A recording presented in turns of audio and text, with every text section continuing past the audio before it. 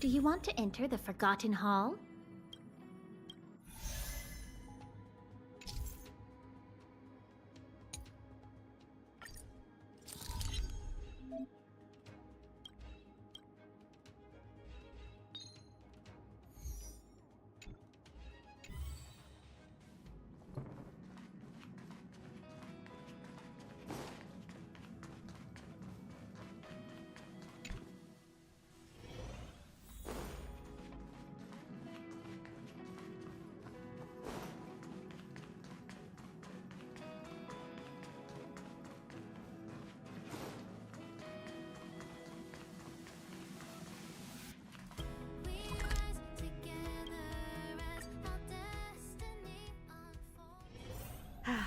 Need something?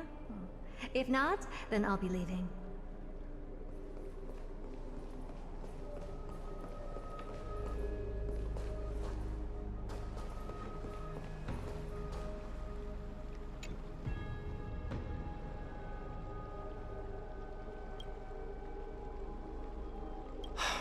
Aglaya, with all due respect, this trial is taking far too long.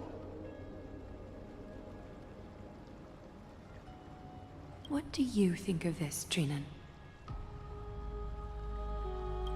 It's not possible to tell for sure what goes on within the vortex. All I can hear are fragments of speech and distant battle cries. Is it Vainan's voice? I'm not sure. It's difficult to make out clearly.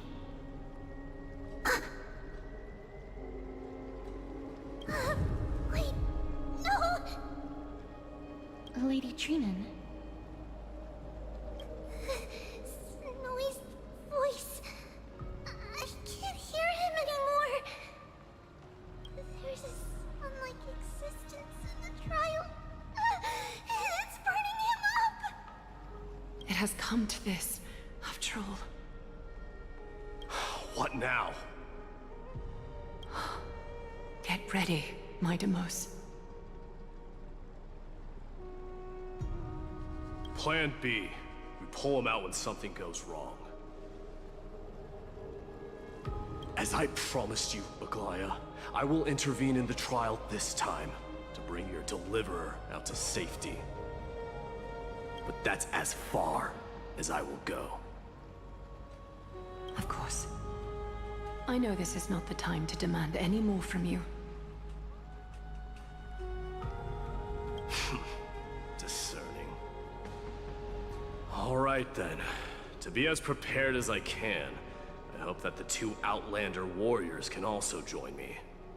That might not be a good idea. The Core Flame trial is many times more complicated than a standard ritual.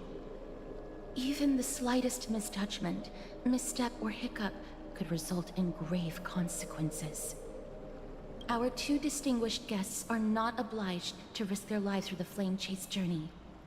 Let me join you instead, Lord Mighty.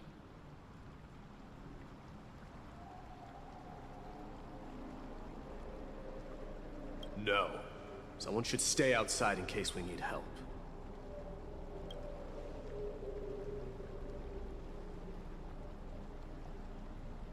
Join me in the trial to look for Fainan. And when we do, Aglaya's golden thread will guide us back out. Assuming we survive Nikador's wrath. If something bad were to happen, Casterus, your priority is to ensure the safety of these two. I can find a way out on my own. Yes, Lord Mighty. Thank you both for your valor. Time to get to work then. Let me have the honor of taking the lead in this battle.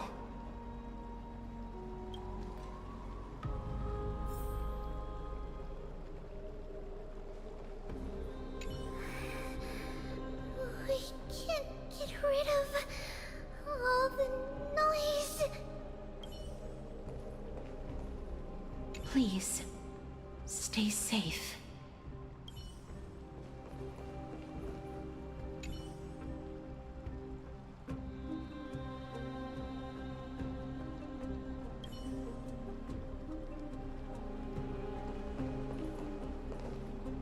warrior be safe from harm.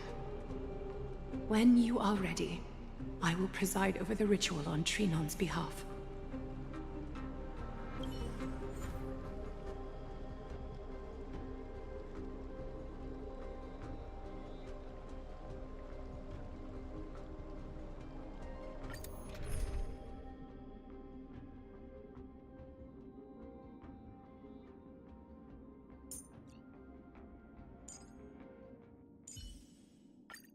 With you here, I feel a bit more at ease.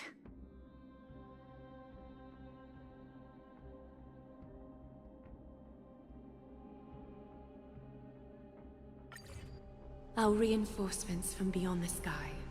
Warriors of high esteem. Please close your eyes and hold your breath.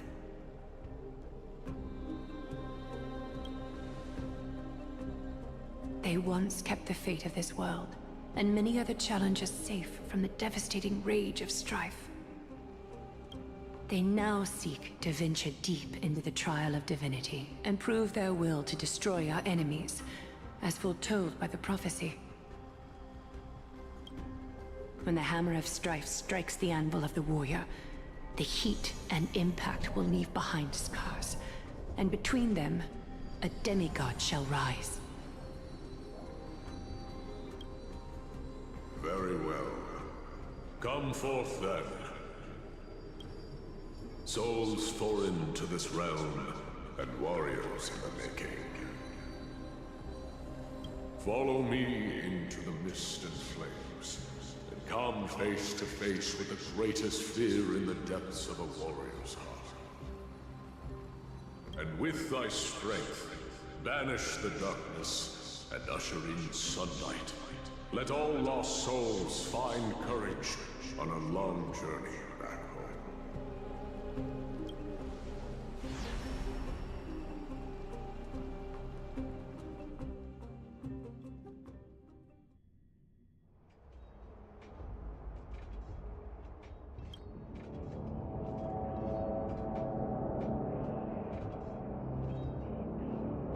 What's the matter?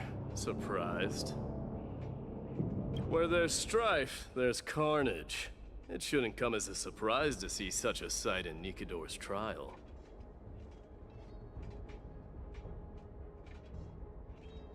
I don't see him around here. We should go first. Let's pray he stays safe. Huh. The greatest fear in the depths of a warrior's heart, huh? So, this is what he fears the most. You won't get away, criminal vermin! Be on alert. The smell of rust is thick in the air. Tell me your name, brute. Your demise shall be a tale I boast about at the feast table. My name is Perdiccas, and I am here to avenge my people. Kremnoans and Akamans are at war? Perdiccas? Even the tragic cries of beasts at the slaughterhouse sound better than your name. Say whatever you like, despicable Achaman. Better to die in battle than return even in glory. May the Kremnoan spirit always watch over me. Foolish brute. I see you're eager to die. Very well then. I shall grant you just that.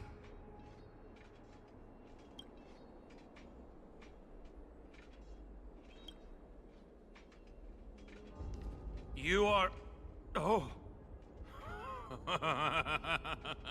So the Alpha Brute has found his way here. It's a pity, though. You're too late. You will never stop the Holy City's army. Watch as I make this pathetic warrior of yours the first sacrifice.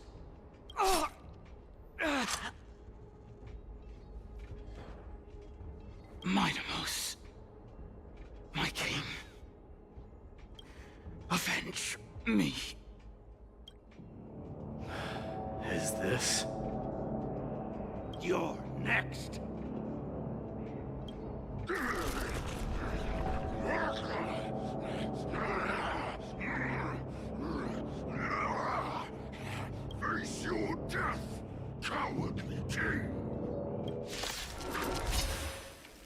This insatiable bloodlust is a product of Nikador's wrath. Show me your courage. Burn it up. Curiosity is a dangerous thing, you know. Endless riddles. Nothing but a void. Open sesame. Glimpse the unknown. Mimi! Mimi!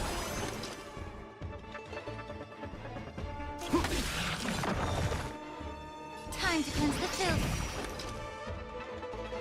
Forever children! Absurd. I know this, Akaman. Strife contorted an honorable warrior into this perverse and twisted being. And that horrible noise. I can hardly suppress my bloodlust when it sounds. This battle cry must have gone to Finon. That's why he lost himself. What a useless fool.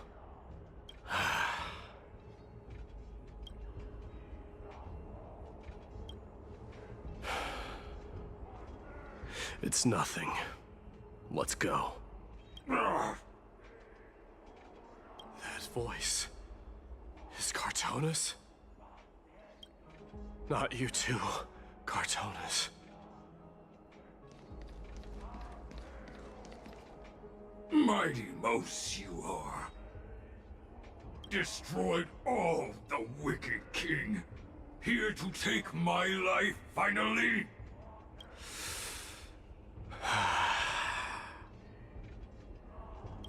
I won't ask how this happened, nor will I hurt you like you said. I just need you to tell me where Finon is. All of this you know very well. Leave our city, cursed son of Gorgo! I have no intention of hurting you, Cartonis. Humiliate me you shall not! Leave! Get out of Okima! Get out! Symbol of your sovereignty, take it! Signet of Kremnos, bask in blood-soaked glory, your kind alone! This is... Mother Signet? It's here again. I knew it. Ha! Finally gone mad, despicable vermin have. With your mad king, perish together in that maelstrom of battle! Enough! Be quiet! You were not at all Cartonis! Look out!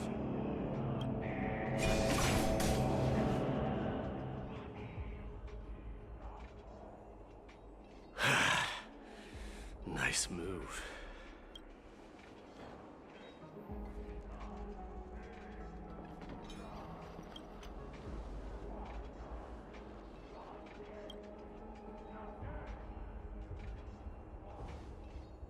Parted the waters.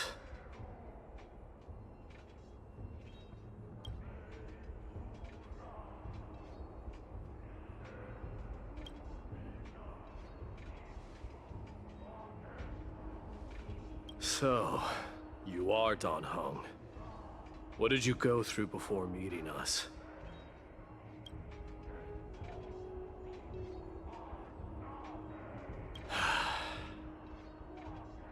You mean you saw your past too? The trial of Strife is a vicious one, all right. This might not be a single person's trial, but an arena for every challenger to engage their own delusions in a bloody battle. I saw someone from my past a while ago. Someone Finon has never met.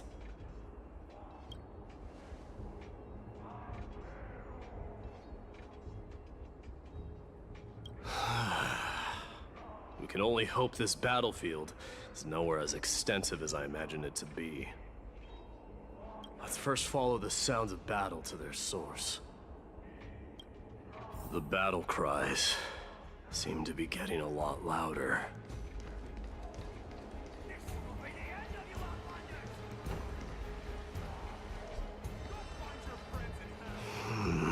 I agree.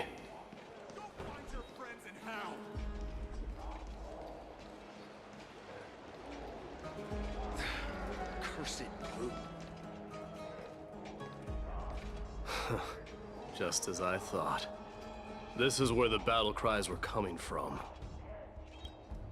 The true entrance to Nikador's trial.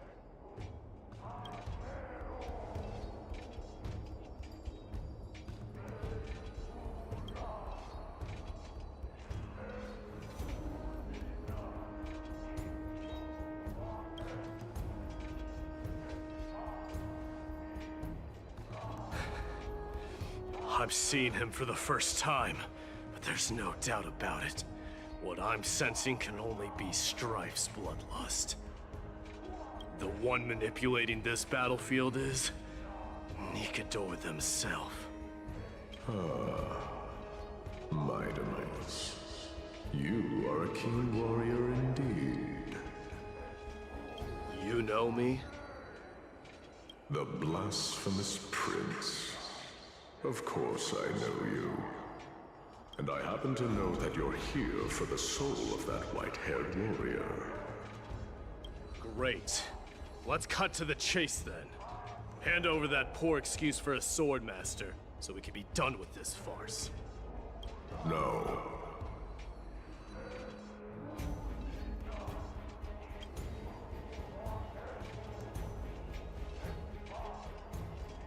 I applaud your courage and strength for coming this far, but you have chosen to besmirch the dignity of one who has fallen, and I cannot turn a blind eye to that.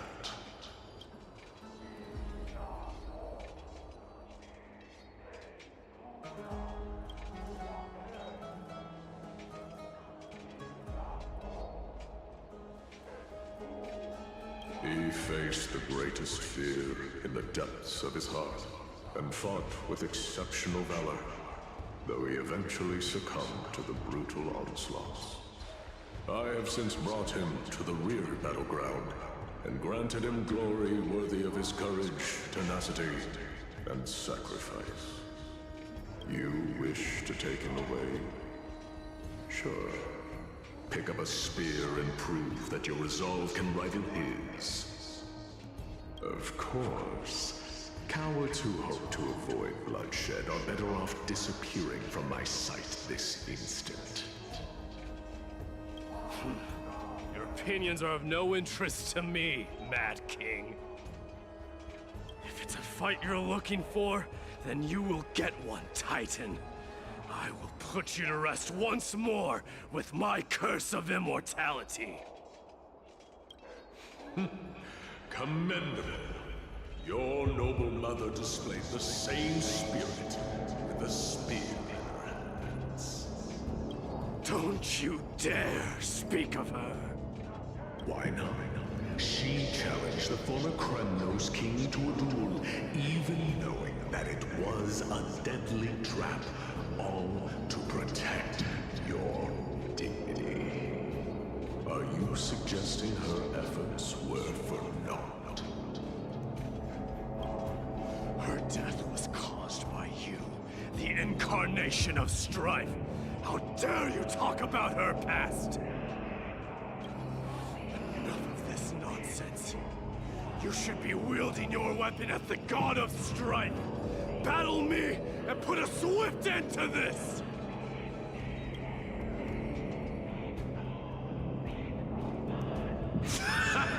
Your hatred is as clear as day, my Demos.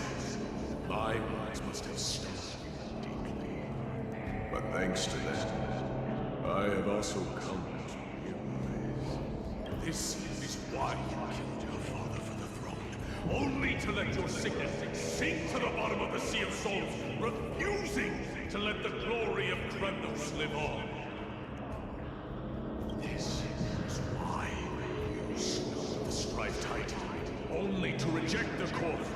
letting strife continue instead.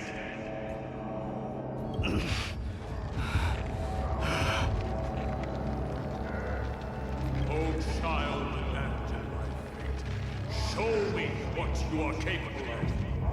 Show me if you have the power to put out the flames of your very own destiny.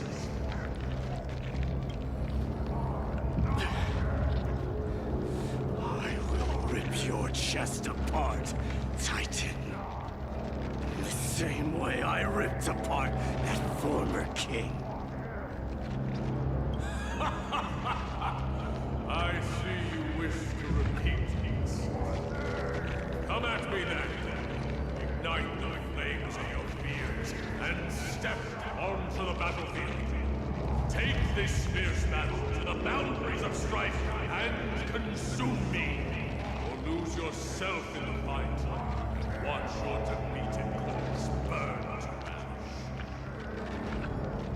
Remember this. The son of Gorgo will be crowned in blood. Very brink. Opponent, ascension. To you, the successor of Kremnos.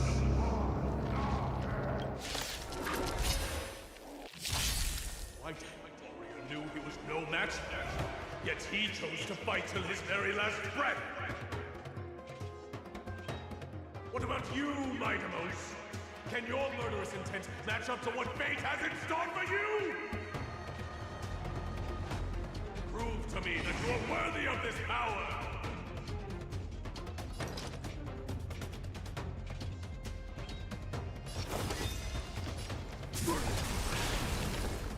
Mournful cries. Miserable wails. Kings of Kremnos. This is the power you desired? Through my blood.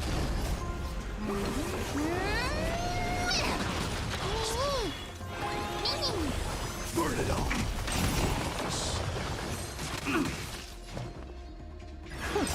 Immerse yourself in it. Time to cleanse the filth. Forever doomed. In the name of fairness, I grant you the blood of strife. This raging power. I can hardly contain it. Face me. Now accept your punishment. Forever doomed. Curiosity. Endless riddle. Nothing but a void. Open sesame. Watch it crow. Allow me to purge the root of the problem. Be of your body and mind. Silly fool. Burn it all. Conquer all lands. Never seen perfection before. Yeah. In fear you shall abandon your mortal body, King of Kremnos.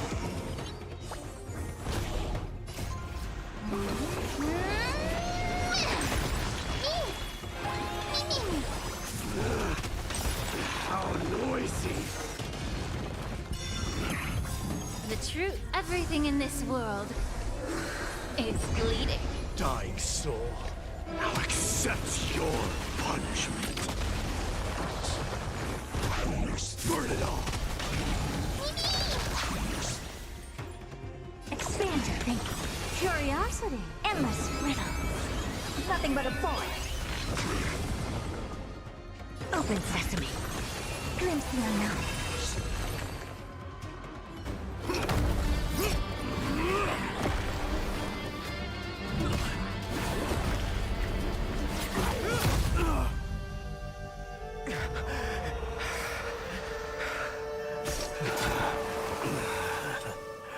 Found you.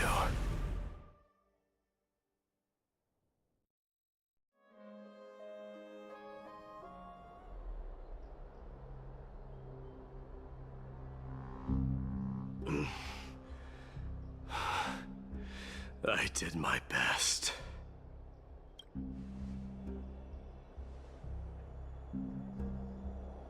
There's no need to worry. His soul is in a stable condition. With ample rest for both body and mind, he'll be up and about in no time. The greatest fear in the depths of his heart. Lord Finon must have been forced to relive his past during the trial, and revisit his homeland that had fallen to the Black Tide. In all likelihood.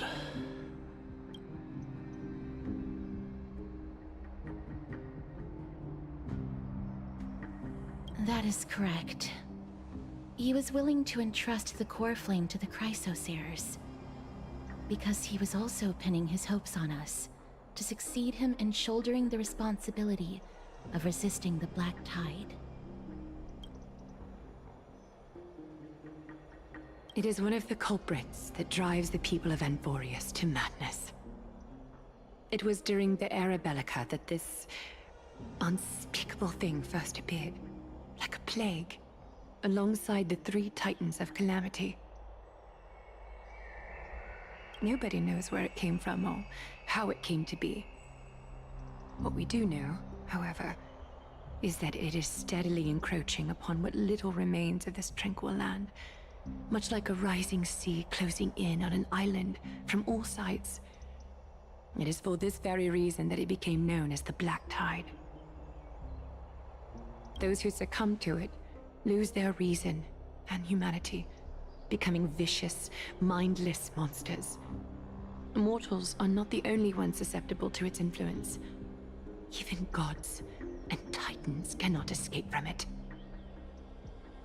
According to Naius, Nikador, though one of the embodiments of Calamity, also bears the responsibility of fending off the Black Tide.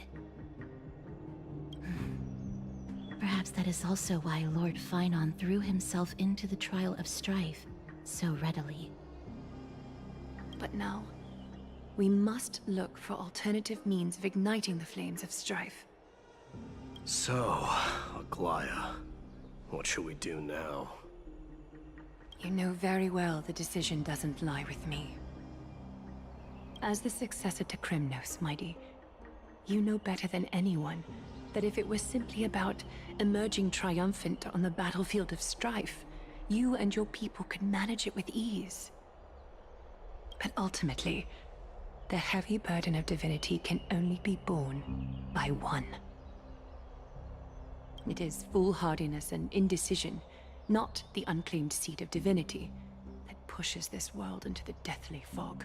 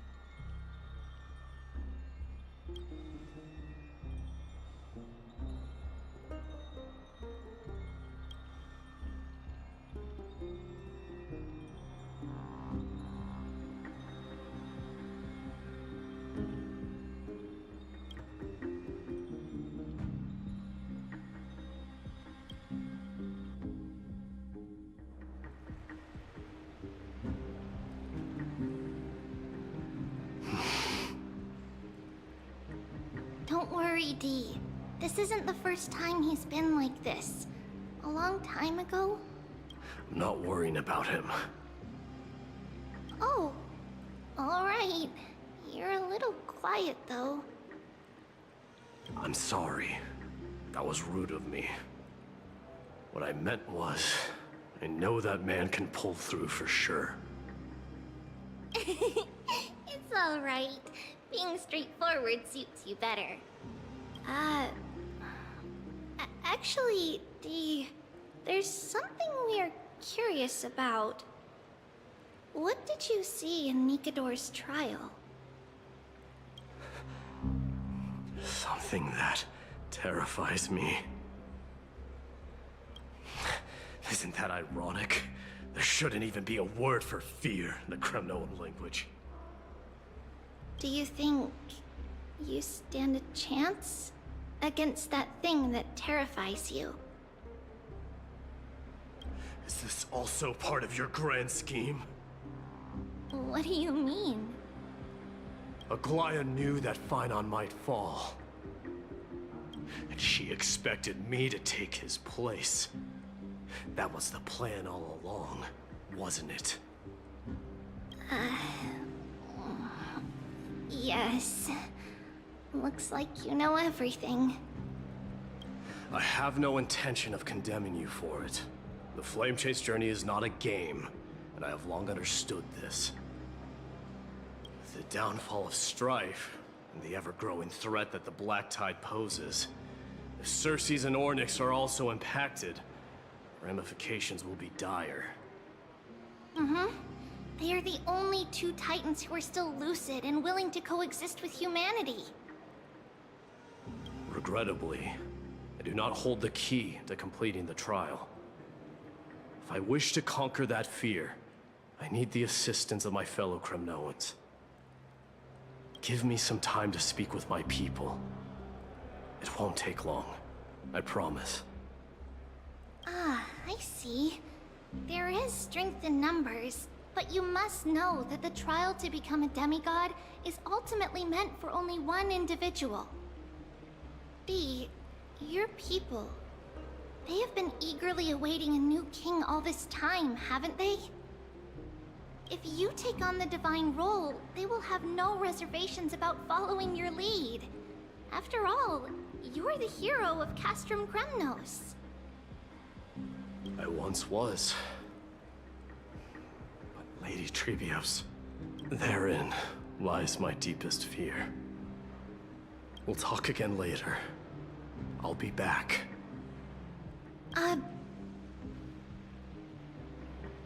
Dee?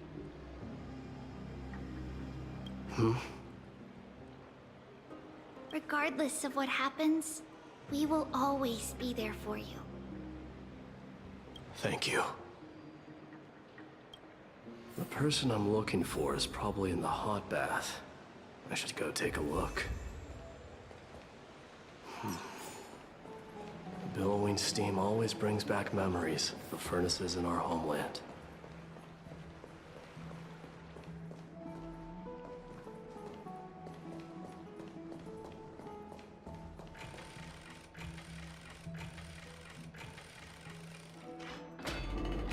Children left unattended by their parents? That's not safe. You shouldn't run around in here, kids. Hey, it's the Crown Prince! Are you also here for a bath? I want to hear stories about princes here on the battlefield. The Crown Prince. Are you Kremnoans? Yeah, we are! The grown-ups said we used to live next to the arena. Well, next to the parts next to it anyway. My dad is a centurion with the Hydra Lancers, and my mom is the bravest warrior in the God Shield Brigade. We used to get tons of silver coins from Mr. Crateros. My parents are serving in the Holy City garrison now. As warriors of Kremnos, they're braver than any Archiman. Why are you kids here alone? Where are the grown-ups? Mom and Dad were asleep, so we snuck out to play hide and seek with Mr. Crateros. That old man can be such a child sometimes. Do you know where Kratos is? I happen to be looking for him. Sorry, I don't. Come to think of it, we haven't seen him in a while. Did he get lost while trying to find us? No way! Mr. Kratos is a member of the Royal Wing Elites. He's the best at hunting down enemies. He was counting near Verax Leo when we went to hide. I thought about taking a peek, but who knows if it might be a trap he set. It was prudent of you to be cautious. So, which Verax Leo was he with?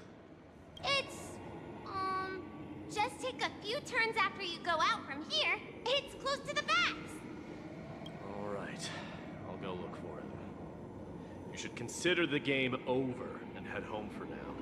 And don't play around the hot baths again. Wait, Your Highness! Is there something else? I heard you retrieved Nikador's core flame. Does that mean we get to go back home soon? Have you ever been to Castrum Kremnos? You were all born in the Holy City, and are living lives no different from the Achaemenids. Everything you know about our people comes only from the tales of others. You have never even witnessed the blade in the sky with your own eyes. How, then, is a city you've never seen your home? Because this place is definitely not home. Mom and Dad told me that the children of Kremnos are born to wield swords and fight on the battlefield.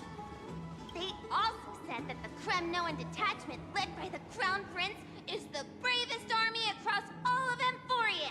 No one can defeat them.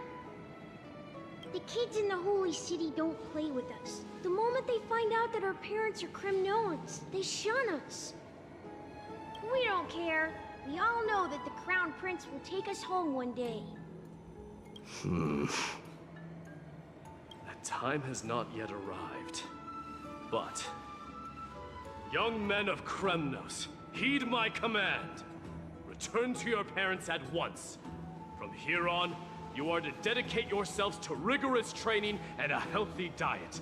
You must not neglect these two aspects if you are to become a brave warrior of Kremnos. Only by following this path can you be deemed worthy of returning home.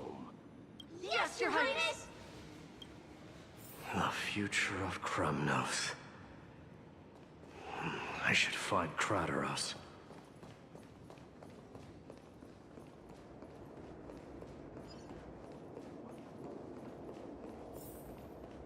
There he is.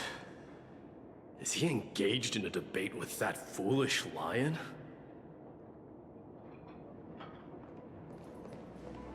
Vlad! Oh, it's the Crown Prince of Castrum Kremnos. Get a grip.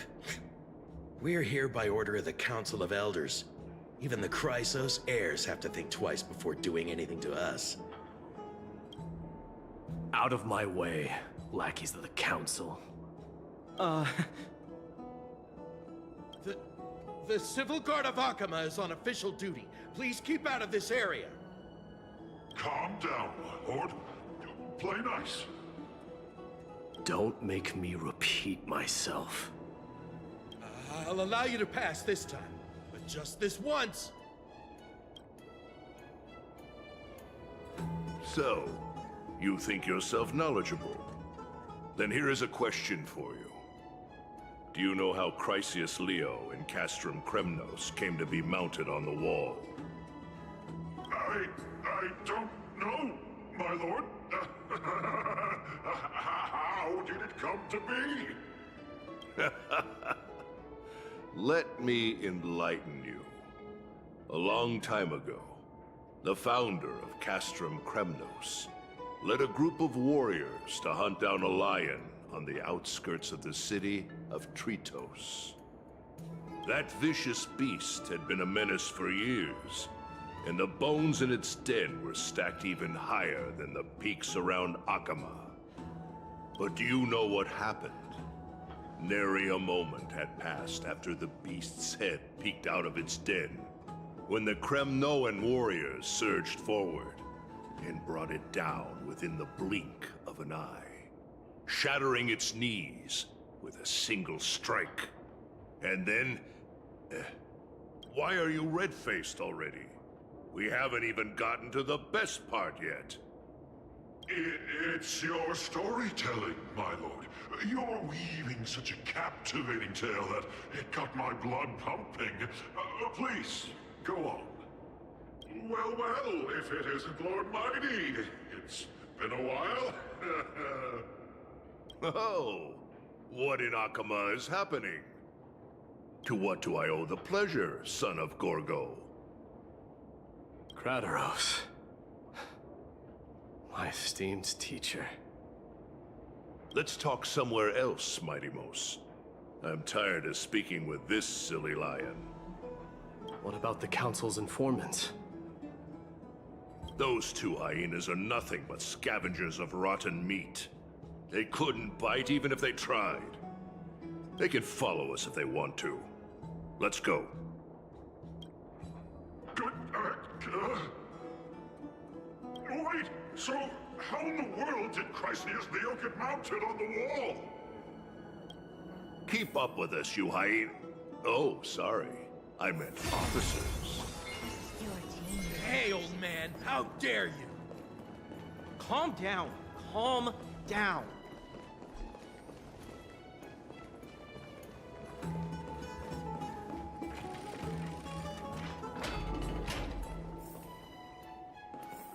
Don't fall behind now. Unless you want to upset our friends here. Don't you dare try any tricks with us. We're almost there.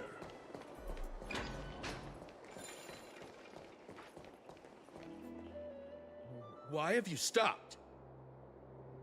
This is a nice spot for a private chat. Shall we, sir? Let's do it.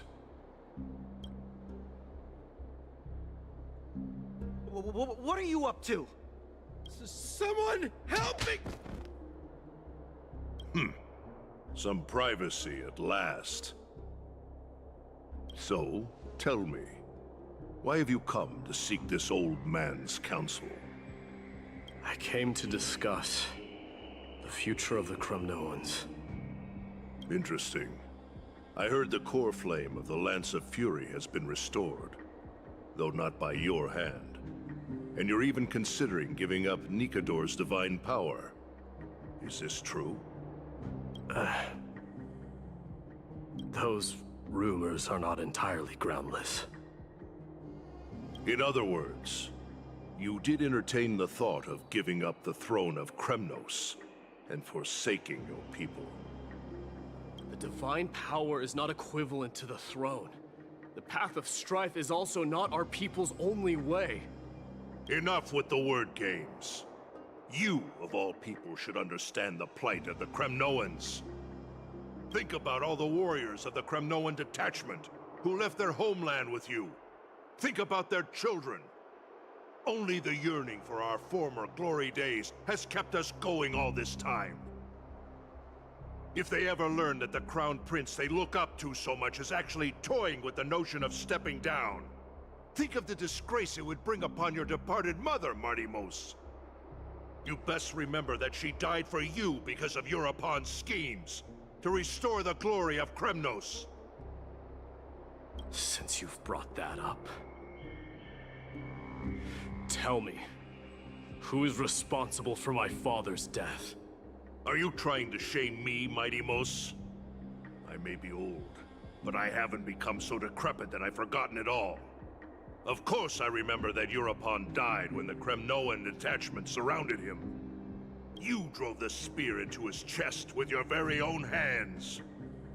That was merely the final outcome. Do you still not see it? What led my parents and our people to their downfall is none other than the strife we speak of. The quest for glory. The tenet of valorous death before glorious return. This is the creed of every Kremnoan, no matter whether these beliefs are justified or not. Don't be ridiculous. The only thing that could slay a king is a spear. Even an infant knows that much. I swore to your mother that I would guard your crown with my life. I never foresaw that the son of Gorgo himself would be the first to turn his back on the Kremnoan spirit. Gorgo. Your mother bore that name. The name of the great founder of Castrum Kremnos. And she upheld that name with honor. If you choose to turn your back on her legacy, like a wretched deserter, do not fault me for withholding my loyalty, Mighty Mos. I came to discuss the future of our people with you. But it appears this is not the right time yet. Go, Mighty. Ha! That's what those Chrysos heirs call you, isn't it? Go down the path you have deemed correct. Deep down, you have always been one to do as you please. And I am well aware that no one can deter you once you've made up your mind. But don't you ever dream of renouncing the traditions of Kremnos. We may reside in Akama now, but we remain eternally bound to strife by blood. Bloodlines no longer hold any significance in this era of destruction. My young lord, always bear this in mind. Never reveal your vulnerabilities to anyone. A lion should never dwell amidst its prey, especially when it wields power enough to dominate the entire hunting ground. Eurepon, the boy did nothing wrong! This is murder! Do not sully the noble name of Kremnos with the blood of an innocent child. You mustn't reveal your weaknesses to the enemy. Enough! My decision is final. We must use this child's life to preserve the soul of the great Nikador. We must save Castrum Kremnos. Don't be absurd! Those tiny hands lack the strength to even lift a spear. Do you truly believe him a threat to Castrum Kremnos? You'll be ending the bloodline of Kremnos if you do this. Our millennia-old glory will become nothing more than a joke. Have you forgotten that we Kremnoans place no value in bloodlines? It is through pure bloodshed and slaughter that the kings of Kremnos have ascended to the throne. As for our millennia-old glory, it has always been a joke in my eyes. Glorify it all you want, but it will not alter the nature of slaughter. Those who revel in it are but murderers. They are no more noble than the most monstrous beasts in Amphorius. Ah, enough with your words! Among all the kings of Kremnos, which one did not inherit the crown only after plucking it from the lifeless body of his father? But listen to yourself now. Do you truly believe you can cleanse the blood from your hands through mere words alone? Nay, quite the contrary. I will end this cycle of bloodshed. Starting with this child. With these blood-stained hands, I will end it all. Your failure is inevitable, Eurepon. You are just a coward who can only raise his blade against his own child! A beast that murders his own kin. Royal Wing elites and Ephors of Kremnos! You cannot sit idly by and watch this atrocity unfold. If you consider yourselves the honorable sons and daughters of Gorgo, then take up your spears and join me in putting an end to this bloody charade! Does anyone else have any objections? If so, come forward with your spear and prove your mettle. Understood. 5, 4, 3. No one dare stand by my side. Cowards! Has that crown stripped you of your courage? 2, 1. It appears there are no objections. Then, in accordance with the Kremnoan Council's principle of tacit consent, the decision is final. With all present as witnesses, this child shall descend into the Sea of Souls, where he will nourish the Lance of Fury and join the fallen heroes. May fate and the gods await your arrival, my son, my Deimos. Stop! If you have more to say, then speak. On account of the life we have shared together, I grant you this one final chance. With the Blade of Fury above us and the Council bearing witness, I, Gorgo, hereby move to challenge the crown in accordance with the laws of Kremnos. O unworthy king, in the name of the Council of Elders, I demand that you duel me! Very well. We shall see who the Kremnoan blade strikes down. My Deimos, my son, they all tell me to forget. But how could I ever? The son of Gorgo will be crowned in blood. If there is no Kremnos without the crown, then I shall seize the crown and smash it to pieces to bring the people to their senses.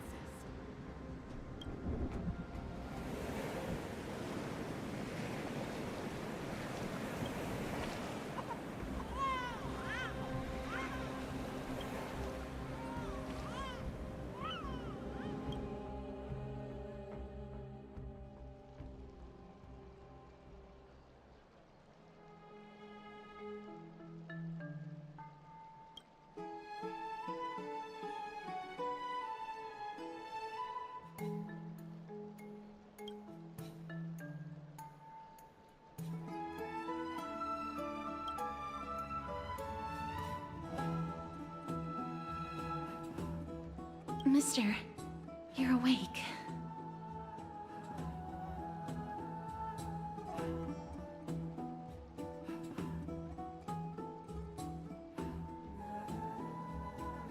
That's a complicated question. I'm not sure I can answer that. I apologize for arriving uninvited. I saw that you were still asleep, so I took the liberty of waiting nearby. I bring a message from Lady Aglaya.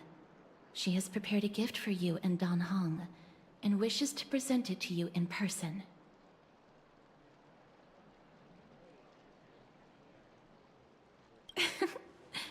I'm glad you're in good spirits. All right, let's set off.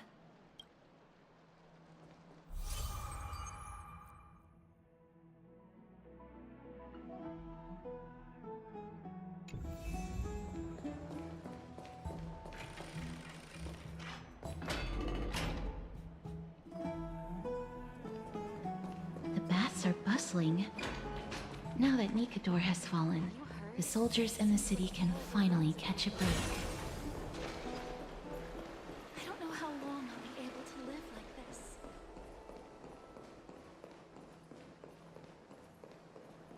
Is that Lady Trevi and Lady Trianne? You must have forgotten. This is a precious relic from our hometown. We definitely all saw it back then. Trianne, this is a counterfeit. We both know it's impossible for something this fragile to have survived all those years in one piece. Nothing is impossible. We are fragile too, but we still got through those sad times. Ugh, look at that color and how it glitters in the light. It's exactly as we remember it.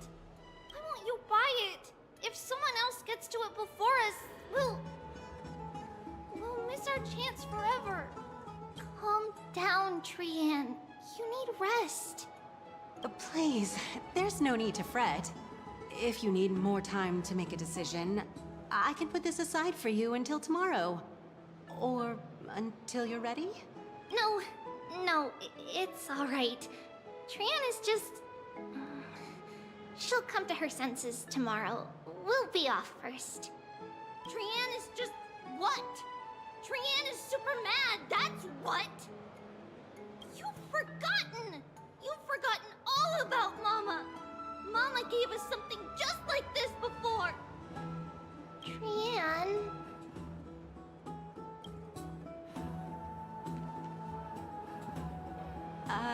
See you tomorrow? I hope you two patch things up soon. See you tomorrow. May the winds of fortune bless you.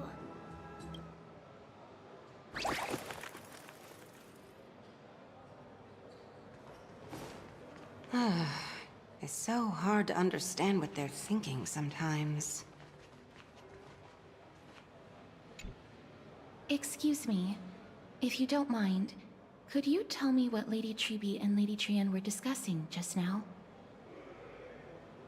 Oh, it's Miss Castoris. It's been a while. Well, honestly, I'm not quite sure myself. See, I have a little hobby of collecting handicrafts. Some time ago, I found this trinket being sold at the Marmorial Market, and bought it to use as decoration at my stall. When Lady Treby and Lady Trian walked by earlier, Lady Trian happened to catch sight of it, and promptly insisted that it was a precious memento from her hometown. But Lady Treby believed it to be a counterfeit. She said it couldn't possibly be from Yanisopolis. The likelihood of such fragile glassware surviving the Chrysos War is simply too low. For some reason, Lady Trian became awfully upset after hearing that. I see.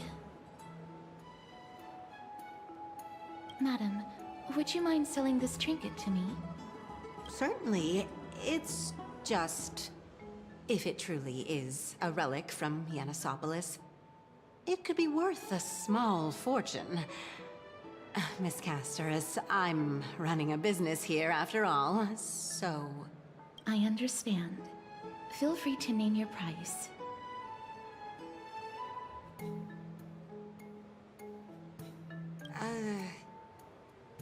I suppose I can sell it to you at cost as a sign of goodwill, Miss Castoris. Just promise to support my business in the future. Much appreciated. We're lucky that she has a good heart. I'm not one to venture out often, and while I have some savings, it takes a lot out of me to even talk to people, let alone haggle. Had it been another merchant, I would have been set back plenty. The authenticity of the piece isn't important. What matters is that it holds special meaning for Lady Trian and reminds her of her hometown. I've long wished to show my gratitude for Lady Trian's care, but I haven't been able to come up with any ideas for a suitable gift. This chance encounter today feels like divine intervention. Perhaps this is the gift I've been searching for. Still, this trinket is admittedly rather fragile. I will have to make some adjustments and stitch it onto wool felt to protect it. That way, no matter how much Lady Trian runs around, it won't break easily. Alright, back to business after that little detour. Let's keep moving. Don't stray far now. We've already kept Lady Aglaia waiting long enough.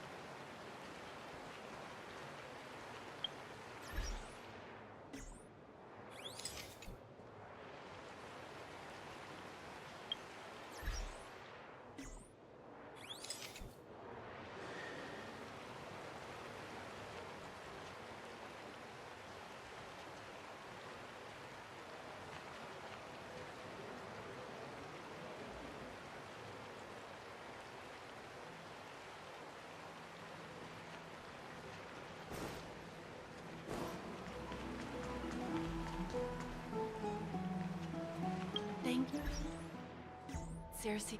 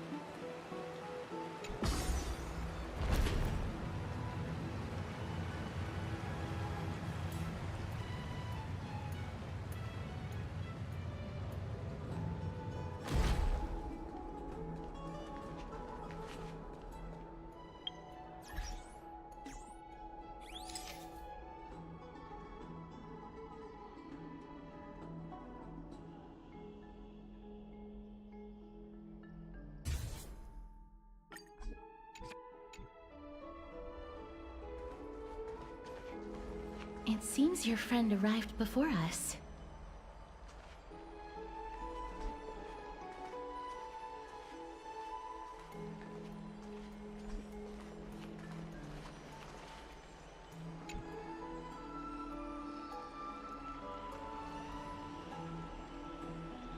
Welcome, Cass. And you as well, trailblazer from beyond the sky.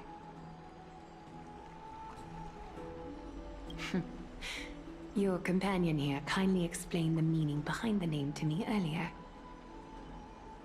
Through him, I've come to understand that you and your friends walk the paths of Kefali and Yanis in places beyond the sky.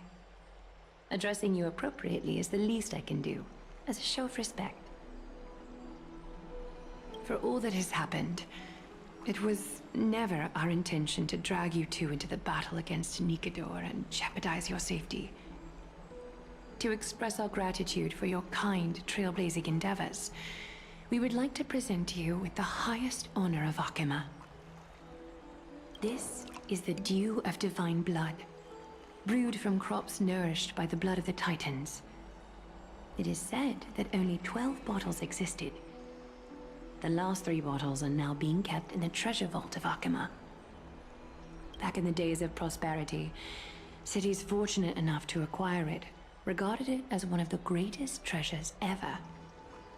Unsealing it during a ceremony held in honor of 2 cities' diplomatic ties was the highest form of respect one could show the other.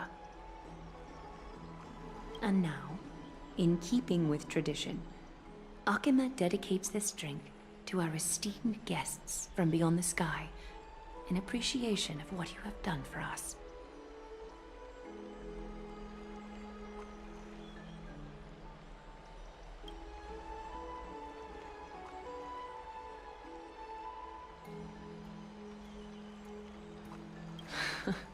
Very perceptive, Mr. Dunhung. Your heroic deeds have proven that you come in good faith.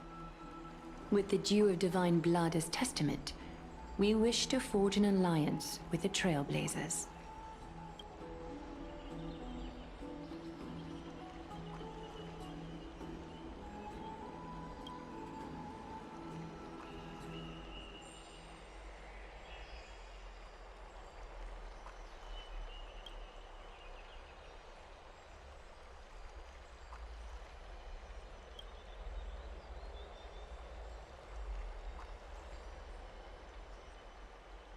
Wow! Grady and Danny have sharp eyes indeed. You'd make outstanding members of the Twilight Courtyard. No need to worry, by the way. I can tell from Lady Aglaya's tone of voice and micro-expressions that she's being genuine.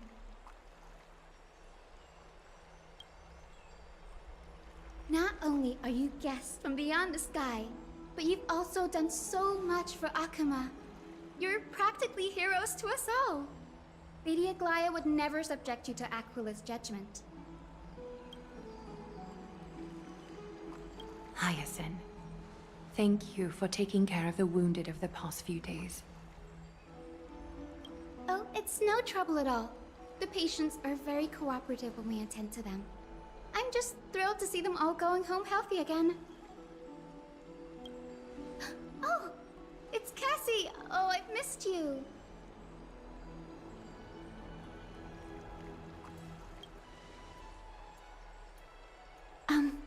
Miss Hyacinth, about that nickname, could you...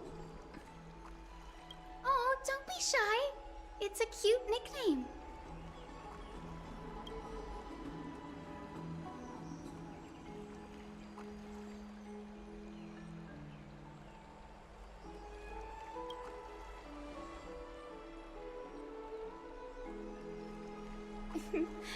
As an acolyte of Aquila, I'm here to bring healing light to the world.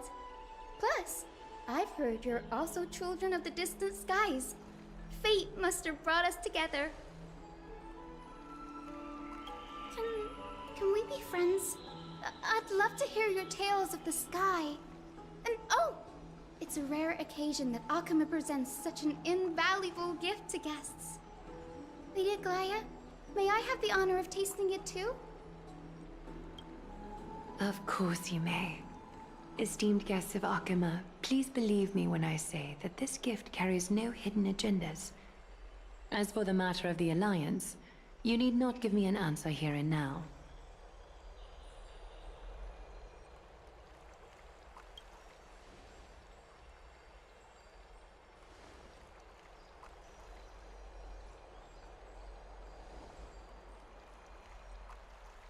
Oh, yay!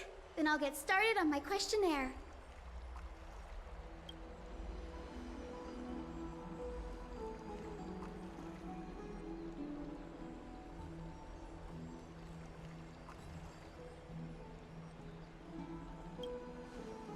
Allow me to do the honors. This young lady is Hyacinth, assistant lecturer of the new sporists at the Grove of Epiphany and head nurse at the medical institution known as the Twilight Courtyard. Many of the Chrysos heirs suffered injuries during Mikador's attack on Akama, so the Grove sent Lady Hyacinth to treat the wounded in Akama.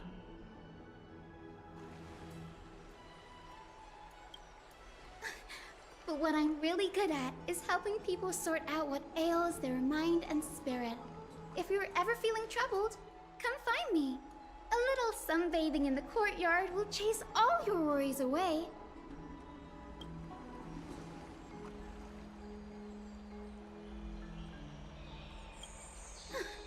Well, it looks like everything's sorted out now. The patients have also all recovered. I think it's time for me to head back, Lady Aglaya. I would love to keep you in Akama for a few more days, but I would hate to provoke the ire of the Grove. As it happens, Akama intends to send a messenger to the Grove for updates about the research on the Black Tide. We also want to communicate our desire to discuss the retrieval of Circe's core flame at the earliest convenience. Oh, that sounds pretty serious. Lady Aglaya, you can't be asking me to... No need to fret. We won't put you on the spot. Trianne will be going there as the diplomatic messenger of Akama, and Castris will be accompanying her.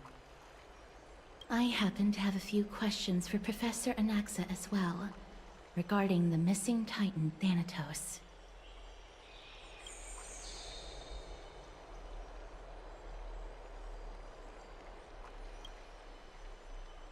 If you're not keen on just sitting around, Mr. Trailblazer, why not go with them? The Grove is a picturesque place, perfect for sightseeing.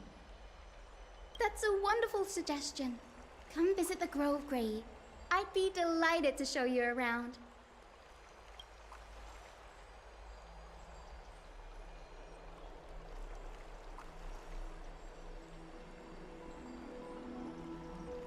In that case, do bring this spindle along with you.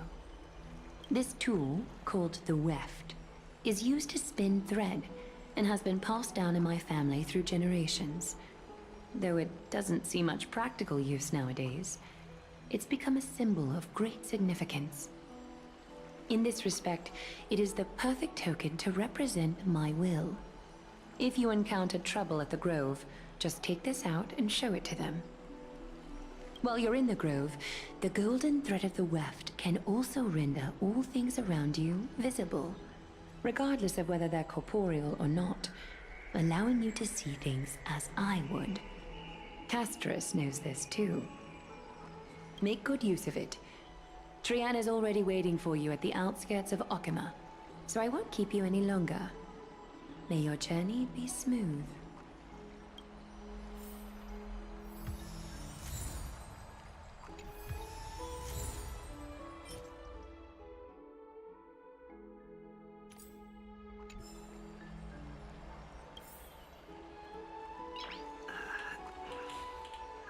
Nice.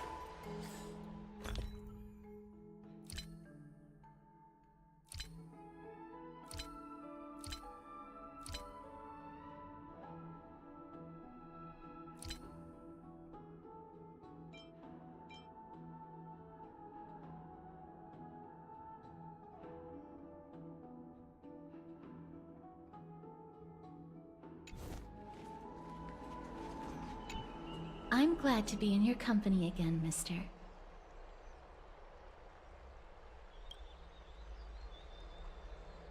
Thanatos controls my fate, in a sense. The curse I bear came from them. And they have something of mine. Something of great importance that I must get back from them. When I was studying at the Grove alongside Phynon and the others, Professor Anaxa was responsible for teaching us about the Chrysos heirs and the Titans. That's also when I met Miss Hyacinth. She was Anaxa's teaching assistant then. The Grove of Epiphany is Akima's partner academy.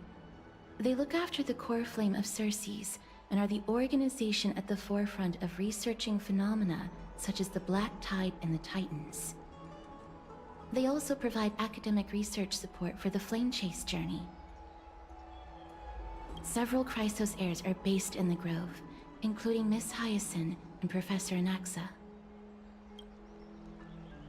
Oh, I came here with a colleague from the Twilight Courtyard. I've asked her to pack her luggage in advance, so she's already waiting for us by the city gates. Let's go meet up with her.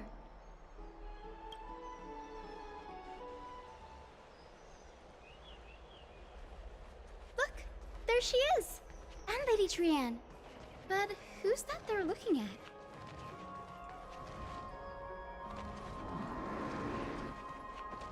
Did something happen, Clementine? Oh, that's a serious injury. Miss Hyacinth, this man was discovered by Trian! Trian was in a bad mood this morning, so we went to the outskirts of Akama for some fresh air. But then we found him collapsed on the roadside. Trian knows the city has good doctors, so Trian brought our new friend into the city to look for a doctor. I was waiting here for Miss Hyacinth when I bumped into Lady Trian. But by then, this man was already in critical condition, so I had to perform some emergency treatment first. These wounds, they're caused by the Black Tide. This is bad. Clementine, prepare a ward for this man at once. I'll treat him myself. It's a miracle he's still alive, considering how badly the Black Tide injured him.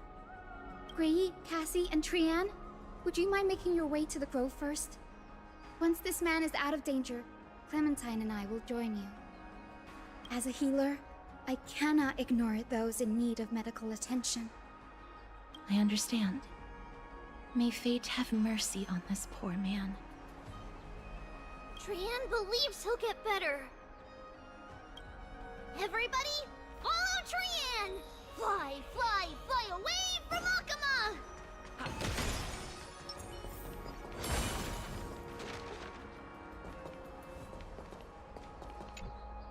Down this road we go, to the skies we fly, leaving Akama behind!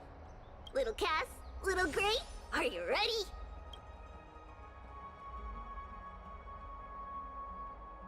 You might not be aware of this, but using the Sentry Gate takes a significant toll on Lady Trian. Trian promised Treeby that we wouldn't open the gate unless we had no other choice. I'm ready, too. Okie dokie. Everybody, let's hold hands. To the grove we go!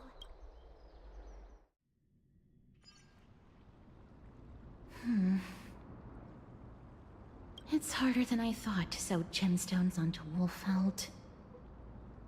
Cass memmy memmy mem. Memmy mem mem mem. Mem wants to try sewing. Here, why don't you give it a go? Memmy mem mem memmy mem. Memmy memmy mem mem mem mem mem. It's hard not to like Mem when they're so adorable. Oh, this is amazing. It seems as if their voice has become more intelligible after the battle with Nikador. After spending the last few days together, I feel like I'm gradually gaining the ability to understand what they're saying. Even if it's just a little. Mem mem mem mem memmy mem mem. Memmy mem mem memmy mem mem mem. Memmy mem mem mem mem mem mem mem.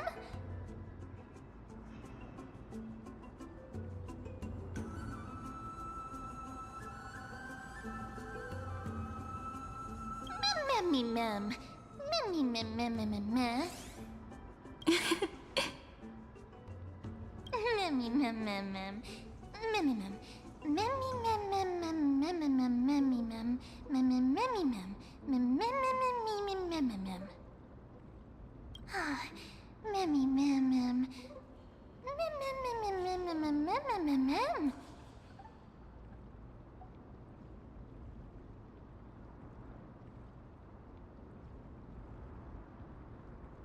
Memmy mem memmy mem mem mem mem. Memmy mem mem mem mem. Cute. Is everybody awake? Little Gray, little Cass, and a little pink puppy? Puppy? Memmy mem mem mem mem mem. Memmy mem mem mem memmy mem mem mem memmy. It's already action hour. Lady Trianne, I hope you're well rested. You were talking in your sleep. Did you dream of many things? Sleep talking? What did Trianne say? Something like, Mommy, doll with sword, let's fight together. We'll be brave. Ugh, it's so embarrassing. Please don't make fun of Trianne. Of course not. Wasn't Lady Trianne's mother also the Holy Maiden of Yanisopolis? Uh-huh. Mama was the strongest holy maiden in all of our history. She also gave us the prophecy of deliverance. And she had red hair that looked like a cute red mushroom. But Trianne can't remember what Mama looked like anymore. Not even in the dream just now. Memmy mem. Memmy mem mem mem memmy mem mem.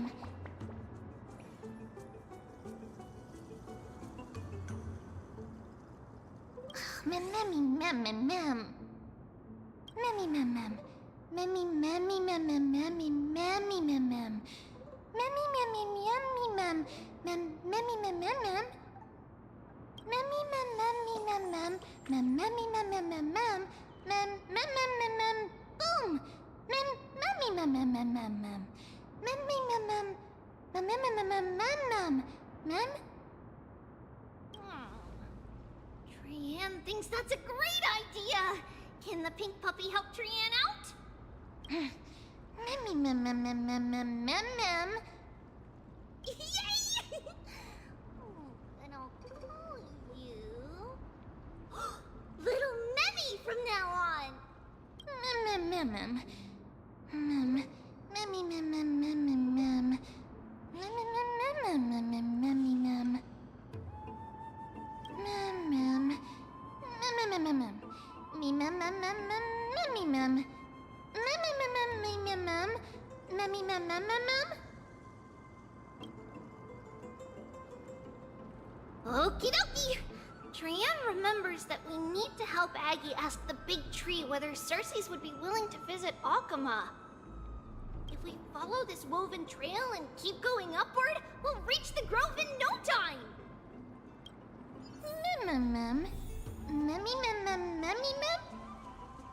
Legend has it that whenever they requested an audience with Circes, Nestia would always come to the meeting in a long white dress. As the warps and wefts of the dress came into contact with the ground, they turned into paths and stairs. May this romantic path bring good tidings to Akama.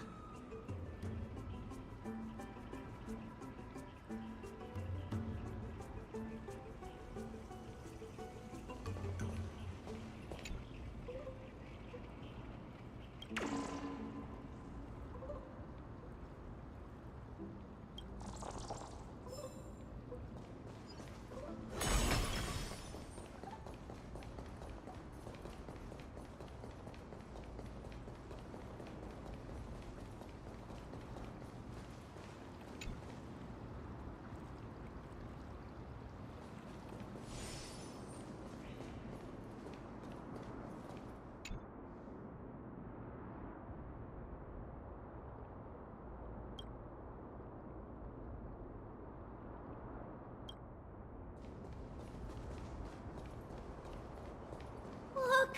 A huge tree! It's... huge!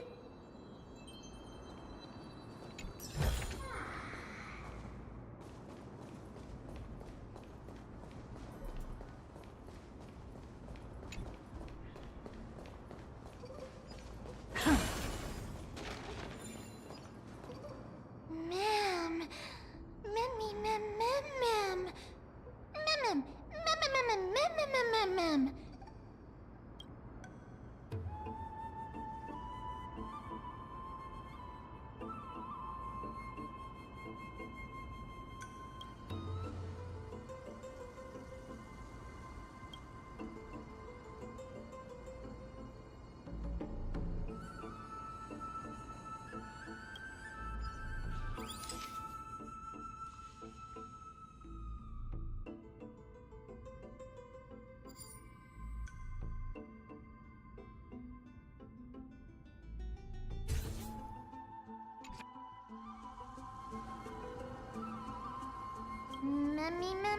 Mem. Mem.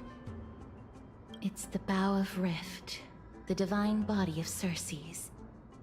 Flora began to grow where they planted their roots, and this flatland basin upon which we stand gradually became a large, verdant forest. A long time ago, Thelesis, the first scholar, led the masses to build a garden and courtyard in the forest, naming the site the Grove of Epiphany. There, people sought mental clarity, knowledge, and enlightenment. Trian knows this. Everybody says that was how this big academy came to be.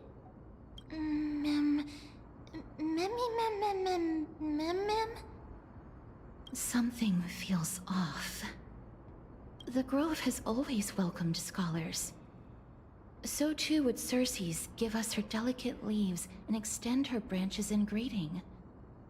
Yet, it seems both the Grove's messengers and the Titan are indifferent to our arrival.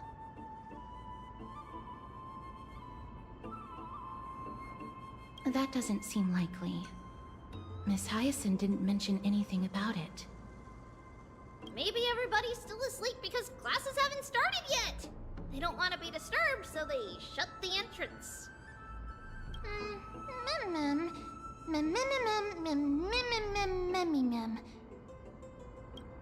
This place is too quiet. What in the world is Trian found it! Everybody, fly across to the other side!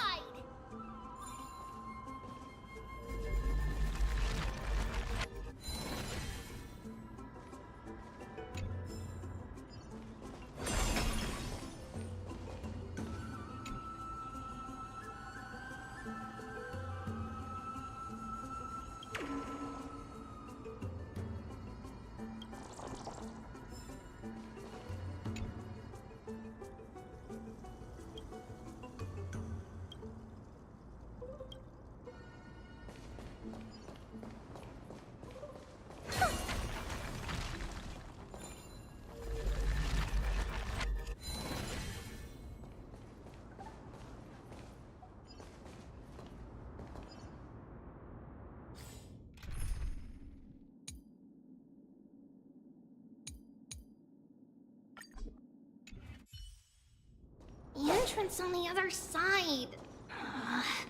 Where could it be?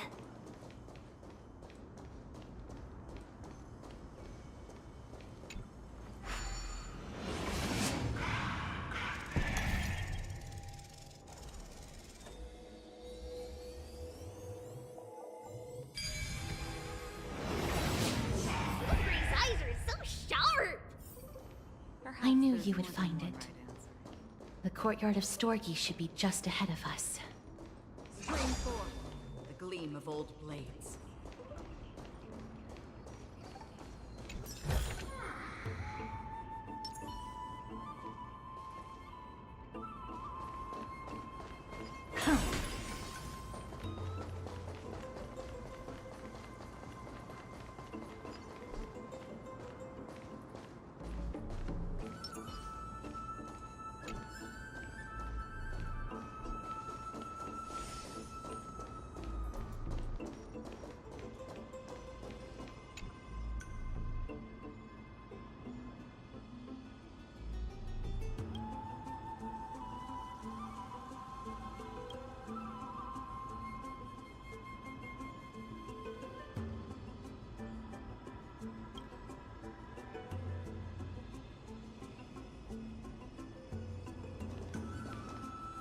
As I expected, something's not right here.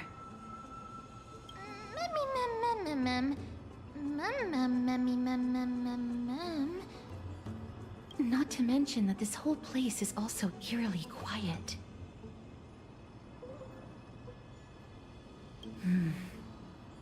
That's possible. Hello? Is anyone there? Oh. Oh. Huh, no one's here. I have an idea. Lady Trianne, could you lend me that golden spindle? Do you remember? Lady Aglaia said this. While you're in the grove, the golden thread of the weft can also render all things around you visible, regardless of whether they're corporeal or not. This is achievable because the grove is not only where the roots of Circes are, but also where the chrysalis of gold manifests.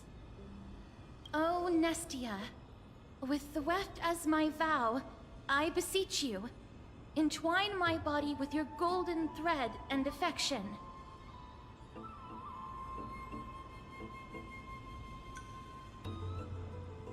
Well, these lines are documented in the Handbook of Nestia's Priests.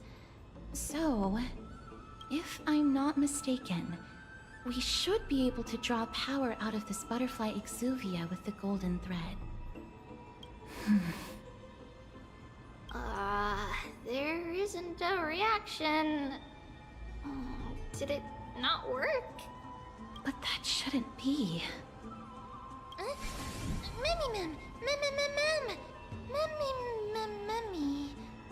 Are they white dryad flowers?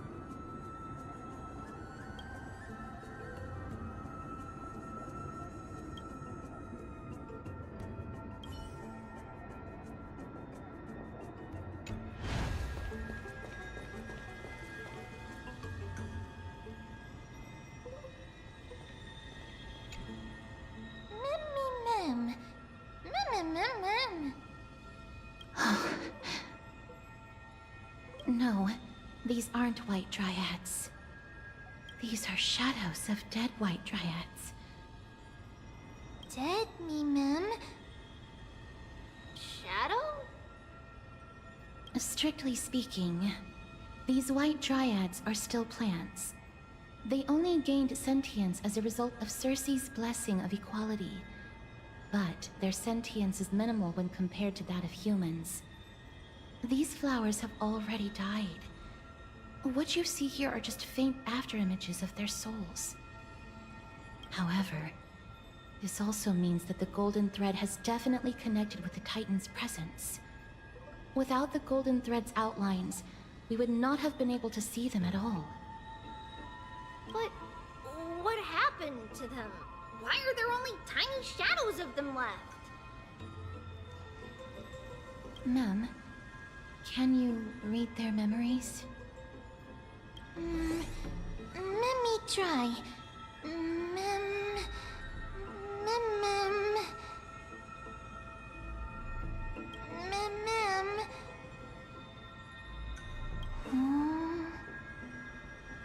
Black cloak, mem. Sword. Towards the great tree. Mem.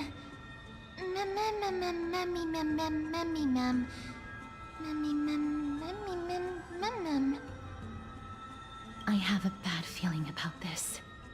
The deathly fog of Thanatos is fast approaching. Oh! Trianne will be on high alert!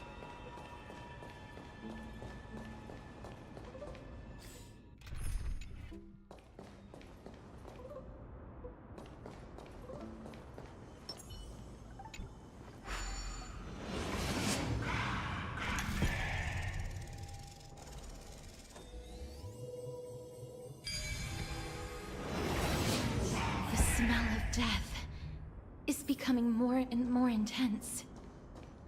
There, on the steps.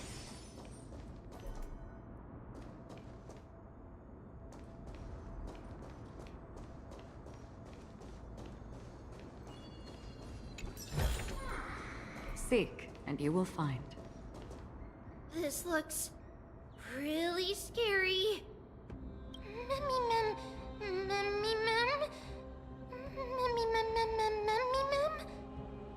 No, it's neither of those.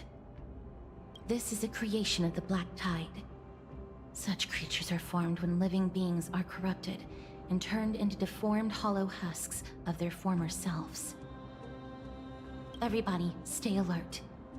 Regardless of what has happened to the Grove, the fact that we're seeing the remains of a Black Tide creation here definitely doesn't bode well.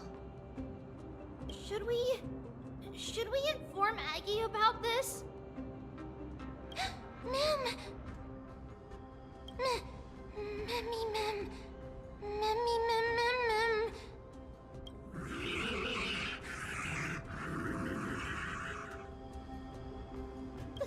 The monster is alive! Trianne will protect everybody! Trianne, please hide behind us. Mister, let's do this.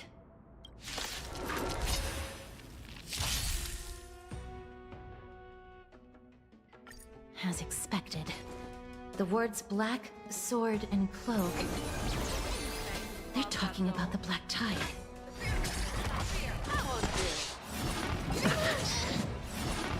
You get stronger.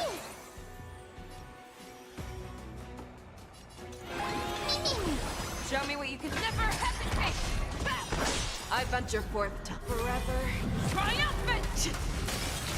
Victory is inevitable.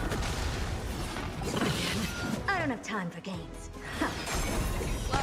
Another journey begins. Destined for oblivion. Fangs and claws got dull. I weep for the departed. It too shall fall.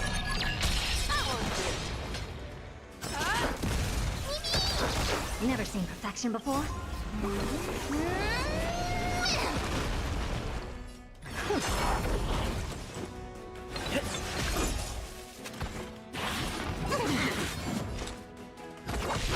Show me what you've got. You defeated it! Little Gray, little Kaz, you're so strong!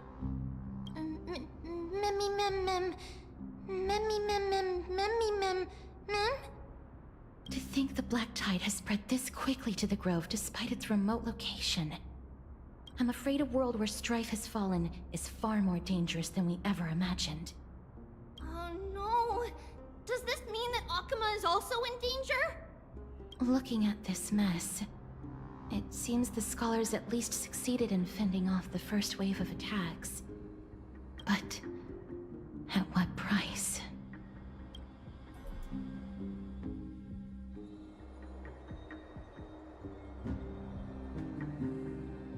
Lady Aglaya, after a few days of surgeries, both major and minor, we were able to save the life of that patient found on the outskirts of Akuma. Thank you again, Hyacinth, for your hard work. The scarring of his organs was especially severe, a result of the Black Tide's corruption. It's a miracle he's even survived. I can't say for sure when he'll regain consciousness. Don't stress yourself out over this. You've already done everything in your power to save him. There's no need to hurry to the Grove either. You deserve a good rest now. Treeby, I have some things to tell you as well. There's something strange about where that patient came from. He is not Akuman. The way the stitches on his clothes are hidden is quite unique. Such craftsmanship is undeniably from the Grove. The Grove? You mean... Now that I think about it, Castris and the rest should have arrived at the Grove by now. Trianne just got in contact! The Black Tide has invaded the Grove. We haven't detected any survivors, even with the help of the Golden Thread. What should we do, Aggie? The Black Tide is posing an even greater risk to us now. I did not expect the Grove to be the first to be impacted, though. Can they tell where the core flame is right now? We see it. The core flame is still there, but... But... what? But they can't say for sure whether the Titan has also been corrupted by the Black Tide. Please let them know that for now, the most pressing task is to identify the core flame and transfer it to a safe place as quickly as possible. We must also search for survivors and find out exactly what happened to the Grove. Oh, and find Anaxa. Unless something went terribly wrong, he should still be alive. They've set off. Please, stay safe, everyone. I pray for their safety too. Aggie, how do you know that Anaxa is still alive? I know that man all too well. If that blasphemous performer knew that he was not long for this world, he would most certainly try to seize the core flame and drag the Titan down with him. Is this a joke as well? No, I'm being serious this time. We're facing threats from both within and without Akuma. The merciless carnage may have ceased, but Akuma's nemesis continues to sharpen their blades even now. They may have even prepared the gallows from which to hang us already. You mean... Even if the divine authority of strife is as yet unclaimed, the Black Tide is advancing more rapidly than I expected. I fear this tragedy is more than a mere natural disaster. Alas, it's too late. The Council will likely take this opportunity to do something... I will try to keep this under wraps for now. But you must also take care and be prepared for anything that may happen. All right. Should I inform Hyacinth about this? Not for now. She must be exhausted after performing surgeries non-stop for so many days. I don't want to overwhelm her with this bad news. can only hope that the Grove weathers this crisis with as many survivors as possible. That being said, based on the condition of this patient, Treeby, we should prepare for the worst. It's likely he is the only one who managed to escape from the Grove against all odds. Everything will be fine. The people at the Grove are really smart. They'll definitely be able to chase away the Black Tide.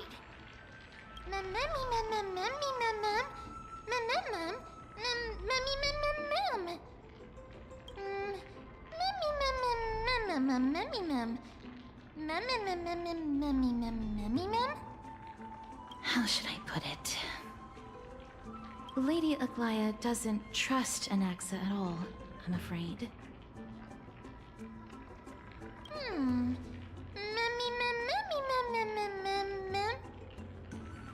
Believe me, she is far nicer to the two of you than she is to Anaxa. Despite being a Chrysosaur, Anaxa resolutely believes that Titans and prophecies are a load of nonsense. During our regular citizens' assemblies, he always votes to oppose the Flame Chase journey. Mem?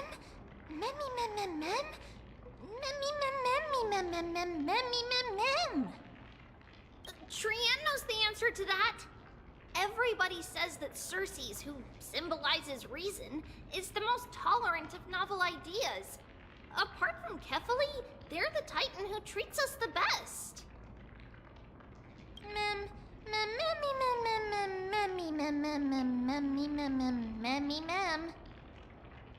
Yes, that is how we formed an agreement with these Titans who bear no harm toward humanity.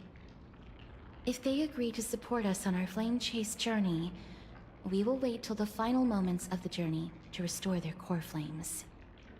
With the exception of Voronix, that is. They didn't lend us their power willingly.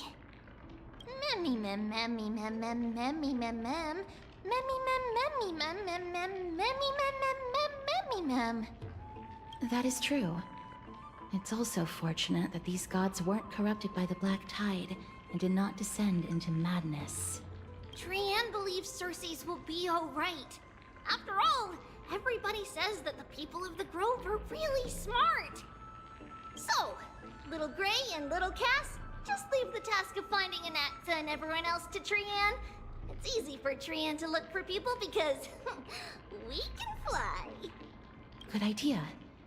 In that case, please bring the weft along with you, Lady Trian.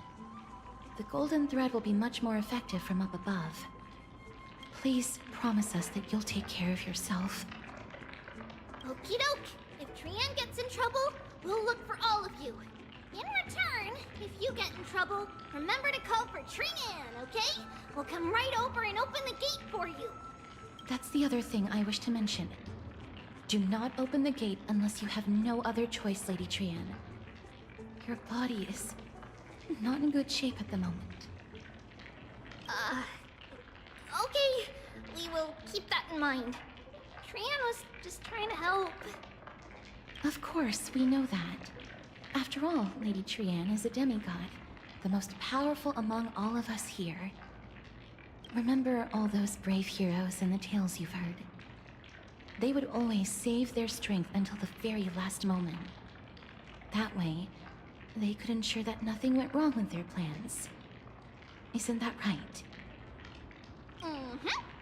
In that case, brave Trian shall clear the way for all of you.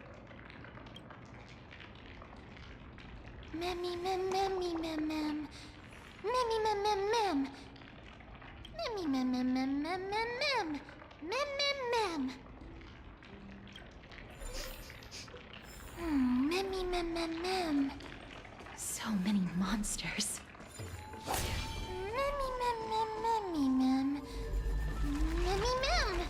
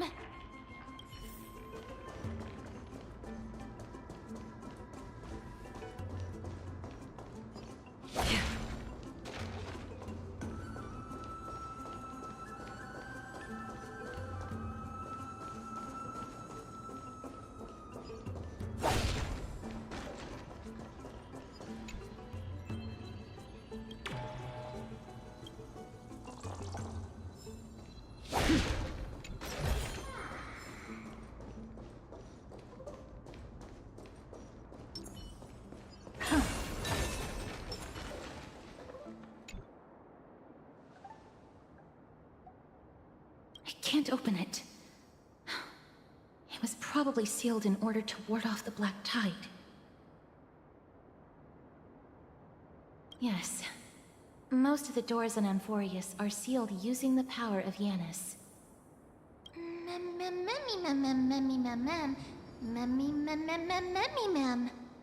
Are you serious?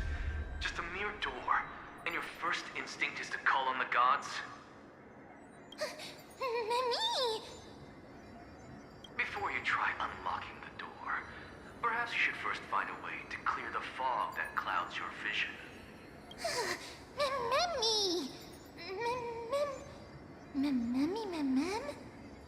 My name is Anaxagoras, one of the 7 sages of the Grove of Epiphany, and the founder of the Newsporists. Before we go any further, rule number 1. Do not call me Anaxa.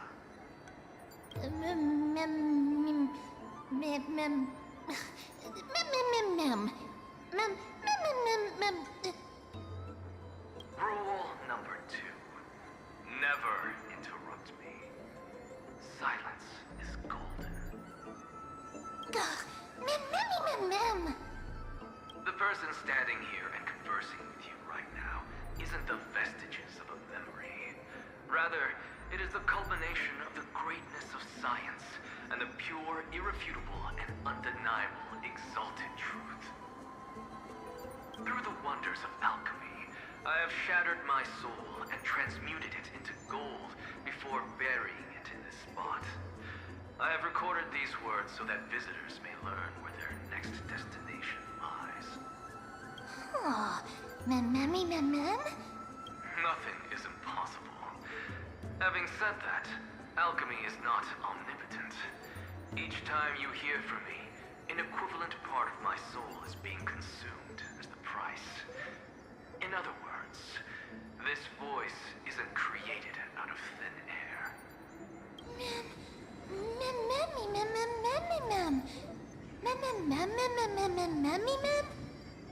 That's because my precise calculations account for every possibility.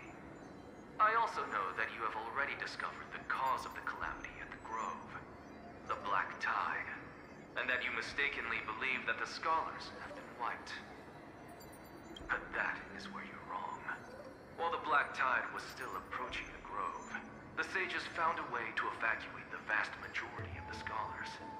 They are heading toward the holy city of Akama as we speak. Only a small fraction of the Scholars stayed behind with me to defend the Grove. If all goes well, Circe's core flame will reach Akama before long.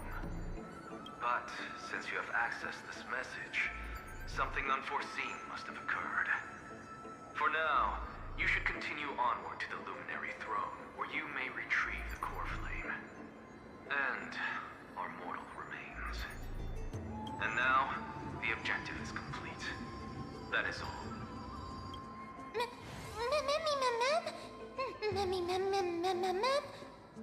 Mister, judging from your reaction, you must have found a useful memory.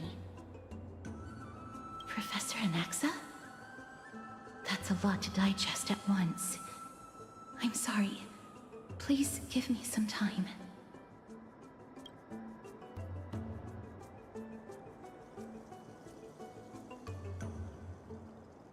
You don't have to take that too seriously. For some reason, he's especially particular about his full name. Professor Anaxa theorizes that all beings originate from the same source and have a similar composition, which in this case refers to the soul. He calls this theory Newsporism. It is an extremely complicated theory. You should get him to explain it himself if you're interested.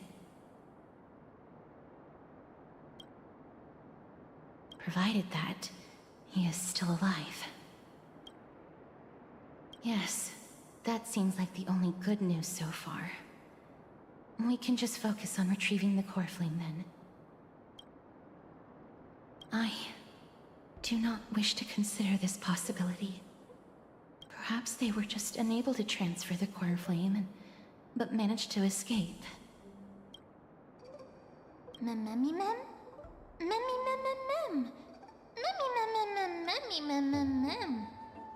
It is located at the top of the giant tree and is where Cersei's core flame is kept. According to Anaxa, the core flame should still be there, but making our way there won't be as simple as the professor made it sound.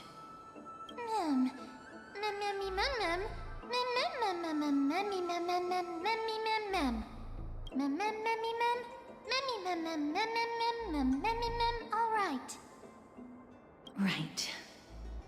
Let's see whether he left any similar directions for us along the way.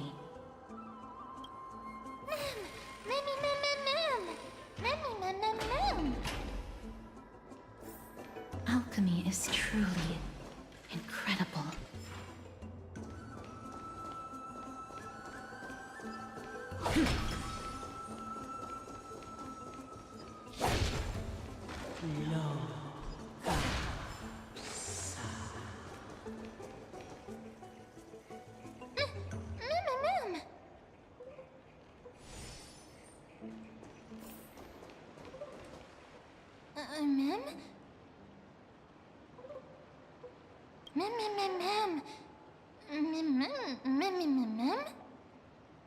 No, you didn't imagine it.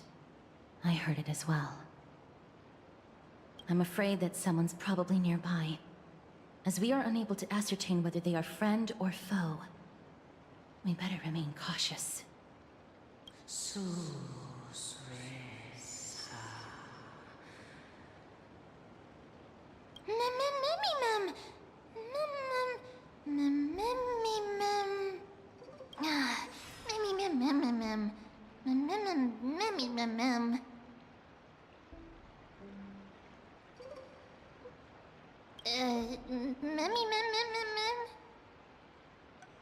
Found it. The voice is coming from over there.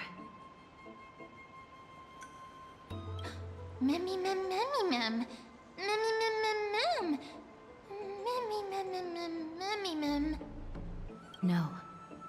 It seems to be coming from somewhere even further that way.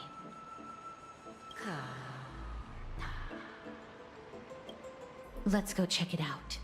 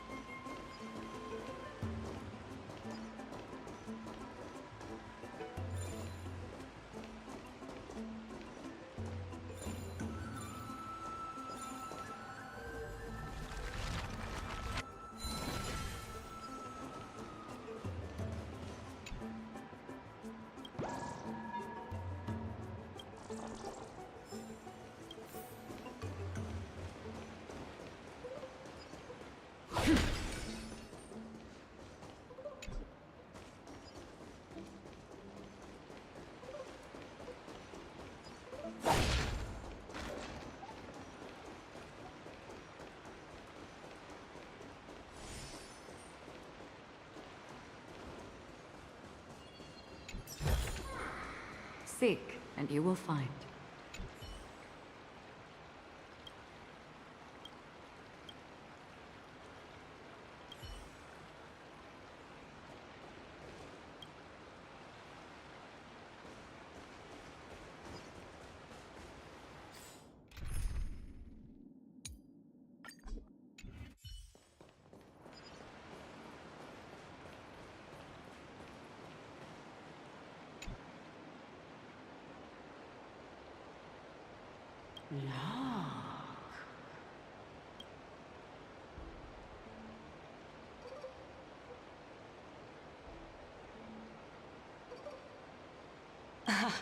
Regardless of what you do, a stone won't be able to speak. Such a lively little bunny. You even smell a little familiar.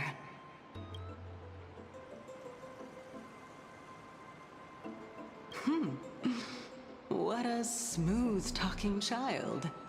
I'll accept your praise. Who are you? Keep your distance and identify yourself.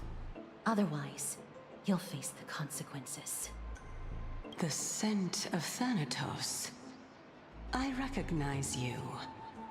Idonia's renowned goddess of death. Since you are aware, stop provoking the authority of death. Answer my question. Baring your fangs at me. How cute. Just call me Calypso. I greet you on behalf of the Seven Sages and the Litophagists. Be careful. Even if the head of the Litophagists has never shown their true identity before, we shouldn't trust this person so easily. The Weft could not detect her presence just now. That would be out of the ordinary if she were truly a phantom body. But if she is someone who has passed on, I should be able to tell. Let me test her. Do you mind if I join your private conversation? That would be rather inappropriate for someone who isn't even willing to reveal their real self. Forget it. However, I'm going to ask you some questions. Please answer them truthfully. If you can do so without hesitation, we won't treat you as an enemy for the time being. A pop quiz? Well, that sparks my interest. Go ahead. What was the topic for the grand finals of the 752nd Great Debate? Is a flying arrow in motion or at rest? Who was your representative? Medea. She went up against Phynon of the New Sporists. Who won? Nobody won because the 752nd Great Debate never took place. What I just mentioned happened during the previous debate. Phynon emerged victorious and obtained his 10th consecutive debate wreath. Also, to alleviate your worries, I shall provide you with a piece of information that's more valuable than the Great Debate. Anaxa the New Sporist is still alive. I saved him, and he is now recuperating at the Luminary Throne. So, are you satisfied with my answers? This dumbfounded expression of yours is much more adorable and likable than the previous one. As the saying goes, seeing is believing. Why don't you follow me to the throne and take a look for yourself? I'll keep my eyes on you at all times. Oh, that's truly an honor.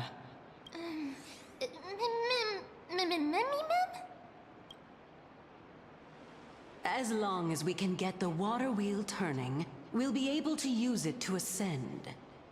So, the solution is to awaken this heart.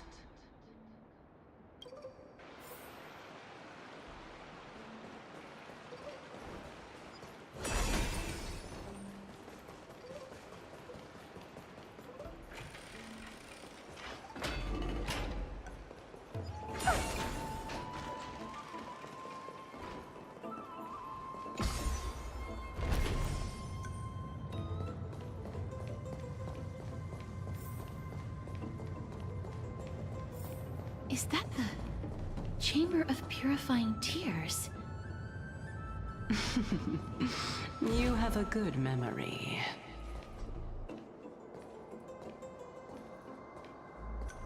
Why exactly did you bring us here?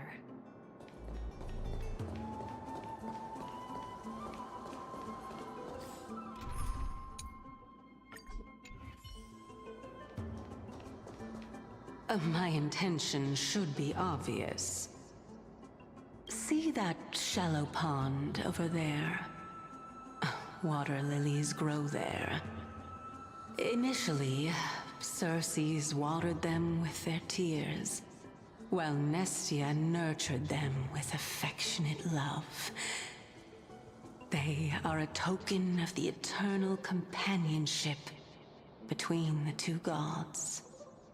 All the two of you have to do is to cross the deep well and retrieve the golden bough of vows for me. Ma'am. Mem?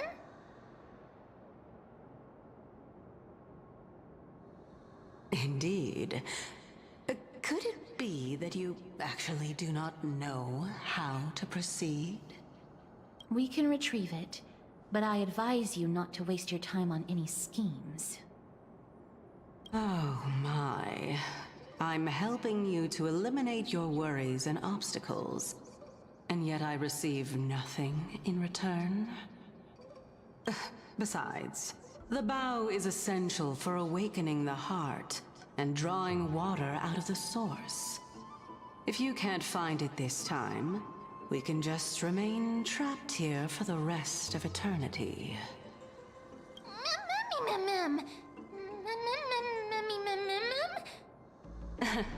You're overthinking things. We're all in the same boat. Although, it would be absurd to say that I have no other motives. Since you've brought it up, I might as well take this chance to explain. I'm simply making use of this opportunity to see what you two are made of. So, is that truthful enough for you?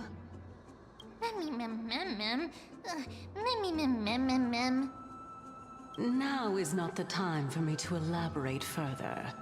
So, please proceed. As a student of Anaxa, equivalent exchange should be something that you are familiar with. I cannot deny that. Mister, since our interests are aligned right now, it's better for us to do as she says. Besides, she knows about my past. Even though I'm not able to elaborate much, I can tell you that she has reasons to fear me. If you unfortunately turn out to be her ultimate target, please don't worry. I will promptly intervene.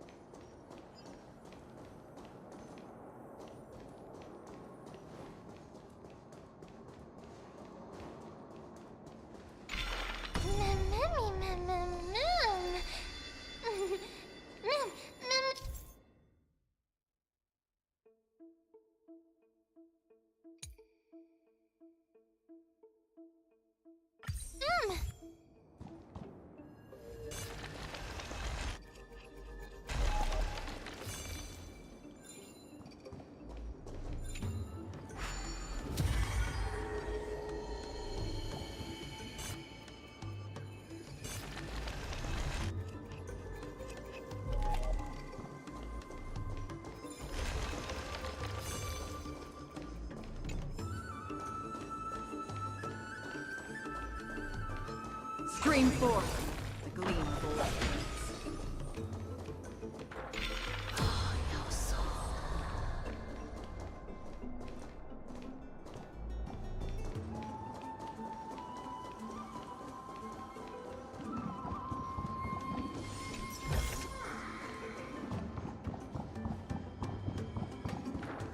Huh?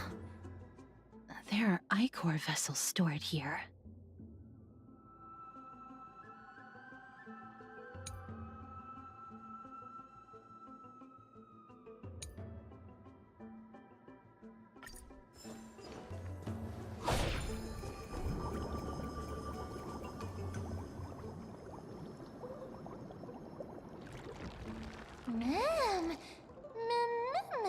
Flowers, mem.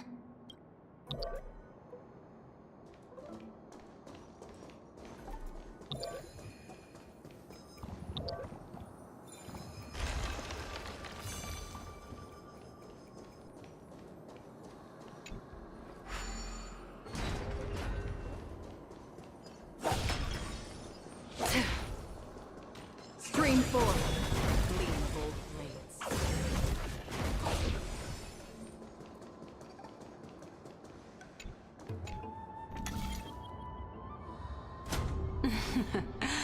How smart.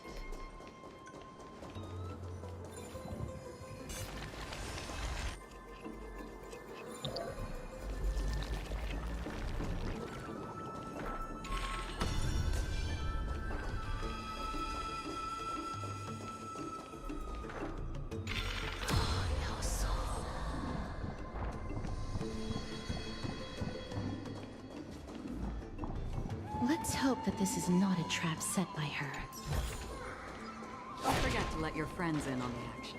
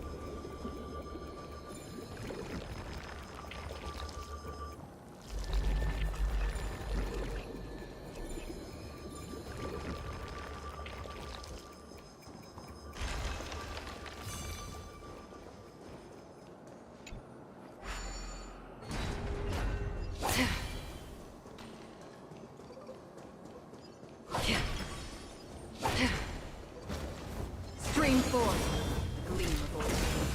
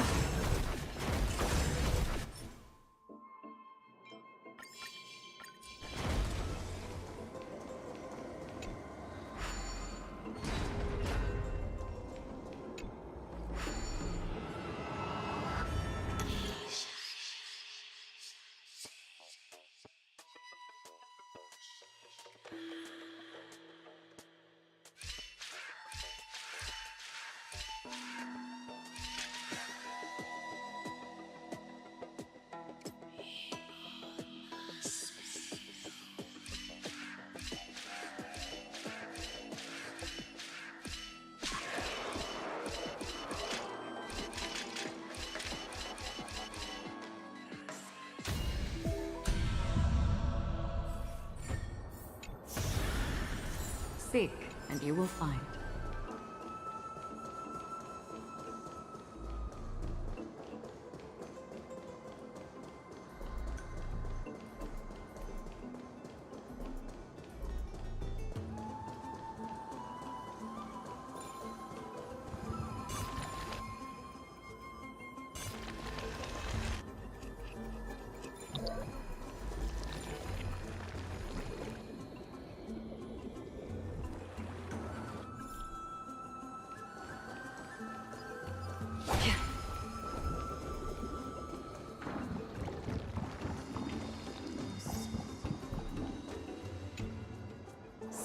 this is the Golden Bough of Vows. I hope that the Titan will not take their anger out on us.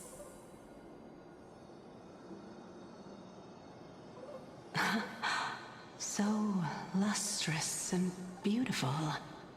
It's even more magnificent than before. Mem Cal. Memmy mem mem. Memmy mem mem. Memmy mem. Understood. My apologies, Pink Bunny. Memmy bunny mem? Memmy mem. Is this the legendary Golden Bough of Vows? We'll know once we test it. There's a secret passageway behind the pond. It's faster if we take that path. How do you know this place so well? Well, I'm one of the 7 sages after all.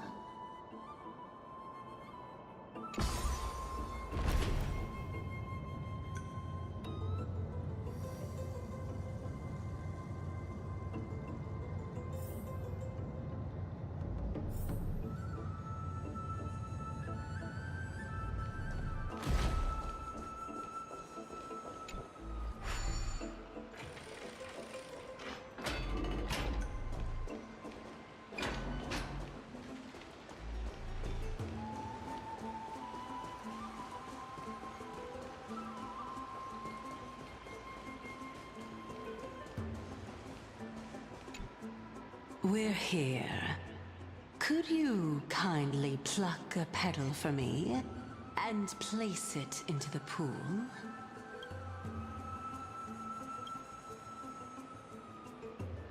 Now, can our little goddess perform that again? Huh? That being the oath of Nestia's priests. Right. Got it. O Nestia, with the weft as my vow, I beseech you, entwine my body with your golden thread and affection. Mem! Memmy lit up. It's just an ancient promise between the Titan and humans. So, what do you think? It really is the Golden Bough of Vows. And I did not set any traps for you, right? That is indeed true. You look like a sad, lost puppy. Even if this is indeed a scheme to get you to lower your guard, you don't have any other choice but to play along, do you? Therefore, why don't we just put everything aside and work together? We can always determine who's right and who's wrong once we overcome this. Yes, I agree. Great. Then, let's ride the water wheel. However, giving us half-truths is not the right attitude for cooperation. Furthermore, according to the principle of equivalent exchange, since we have passed your so-called trial, isn't it time for you to make your intentions clear to us? Ah. I really can't bear to look at your sad expressions. Although you only cleared a simple trial, I'm willing to make an exception and treat you with sincerity. I'll allow each of you to ask a question. But not the little bunny. So, ask away.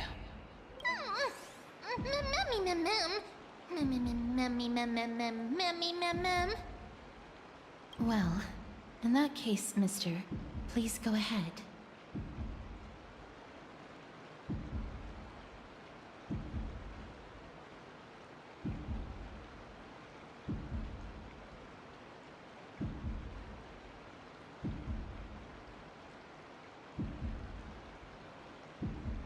Oh, straight to the point.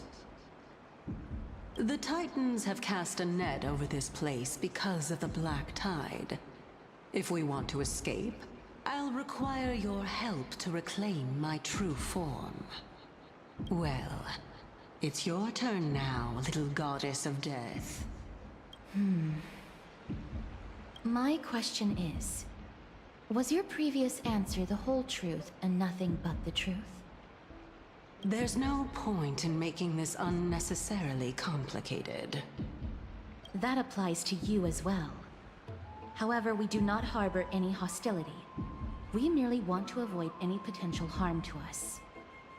Lady Calypso, if you want us to work together more effectively, I advise you to answer my question honestly. All right. I was completely truthful in my response just now. I have not deceived you, nor will I. With all due respect, omitting facts can also be considered deceit. Is that so?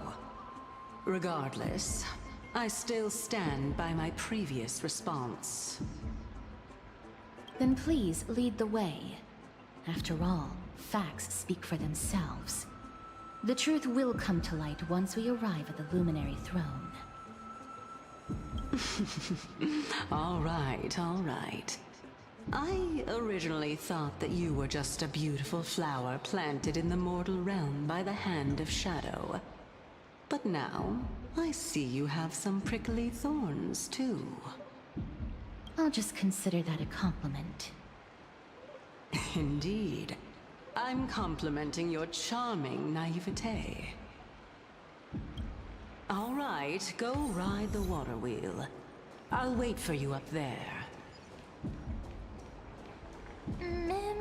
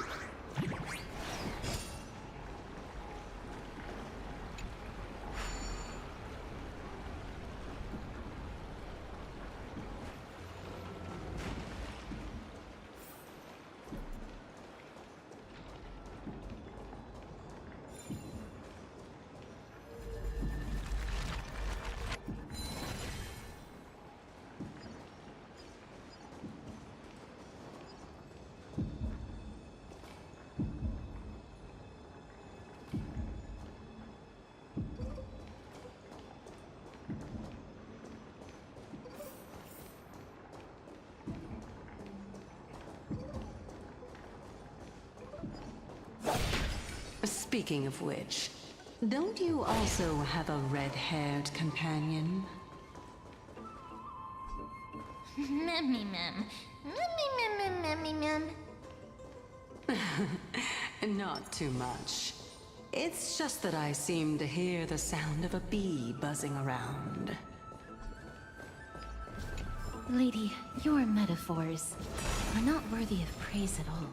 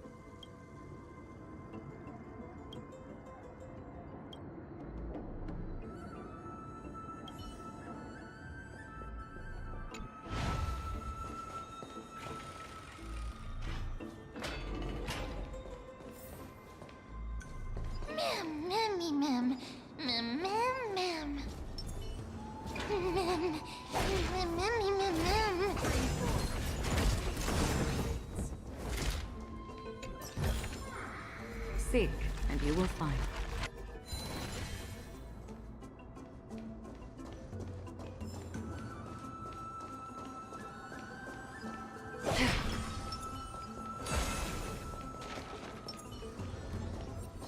Stream forth, gleam of old blades.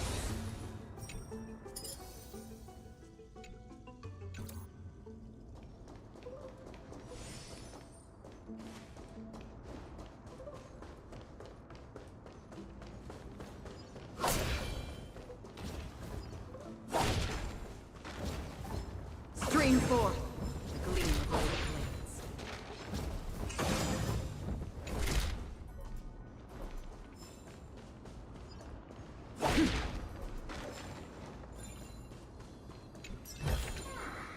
Don't forget to let your friends in on the action.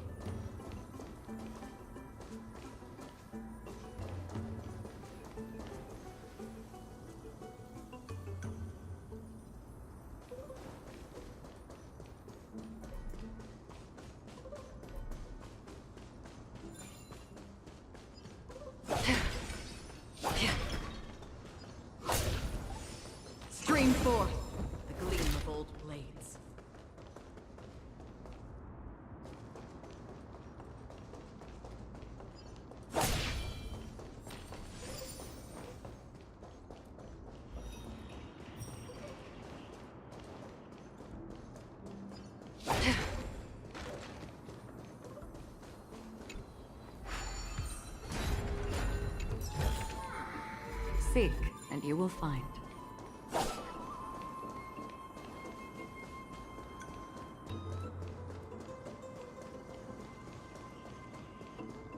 Stream 4.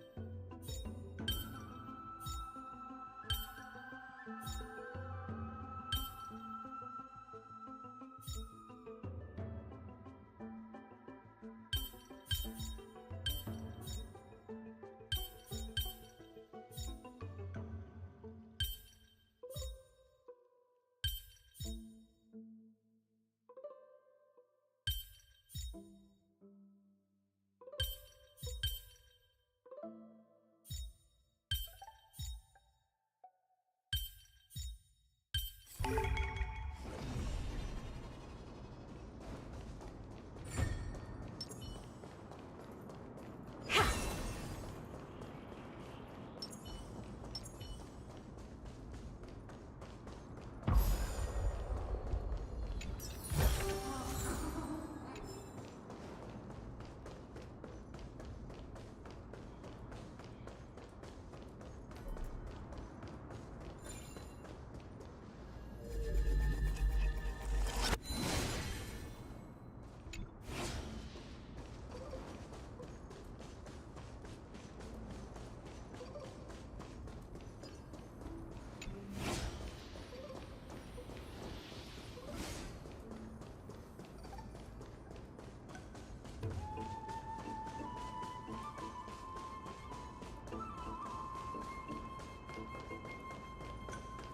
Let's save some time.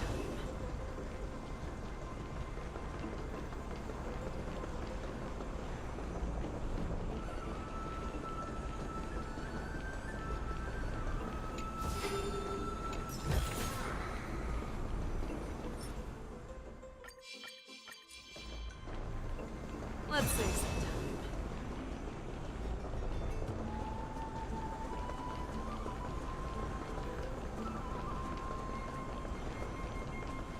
Let's save some time.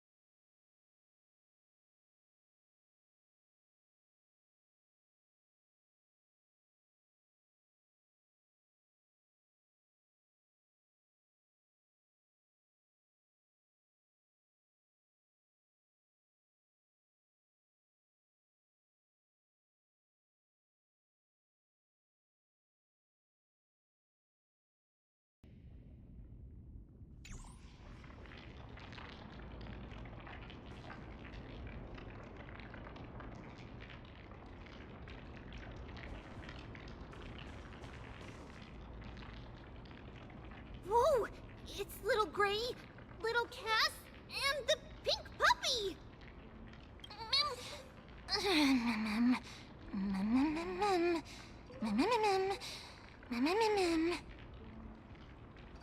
Lady Trianne, are you all right? Were you hurt? No, Trianne flew high up into the air so the monsters couldn't reach us.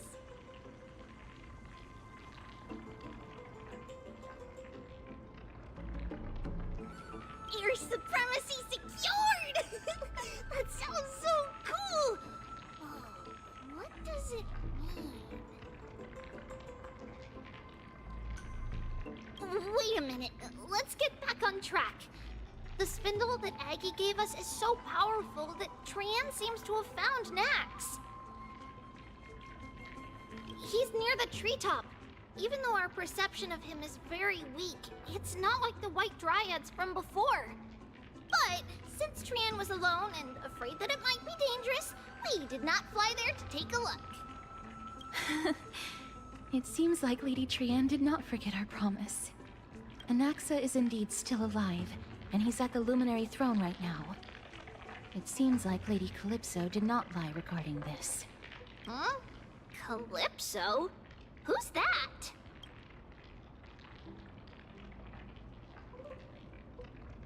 Oh, so you found a survivor! But the golden thread doesn't seem to be able to sense the person you're talking about. Mem! Mem, mem, mem, mem, mem, mem. Mem? Mem, mem, mem. Coming and going without a trace. She's such a strange person. Oh! Actually, Trianne also found this. Could this be related to the person you're talking about? This is a piece of burnt cloth. Yup! Trianne found it on a branch not long ago. Trianne even used the golden thread to search around and found that the entire grove is giving off a similar aura. Mem?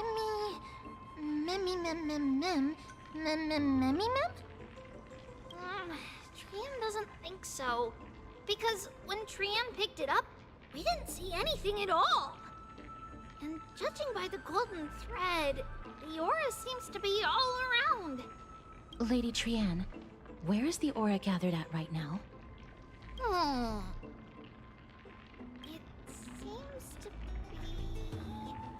Oh! A little higher and a little ahead of us! The Dome of Devotion. Calypso, just what are you hiding?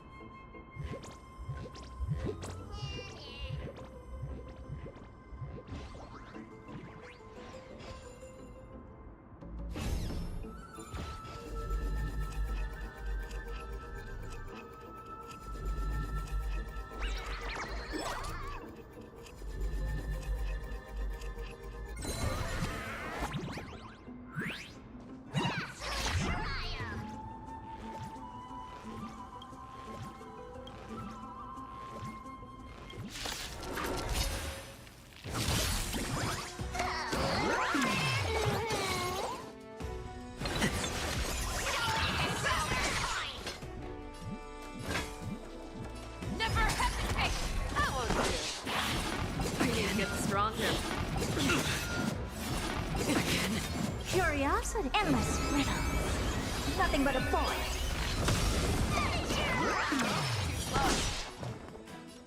Expand your thinking. Watch it crumble.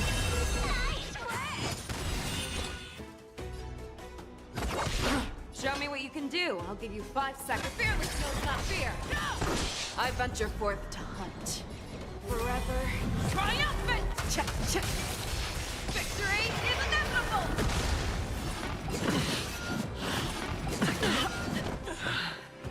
Open sesame. Never hesitate! I want to. You need to get stronger. I don't have time for games. Expand your thinking.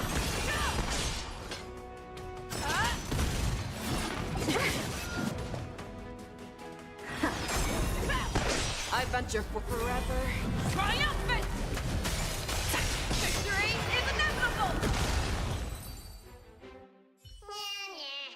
Amazing.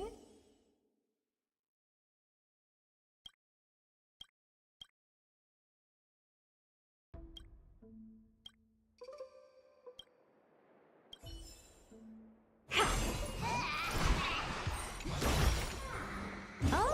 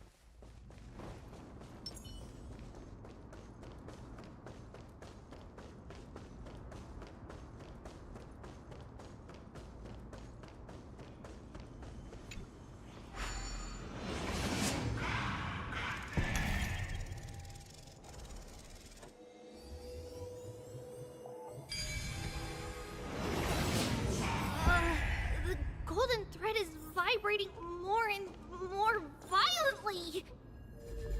Everyone, let's be even more cautious.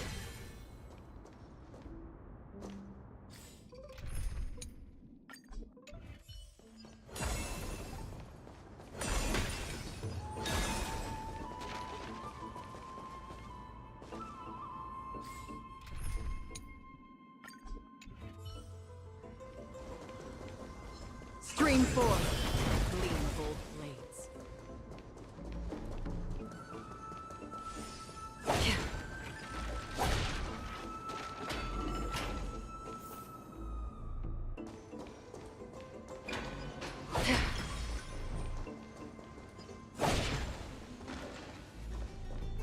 There's no one...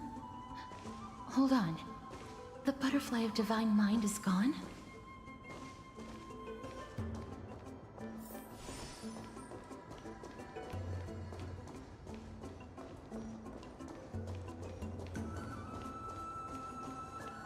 That can't be. Was it for fending off the black tide? Or perhaps... What exactly is this butterfly of divine mind? Is it a very powerful guardian monster? No. How should I put it? It's considered a safeguard for the Titan's core flame. This butterfly is created from Nestia's remaining divine mind and bears the responsibility of guarding the core flame. Legend has it that someone can only pass the trial of the butterfly by proving they possess pure and unselfish love within their heart.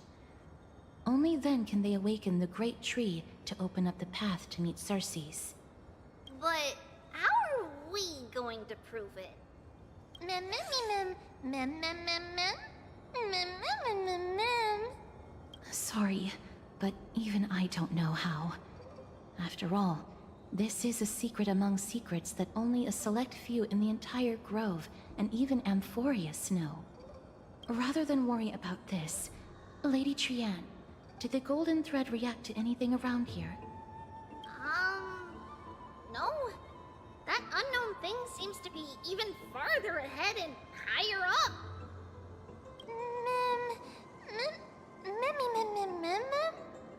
Perhaps we can try again. Let's see if the butterfly will still react to the golden bough of vows despite having dissipated. If it's indeed the token mentioned in the legends, there should be a reaction.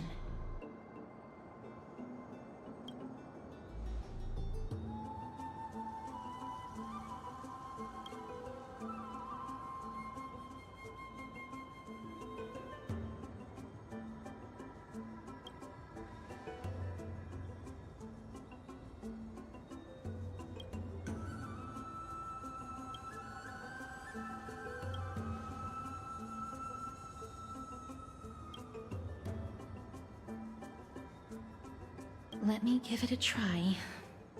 Oh, Nestia. With the weft as my vow, I beseech you, entwine my body with your golden thread and affection.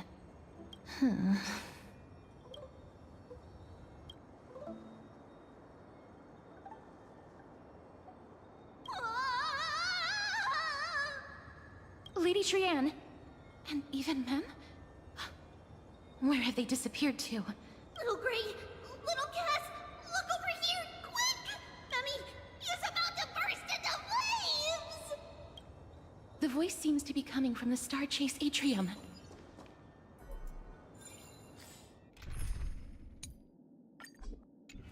Huh.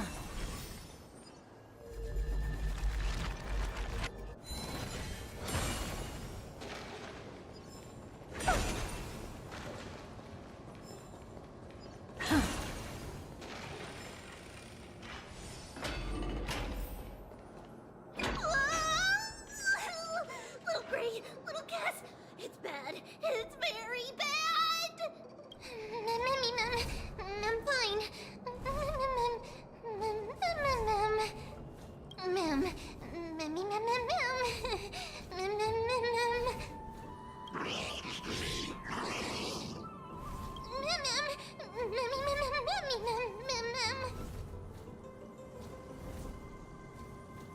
Lady Trianne, what exactly happened just now? Trianne and Memmy were looking around to see if there were any mechanisms nearby.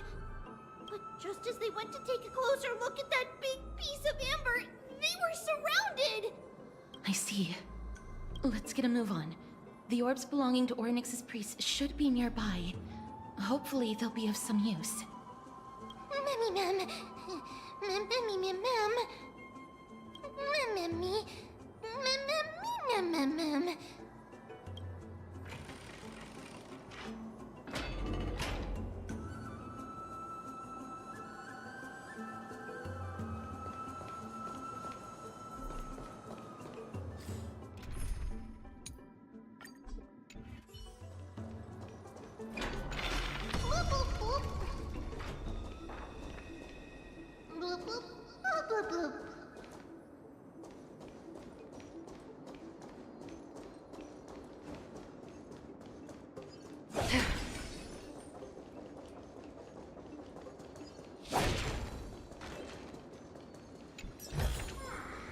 Don't forget to let your friends in on the action.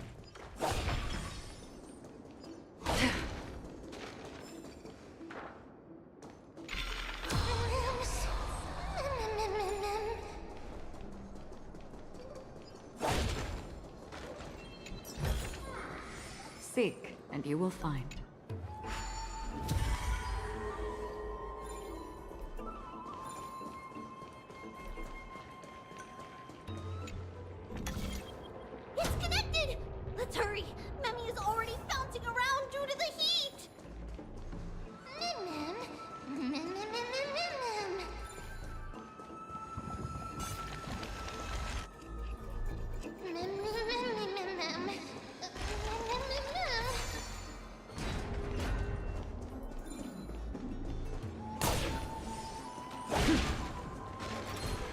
Stream forth. Gleam of old blades.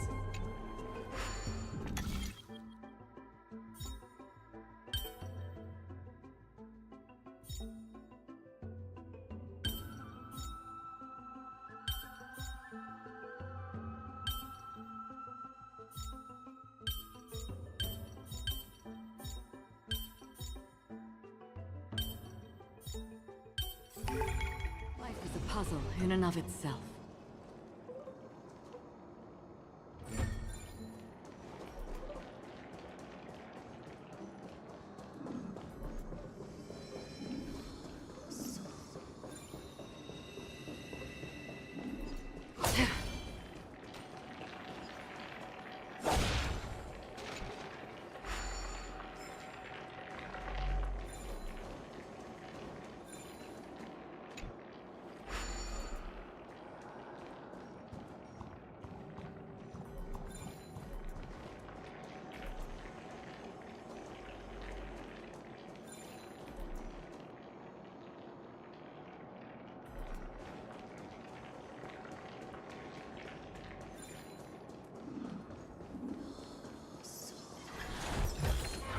Stream forth. Gleam of old blades.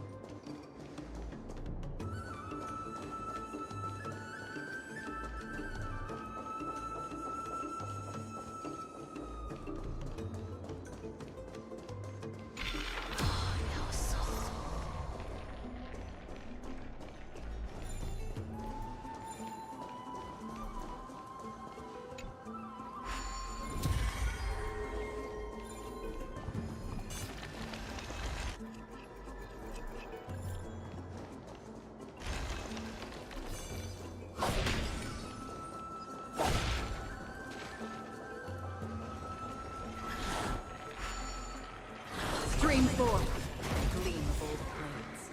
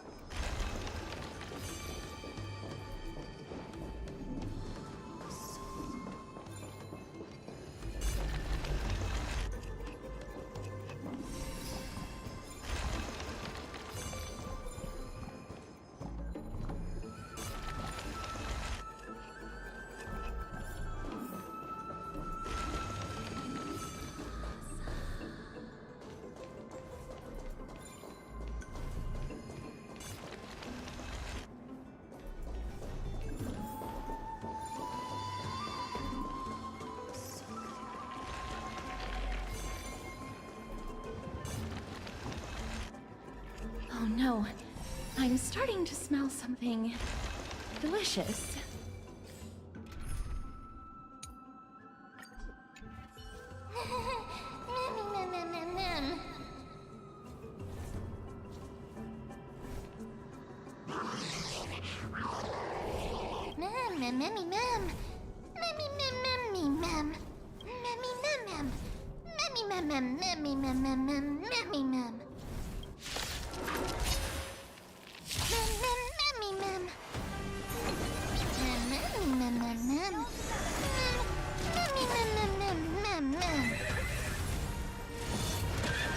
Never seen perfection before? Huh. Be of your body and mind. Curious? Endless riddle. Nothing but a boy. Expand your thinking. Watch it grow.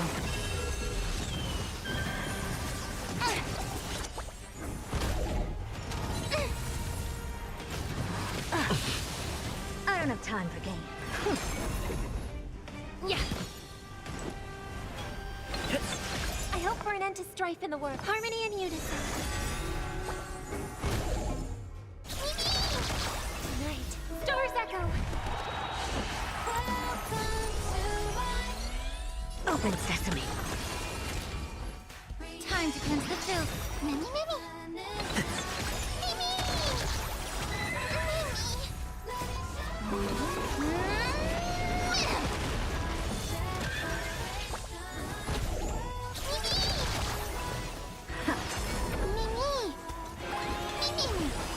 imperfection before. Expand your thinking. Curiosity. Endless riddles. Nothing but a point.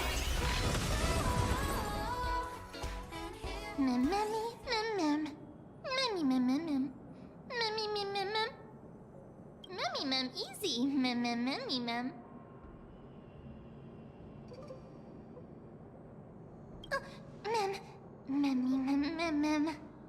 It's alright. Trian only just flew down. I'm glad that everyone is all right. Speaking of which, this piece of amber is... A remnant of Nestia's core flame. To get to the throne at the treetop, gather the embers before you with the golden bough of vows, and present it to the divine butterfly. Whoa, where did you come from? You finally appeared, Lady Calypso. Yes, it's been some time. The battle just now was a true delight, and I feel quite elated. It seems like I'll really be able to rely on all of you to reclaim my true form. Lady Trian, how does the golden thread react to her? Huh. There's no reaction at all. Obviously. After all, the fragment that you picked up just now is completely unrelated to me. All right. Just do as I say. If you're able to pass the trial, I will tell you everything truthfully. Another trial. Mem. But we have to go to the treetop to find Nax anyway, right? I've got a hunch. Come, let's collect the embers and go confront her.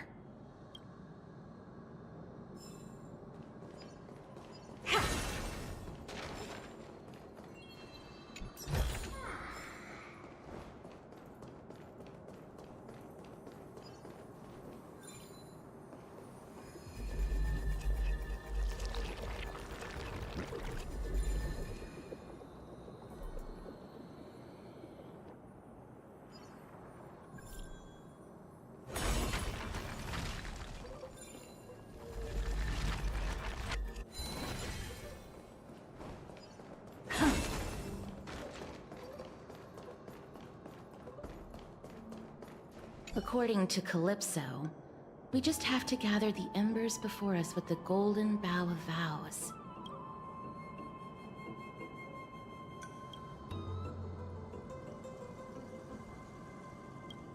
How incredible. Mem.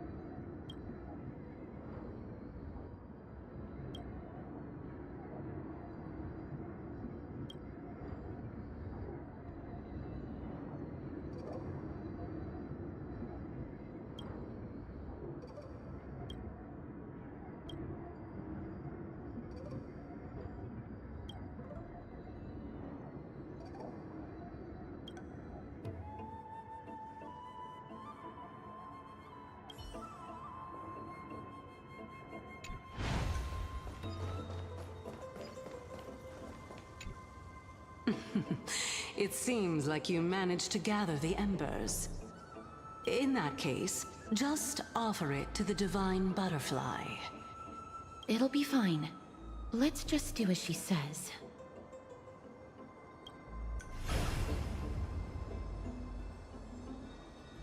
It's a success! The path has appeared!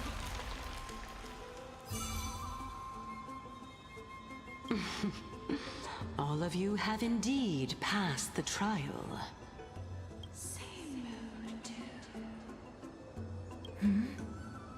The sound of a butterfly's wings.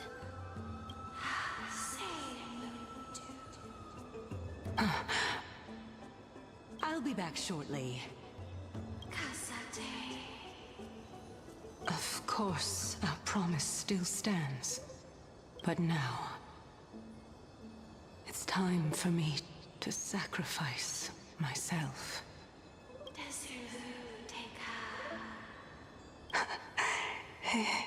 If the West Wind ever ends, let that be the place where we reunite. Farewell, my love. Lady Calypso, this is... It's nothing much. Thank you so much for your help. Now, it's time for me to fulfill my part of the promise. Well, in that case, I can start. You're actually Cersei's, right?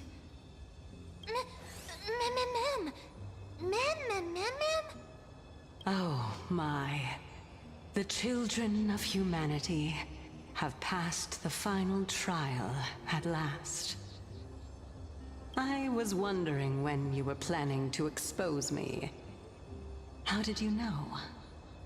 The riddle-like trials, your distrustful yet sincere character, referring to Nestia as your love, and... The head of the Litophagus is actually called Medea, and not Calypso. Since you knew from the start that I was not who I said I was, why did you wait until now to expose me? Because I did not believe that Cersei's would walk this world in a human form. I was also afraid that the Titans were under the control of the Black Tide, and would do us harm. Also, to make a claim, one must have evidence. This is the precious knowledge that I acquired during my time at the Grove. Excellent. To think we were able to gain a new chance at life in the midst of death. Fate truly is a mysterious thing. Well, shouldn't you also tell us why you went through all the trouble of setting up these riddles? Oh, the reason's quite simple. I needed your help, and just like how you were wary of me, I had to ensure that you were not villains who were trying to get their hands on the core flame. I also had to ascertain that you were capable of dealing with the threat at hand. Is this threat related to the Black Tide? Indeed. And it's even more related to that lost item from before. Its owner is a quiet and paranoid hunter who seems to have been reborn from the Black Tide and is attacking along with it. As I could not do anything about him, I split my body up and escaped to avoid harm. I bided my time for a chance to seek assistance. Unfortunately, this was not a sustainable long-term plan. What you mean is that you hid your own core flame? Indeed. I split it into 3. I hid one within the Golden Bough of Vows, and sealed another in the Amber, along with Nestia's remaining embers. As for the last one, it's currently in Anaxa's body, which is in dire need of repair. What? Do you mean that you're using such a method?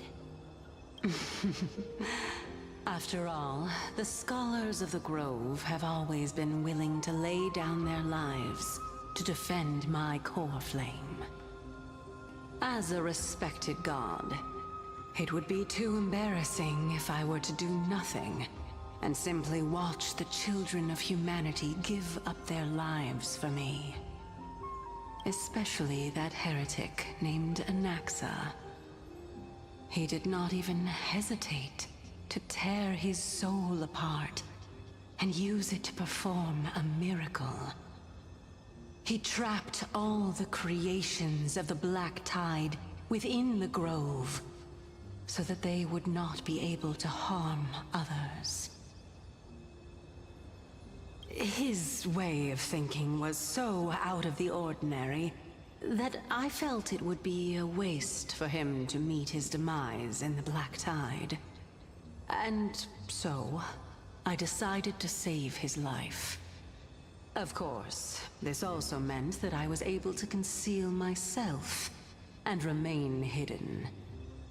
Well, that's also an equivalent exchange, right? Mem! Mem, mem, mem! Mem, memmy, mem, mem, memmy, mem, mem! Mem, memmy, mem, mem, mem! What a smart little bunny. This way, I'll be able to regain my true form, and you will be able to bring the core flame and your teacher back to Akama. We'll also take down the black-robed swordmaster at the throne, together in one go. But, Circes, aren't you the reason, Titan? Even if I do not have the authority of strife, I'm still a god. I just need you to buy me some time against the warrior's blade. Once the core flame is reformed, I'll be able to show my hand.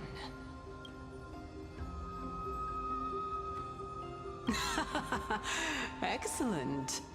Then just continue climbing to reach my throne.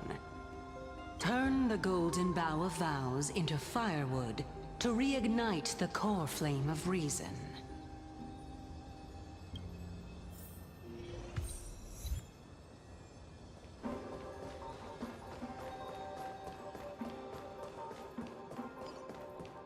I'll leave it to you, children of humanity. May you be blessed with good fortune. It seems like a fierce battle will be inevitable.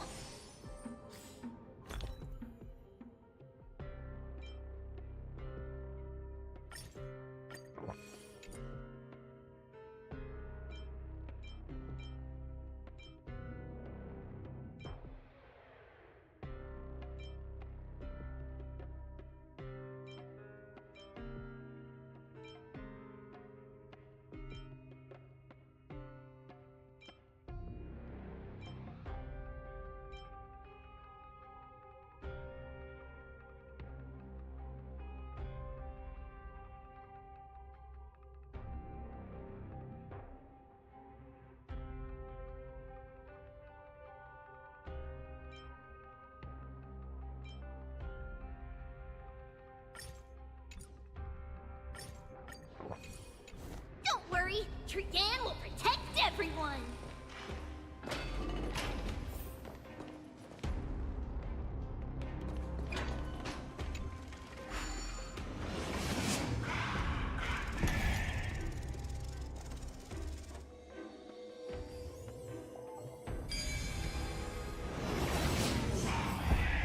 Ahead lies the Luminary Throne. And also, the battlefield that we're about to step onto. Mem, Memmy, Memmy, what's wrong? Memmy, Mem. Memmy, Mem. Is this Professor Anaxa?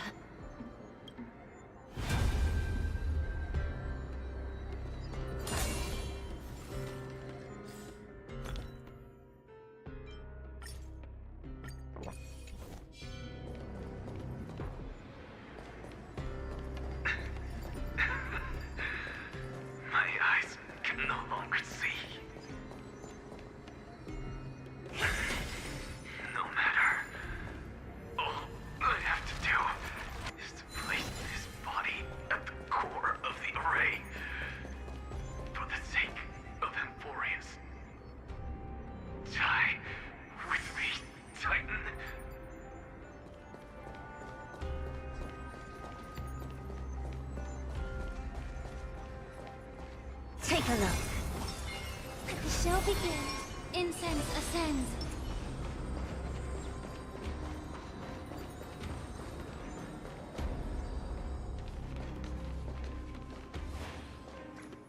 Ma'am. Cersei's was right. He's indeed here.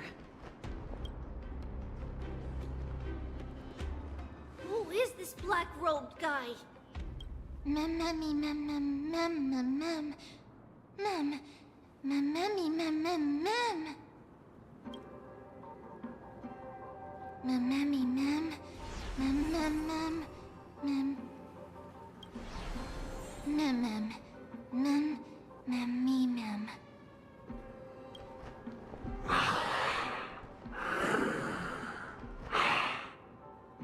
Everyone, brace yourself.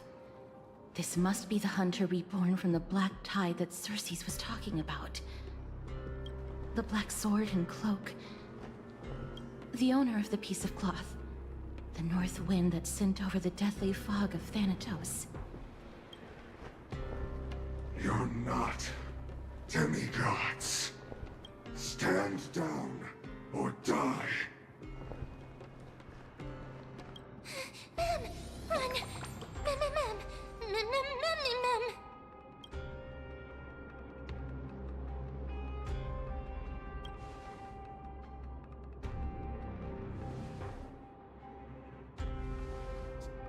Trian will also protect everyone!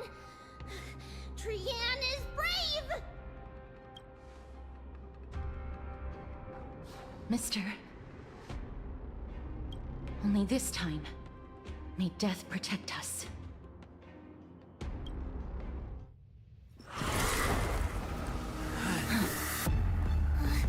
Be careful.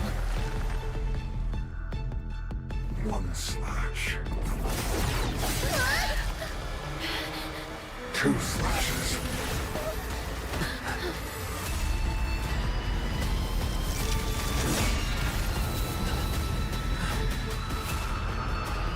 Three slashes are enough. Who exactly are you?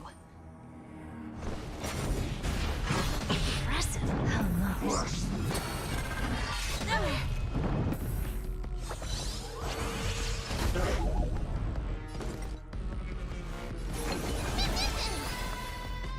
Pressing it all together. Me!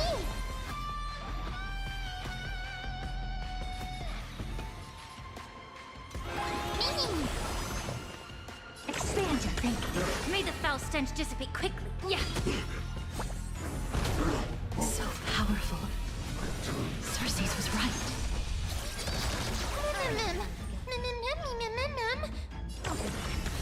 Allow me to purge the root of the problem. Time to cleanse the filth.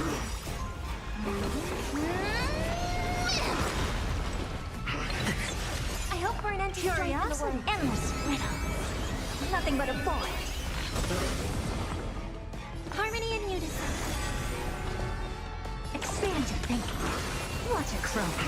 The truth. Everything in this world is bleeding.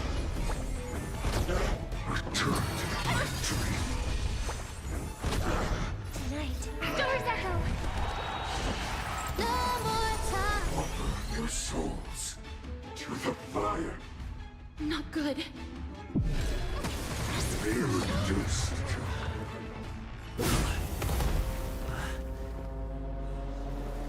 In that case.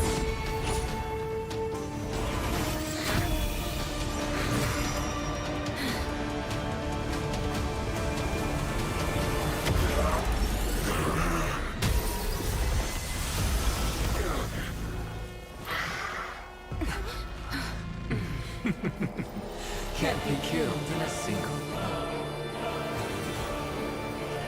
You are indeed no ordinary human.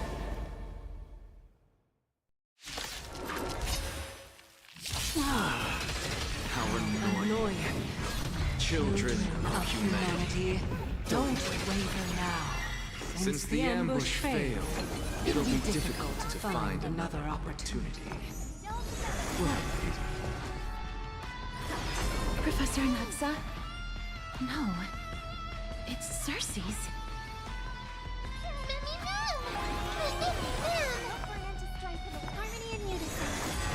May the foul stench dissipate of your body and mind. This world returned.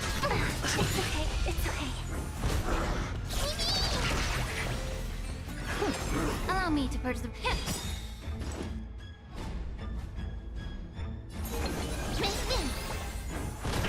May song bring us victor. Resonate all together. Tonight, stars echo. No more time. Curious, endless riddle. Nothing but a void.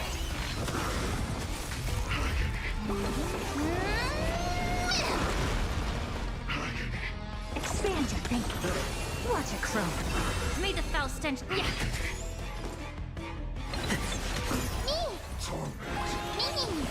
Never seen perfection before? Open sesame. Everyone, watch each other's back. The truth, everything in this world, is bleeding. Allow me to purge the root of the time to cleanse the filth. Hold it together. I'm about to be overwhelmed. Fighting is so much more tiring than thinking. I don't have time for games. Curious, endless riddle. Nothing but a void. It's okay. It's night. Stars echo. No more time. Expand your thinking. Glimpse the unknown. That was tough. I'm truly exhausted.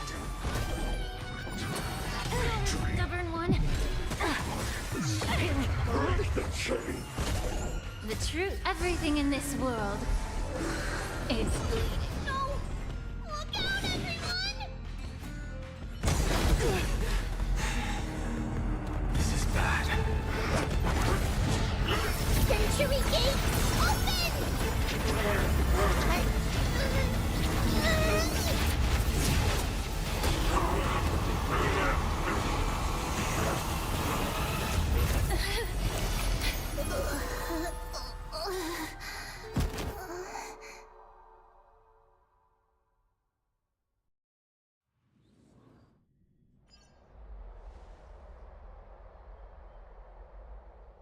Phew.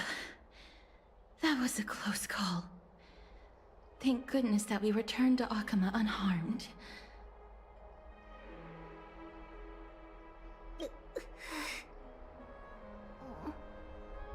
Little Cass, my head, it still hurts. Sorry, I know you told me not to open the gate. Please don't blame yourself, Lady Trianne.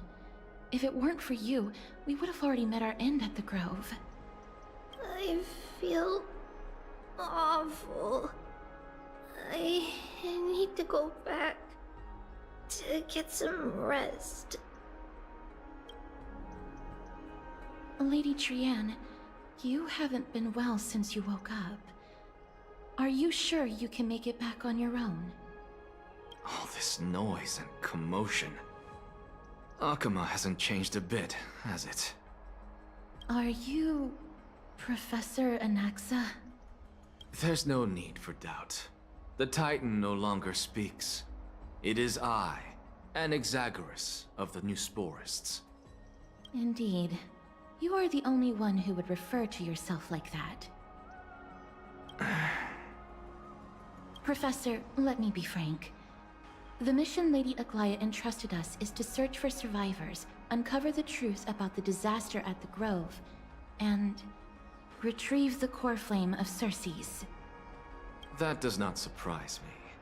And now, I'm a survivor who witnessed the entirety of the disaster, as well as the defenseless bearer of a core flame. Are you going to bring me to Aglaya to fulfill your duty? That is indeed my duty, but I prefer not to present you to her as a captive or spoil of battle. Fine. There's no need to make your life difficult. I'm not against meeting that woman. But I have some things to take care of first. The families of some of my fellow Grove Scholars live in the Holy City.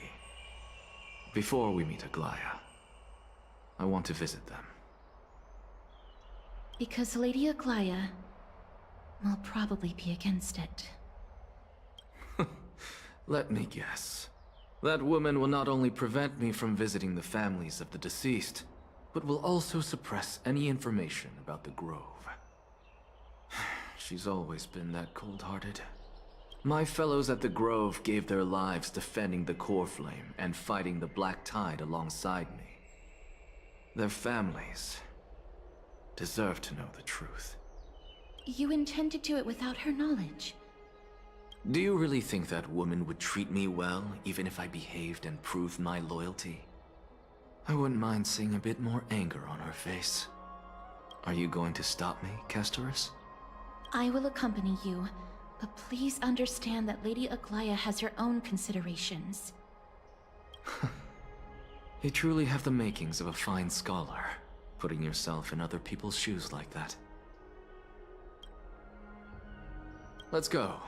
I won't go overboard. So, after all these years, you and Lady Aglaya are still... Neither of us is narrow-minded. You should know the root cause of our conflict.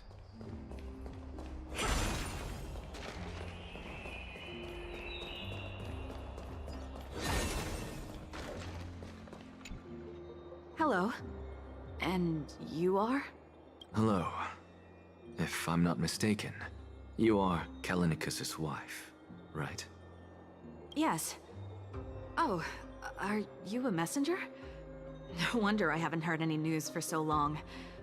There's been a change in personnel, hasn't there? Ma'am, Kalinicus passed away a few days ago, defending the Grove against the Black Tide.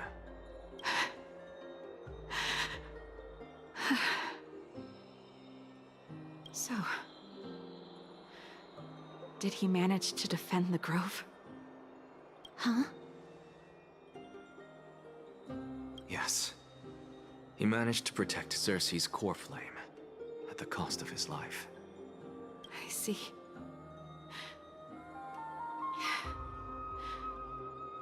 I'll select some of his possessions and pick a nice resting place for him. Please let us know if you need any help, ma'am. I come from Kremnos. Death and sacrifice are things I've learned to face with composure. You know, Kalinicus, even though he was a scholar, he'd always ask me to teach him how to fight whenever he came back. Isn't it funny that a Chrysos heir like him wants to learn from an ordinary person like me? I've been prepared for this for a long time. In times like these, any ordinary goodbye might just turn out to be a final farewell. I'm really sorry. There's nothing to be sorry for. I was once a warrior, and I'll find my way back to the battlefield someday. With the coming coronation of the new King of Kremnos, I'll take up my lance against the creatures of the Black Tide, and seek vengeance for my husband.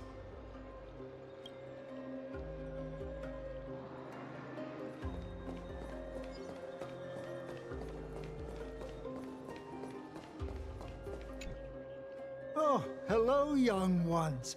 Is there anything I can help you with? Are you the father of Kenani and Artakama? Ah, yes. Did my daughters cause trouble at school again? Alas, forgive this old brain of mine. Both of my daughters graduated long ago, and they are now scholars at the Grove.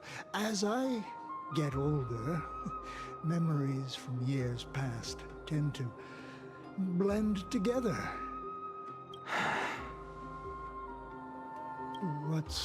the matter, young one? Why so quiet? Did my daughters really get into some trouble? If they refuse to apologize, just let me know. Their old dad can still talk some sense into them. What should we do? I really can't tell him. Mr. Fabio, the Black Tide took Kenani and Artakama. What? They fought until their last breath against the Black Tide to defend the Grove.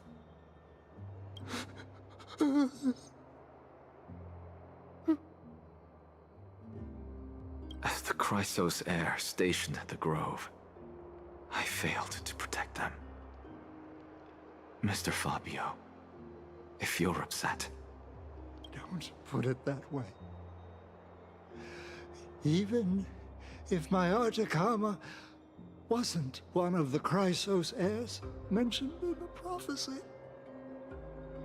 she was still a heroine, wasn't she?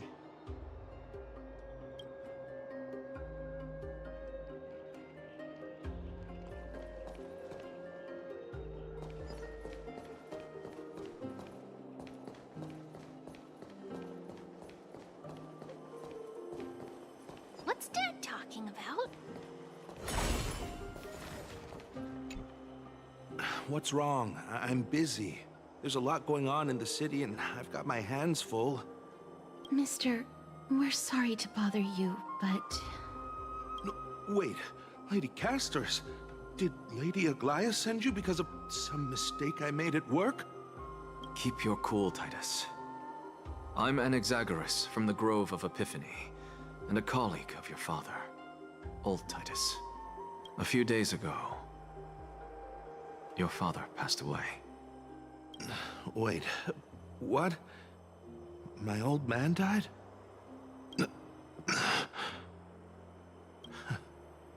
That's no shocker. At his age, he was due for the River of Souls any time.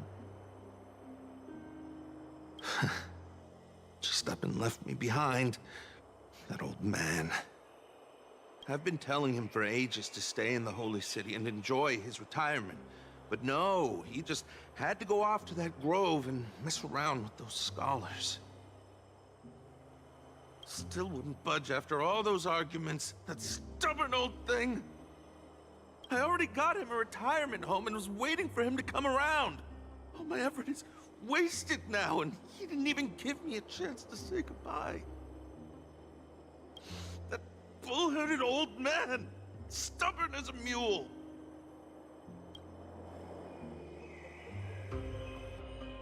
That is it. That's all the colleagues' families that I remember. Good work, Mister. And Professor Anaxa. Let's go. Take me to see Aglaia. All right. I'll lead the way.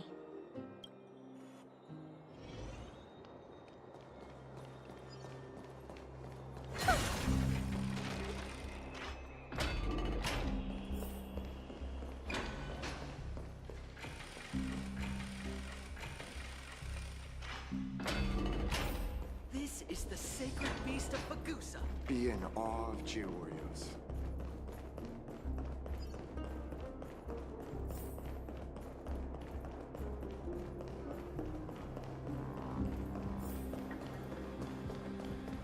Ha! I'm even taller than Catherine here.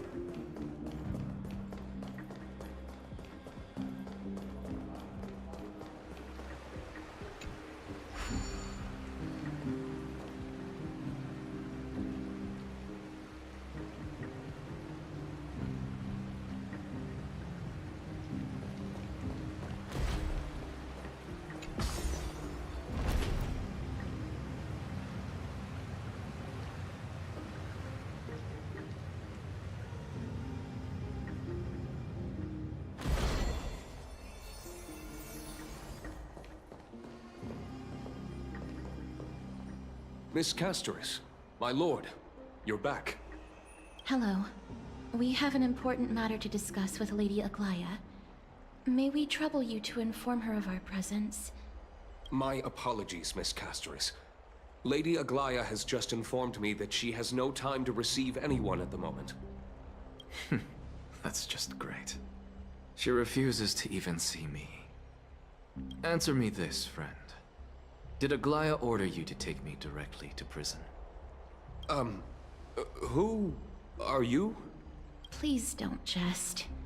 It's possible that she really is busy. Let's wait here a moment, and I'll try to contact her using the slate.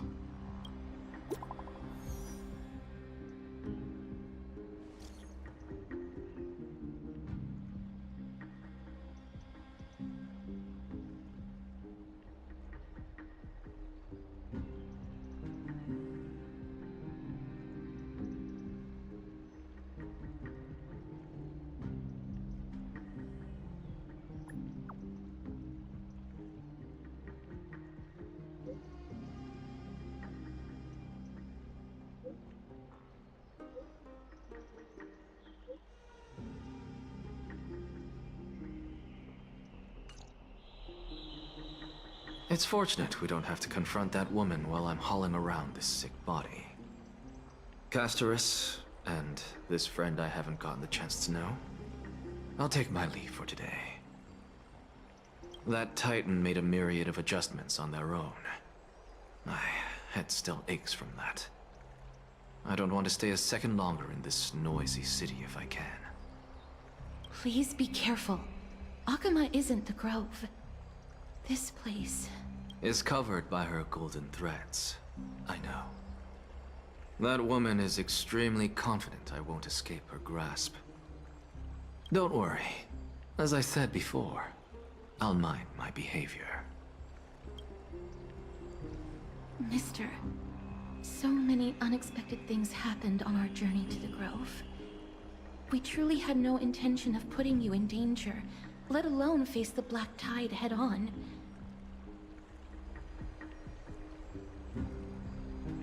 The Black Tide is not just an enemy of Akama, but all of Amphorius. Even back when the forces of strife coveted the Holy City, their warriors still undeniably halted the Black Tide outside Castrum Krymnos. Negador's core flame now sits vacant, and the Black Tide has returned. The Grove is an academic city with the best understanding of the Black Tide. It shouldn't have fallen so easily, and yet it was taken overnight, leaving the city in blood and tears, haunted by the spirits of departed heroes. The trial of strife is imminent. I pray Mighty will be able to steel his resolve soon.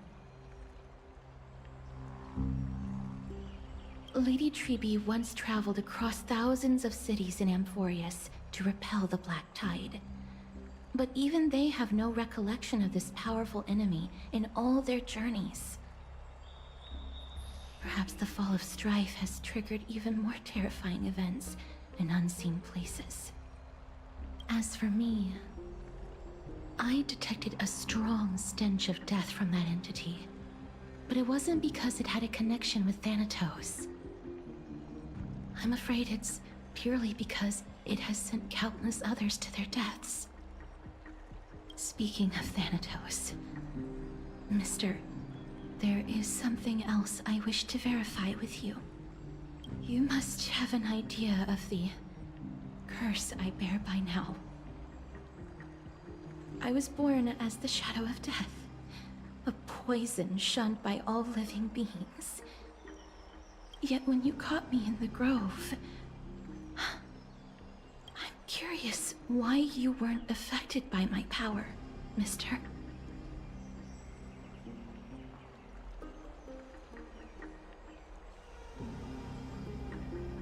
My apologies for the abrupt question. For all my life, I've always wondered, what is my connection to death? And why am I inextricably linked to Thanatos? Mister, you must be tired after being on the move these past few days. Please set aside the tragedy at the Grove for now, and rest for the day.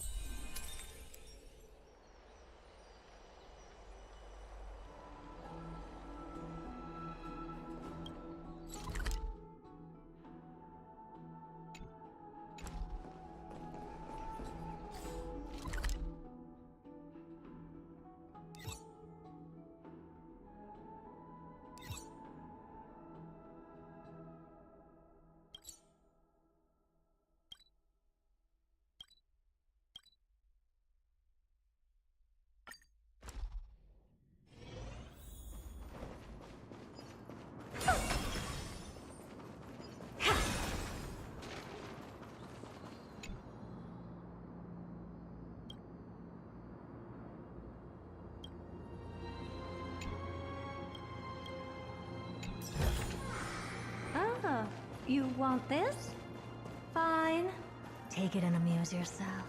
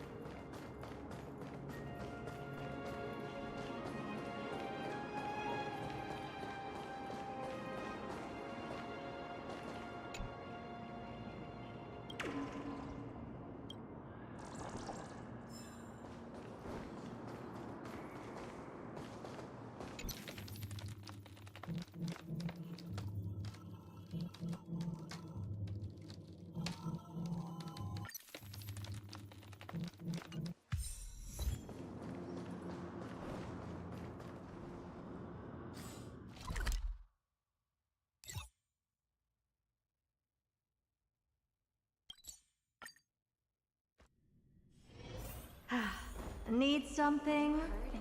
If not, then I'll be leaving.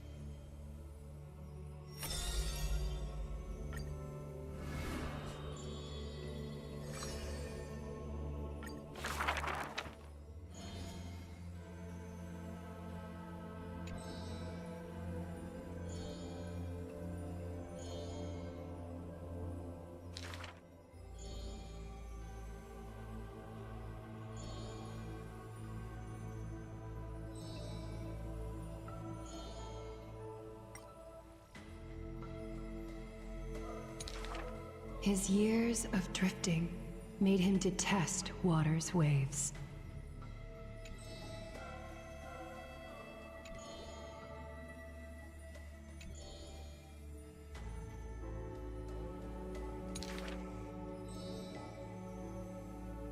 A blade that can cut through the mighty must be enough to slay gods.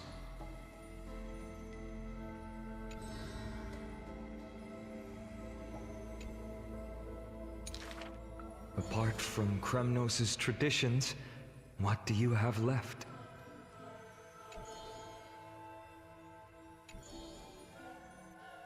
That is why I walk on this path.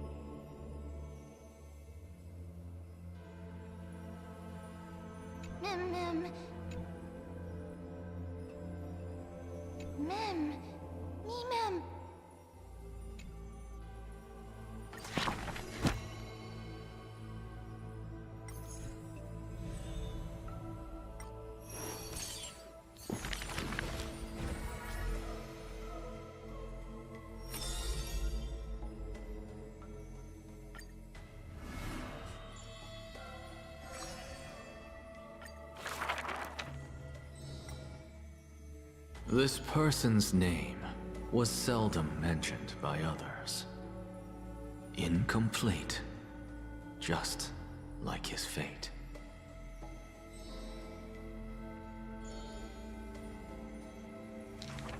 Keep your distance from that blasphemous one, lest misfortune follows you like a shadow.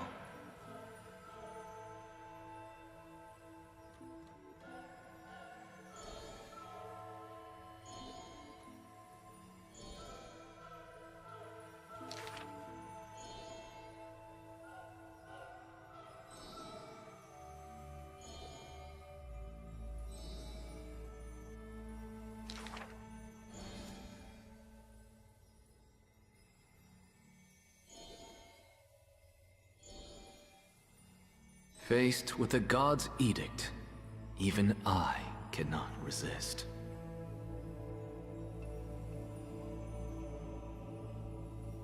Yet, I sincerely believe this is not to be my destiny. Miracles are the most conceited actions of gods. They are God's denial of humanity via might. Magic tricks are the most articulate rebuttal. They are humanity's imitation of godhood via intellect.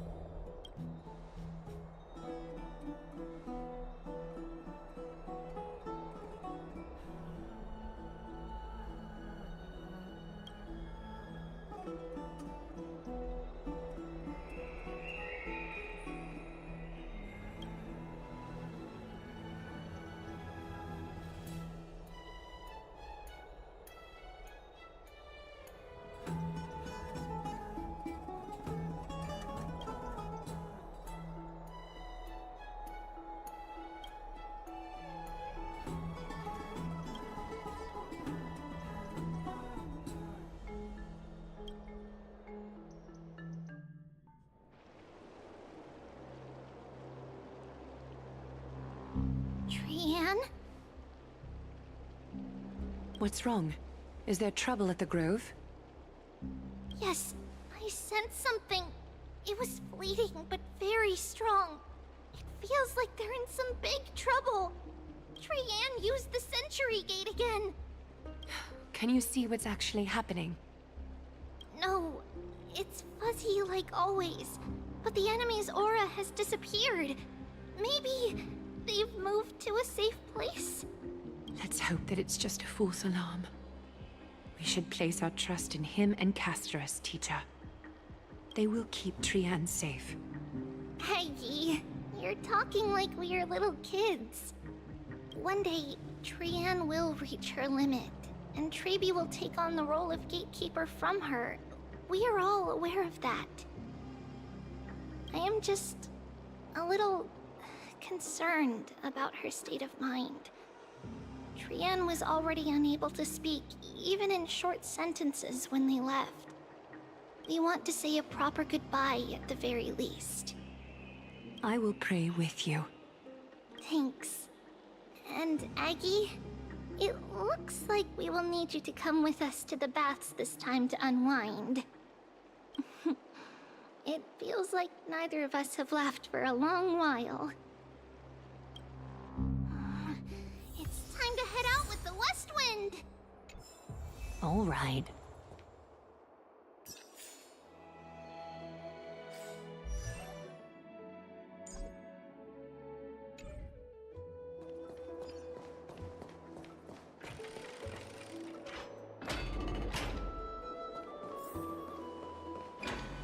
Here's really hot and heavy.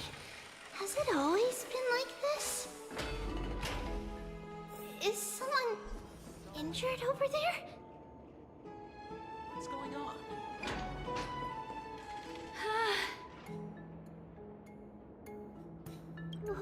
What happened here? Watch out! Watch out! For the Cremnoan! Cremnoan? This is their doing? Aggie, now's not the time to dwell on that.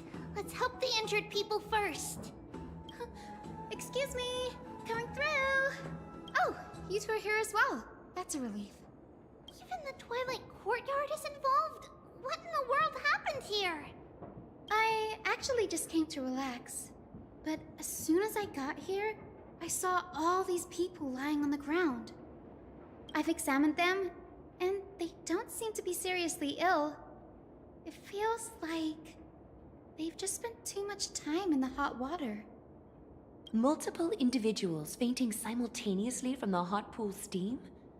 Where is the manager of the baths? He disappeared, and no one knows where he's gone to. Some people have been saying that the Cremnoans are behind this.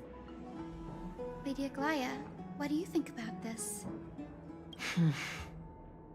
Let these people rest. The two of you, please come with me. Have you thought of something, Aggie?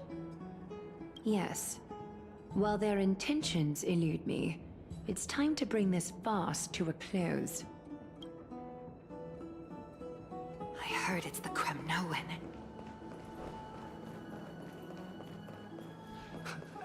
This is all you can do, huh? Pitiable deliverer.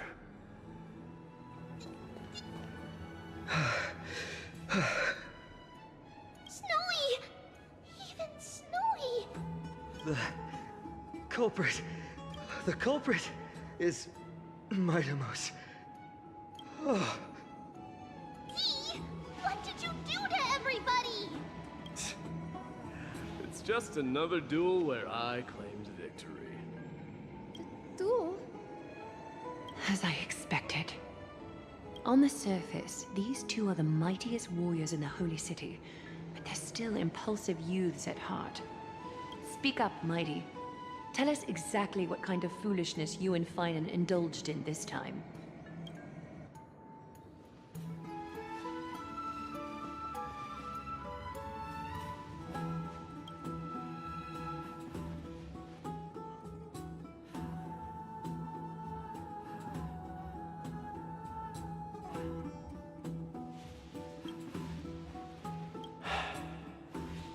No, none of those sound right.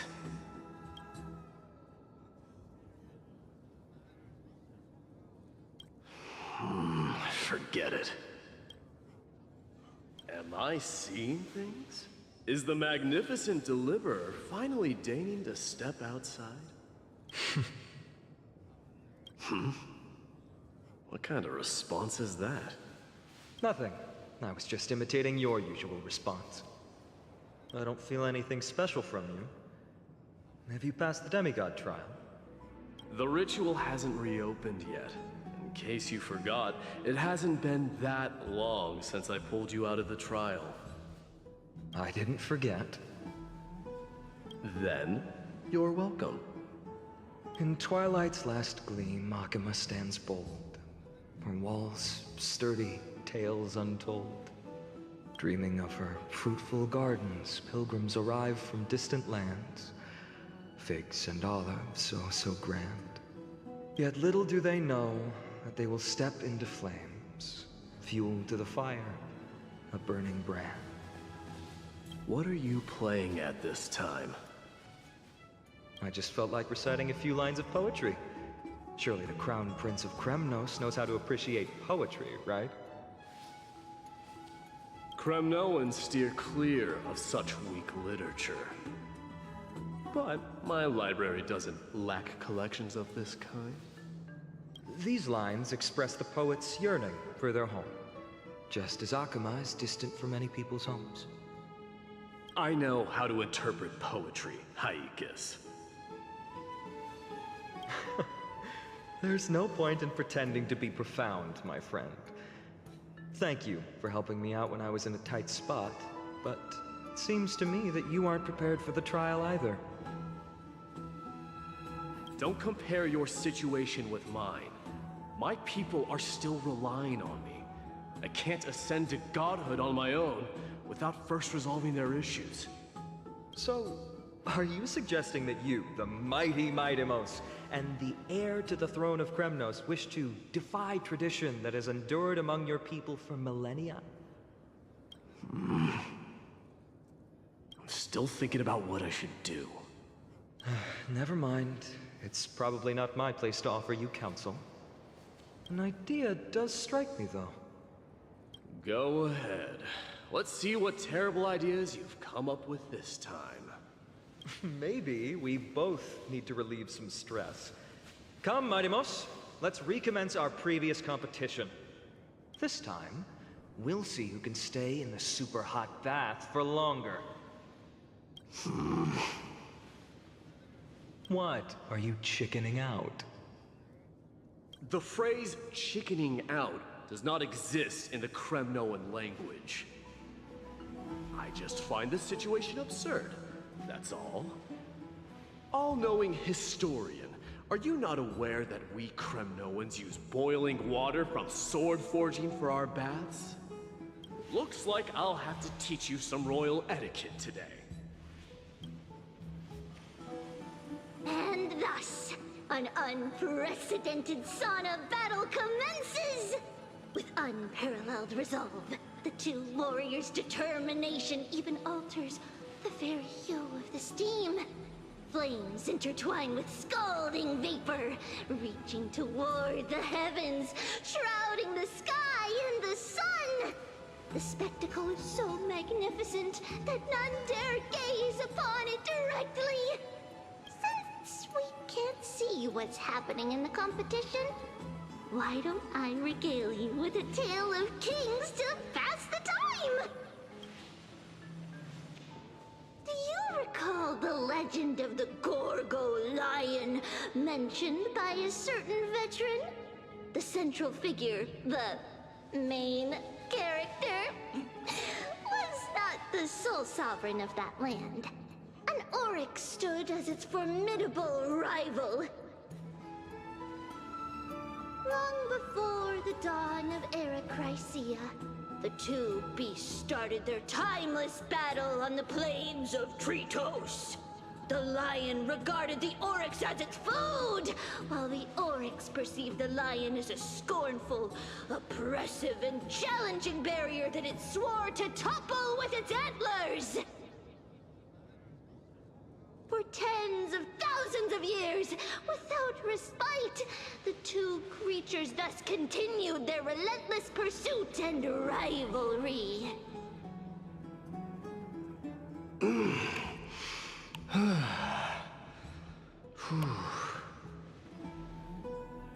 It fixated on its rival's fleeing form in the chase.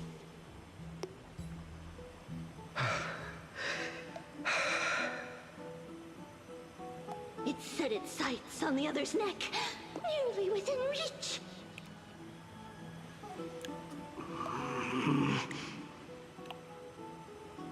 It was stuck in a corner.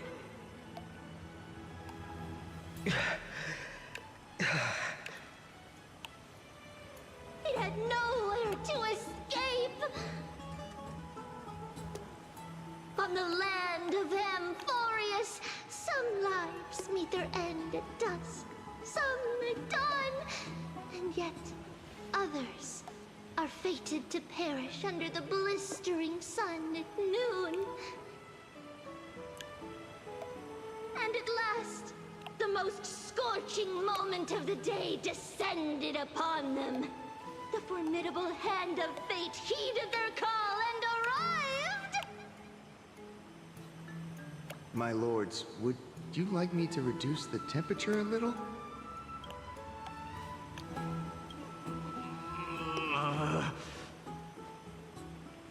What? You're chickening out already? Get lost. Are you asking me to get lost, or...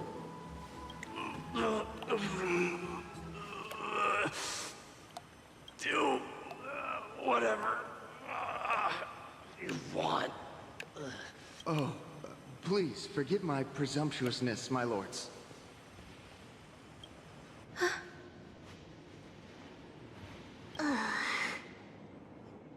What a spectacle of folly. This is what you get for daring to challenge a Kremnoan without understanding your own place. What I'm saying is, your little game dragged down quite a few innocent souls alongside you. We will personally escort back home the customers left awestruck by our formidable presence. This isn't fair. You're wearing way less than I am. Is this the latest trend now? Getting into the baths while dressed in full armor? Don't look at me like that. It was he who challenged me. There is no word for flee in the Kremnoan language. Very well. Let us bring this farce to a close, shall we? Warriors, it's time to get moving.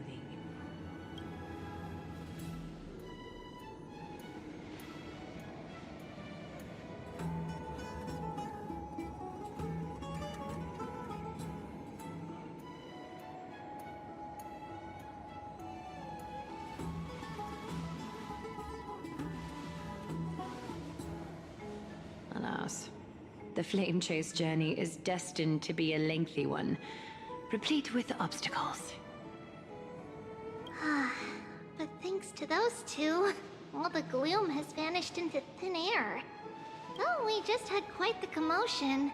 It's not every day we find the Marmoreal Palace this serene.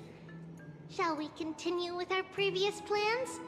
Hyacinth, would you care to join us?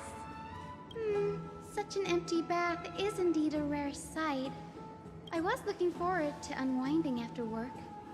I'd be delighted to accept your invitation, Lady Treeby. How about we go to the biggest bath?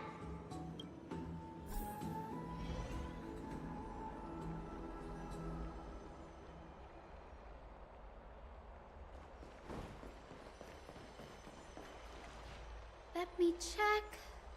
The water temperature feels just perfect. So, how is the feeling of having the entire bath to yourselves? It's so good. But, Lady Treeby, aren't you going to soak in the bath with us? We will have to pass. After all, we've become children. Please understand that she can no longer endure the heat of this pool due to the blessings of Yanis. Oh. Are you curious about us, Hyacinth? I am, but something tells me that it might be better to change the topic. Don't get all nervous. It's not something we can't discuss. The truth is, a long, long time ago, we were a mature adult just like Aggie. Then, because of reasons, we inherited Yanis's divinity and gained the power of passage. And in return, the price we had to pay was the splitting of our soul. Each opening of the Century Gate intensifies the strain on Treeby and the others. They are gradually regressing towards infancy, both in body and mind. We don't know what awaits us at the end either, but anyway, that's why we've turned into children. In that case, When you opened that giant sentry gate above Akama during the battle against Nikador. Well, there's no way around it. We all know that the flame chase journey won't be a smooth ride. Maybe we can find a way to fix it. The primary research focus of Noosporists is the soul. We explore its depletion and methods to restore dispersed souls. As long as research continues, there might be a breakthrough that can help. We will do everything we can. So your first reaction is in fact denial. You're indeed an Access student. I look forward to your good news, Hyacinth. Now there's another reason to look forward to tomorrow. Lady Treeby, what's wrong? Something's off. It's that strong feeling again. Is it Trian? Wait, no. It's not Trian this time. It's Trinan. Trinan is a danger.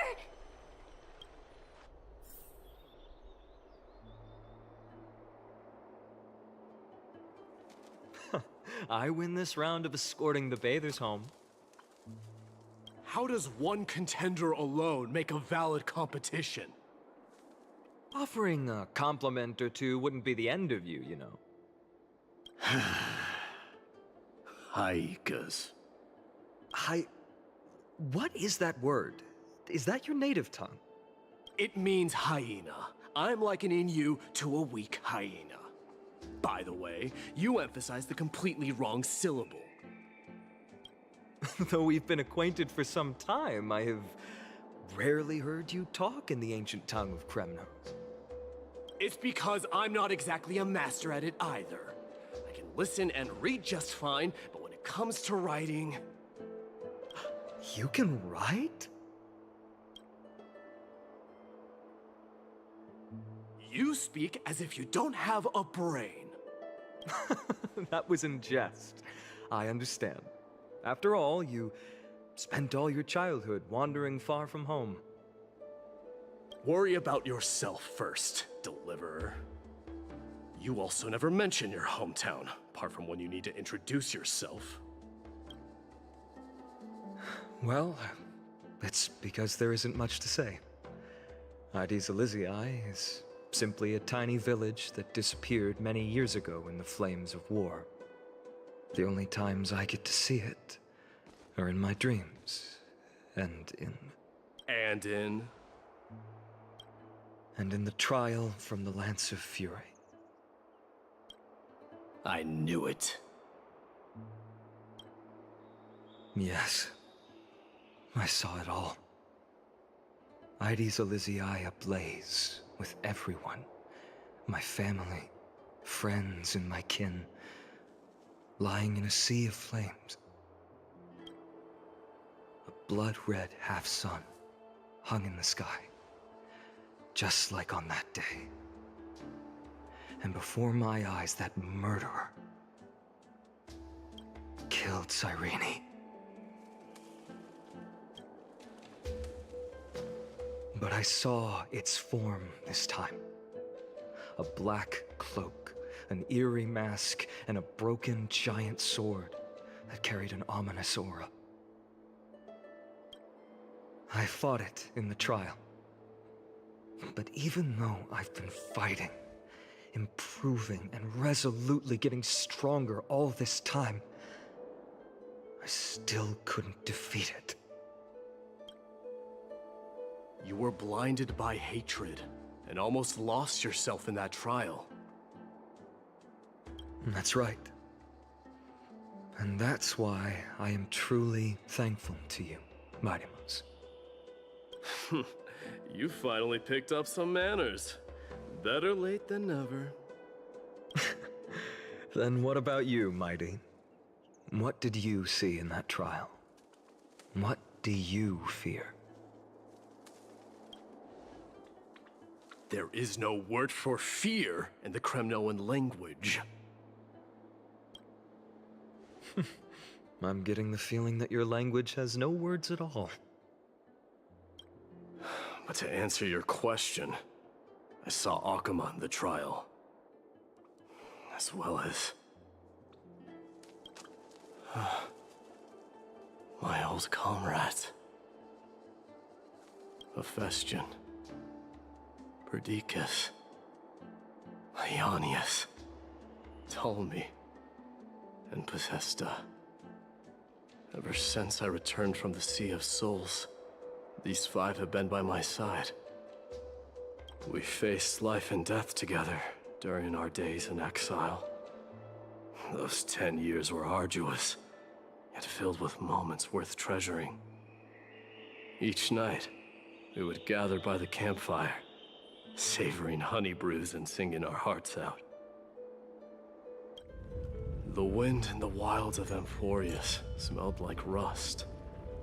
Hephaestion would always tease me about adding goat milk to the honey brew, claiming I ruined the blood-red color of the drink. He had a scrawny figure, but was a relentless force on the battlefield, dispatching foes without so much as a blink. Perdiccas was an expert in concocting medicines, delving into all those strange folk remedies. Ionius was a swift runner, and our most reliable messenger. Ptolemy was a real bookworm, always spouting off in chapters and verses. When we left Kremnos, he made off with a stack of ancient tomes from the Grand Library. Not like it mattered, as my family owns the library. And then there was Possesta. He was the silent type, but a truly masterful musician. This is the first time I've heard you mention these five, and their names. They died on the battlefield before the Kremnoan detachment managed to join Akuma. Perdiccas was the first to go. He was shot in the stomach by a poisonous arrow from the people of Ladon in the second month of cultivation. In the end, his remedies mended all but himself. My Deimos, do not mourn. I have achieved honor by bestowing a noble death upon the enemy. Leonius died in the 5th winter. Idonia's snowstorm lasted 3 full months. On the night of the fiercest storm, our foes launched their assault. Idonia. Is that the city Castorus used to live in? Yes. Those zealots were as fearless as Kremnoans in the face of death, but they lacked respect for honor. They cornered us in a bottomless swamp. Leonius covered for our retreat, and they cut his legs off. He vanished into the mire of a foreign land, his body never to be recovered. This is perfect. My Deimos, I can finally deliver the news of you ascending the throne to the Netherrealm. 20 dusks later, we finally breached the walls of Idonia and entertained the usurper's plea for peace. However, the rebels refused to surrender and set up an ambush within the city. Ptolemy and his cavalry met their end before they could even relish our triumph. Those obelisks that collapsed after being set on fire became their final resting place. My Deimos, please tell my family. It was not cunning schemes that vanquished Ptolemy, but the immense weight of Amphorius' entire history. Then, it was Possesta. He lured the enemies into the city of Aenionis with his melodies, buying us invaluable time. Our enemies, consumed by indignation when they discovered the trick, set the entire city and my soldiers on fire. His final words were recorded on a small clay tablet, fractured by the flames. Mighty-Most, don the crown. And at last, my most trusted friend, Hephaestion. He was supposed to stand by my side through it all. But a sudden relapse of his illness hit him on the eve of my duel against my father. He hid his condition from me. By the time I returned victorious, he had but a breath left in him. A Kremnoan, dying on a sickbed. I would be a laughingstock to everyone. Hephaestion, my dear friend. Spare your strength. I'll go get a physician. No need. Even if Perdiccas were here, he couldn't stop destiny from taking me away. No! None can take you away.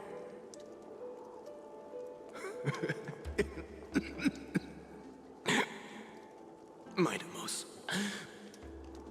our king, do not shed tears for me. It's not befitting of your status. Farewell, my dear friend. You must lead us back home. What a grave trial indeed. Now I understand why you see immortality as a defect, or even a curse. My father threw me into the sea of souls to break the wheel of karma.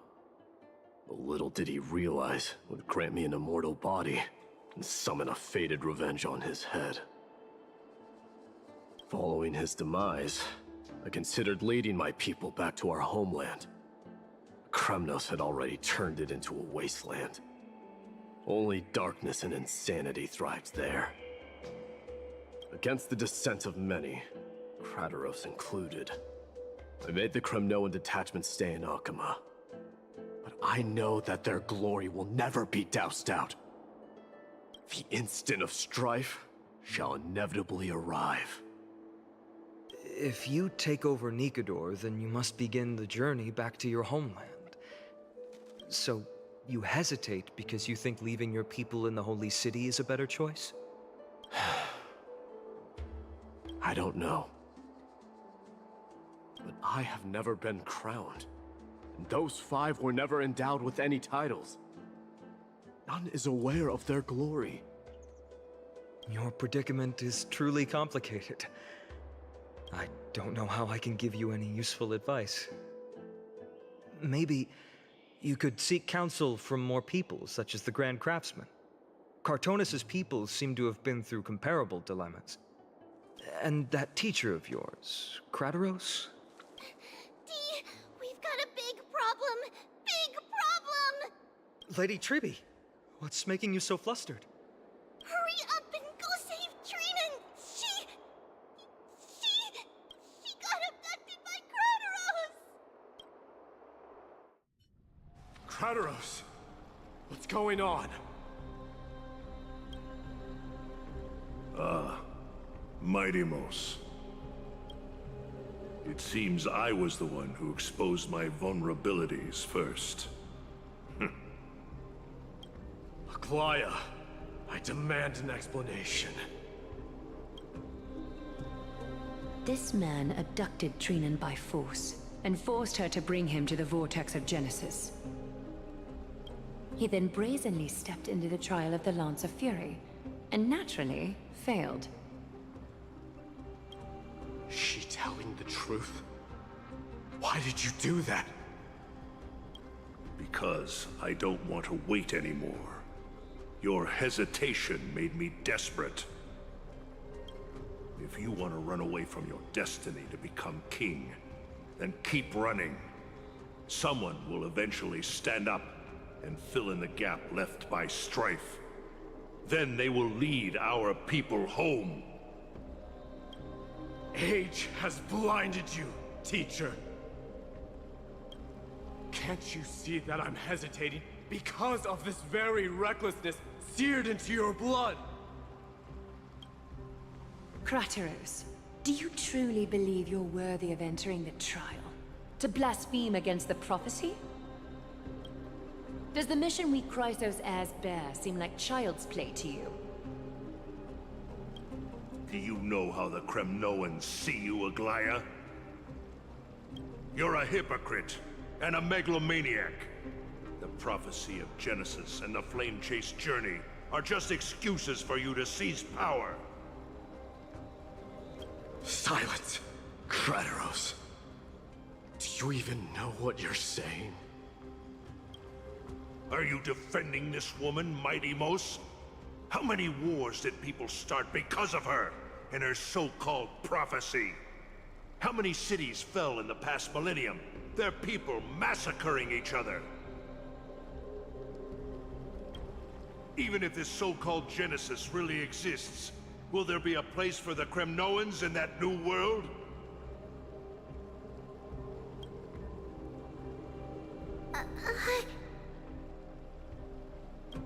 Are you done talking? By agreement between the Chrysos heirs and the Council of Elders, those who trespass upon the Vortex of Genesis need not be tried by the Council. I am allowed to pass judgment alone. Crateros, your actions are unforgivable. I hereby sentence you. Aggie, wait! We have a proposal! Someone has to resolve this conflict between the cities. Lord Crateros did not use violence to harm us. We can sense that his anxiety stems from his concern for his people's future. Please, Aglaya, hear us out first. I'm listening. I'm sorry, Lord Crateros. We were so preoccupied with deciphering the fragments of prophecy that we neglected those of you not favored by its message. Your accusations were harsh, but justified. We wish to earn your trust and those of the Kremnoans. I think the best way to do that is to take you to witness the source of the prophecy for yourself. How are you going to show me something that has no form? You've heard about that Outlander, right? He has somehow made a connection with Orynyx and can completely replicate scenes from the past. We will ask for his aid. Tomorrow, at the Abyss of Fate in the Temple of Yanisopolis, we will show you everything from that distant memory, Crateros. A fair proposal. I accept. Until then, you will be stripped of your freedom. That is my one condition, and I will brook no argument. It is not the first time I've been made someone else's prisoner. Do as you please, demigod. Teacher, why did you do this? Forgive me, young master. But I just cannot wait any longer. Ever since your father died, our people and I have been waiting for a day to revive Kremnos. We placed all of our hopes in you, but never received an answer. This obsession for returning home has become a sickness for our people. Wise as you are, I refuse to believe that you can't see the truth. You have a clear head, which is why you're also incomparably alone. A smart person can only choose to tangle himself with the mundane of this world. If you're truly capable of leading our people beyond this blood-stained fate, then prove it to me once more, Mighty Mos. Just as you did back then.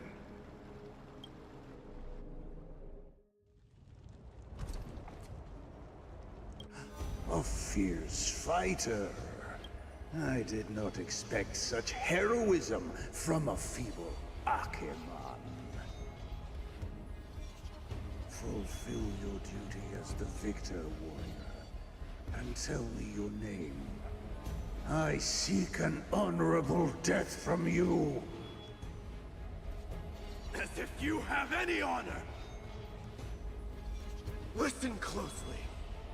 I am the leader of the Kremnoan detachment, Mightimos. I'm here to finish you, Father.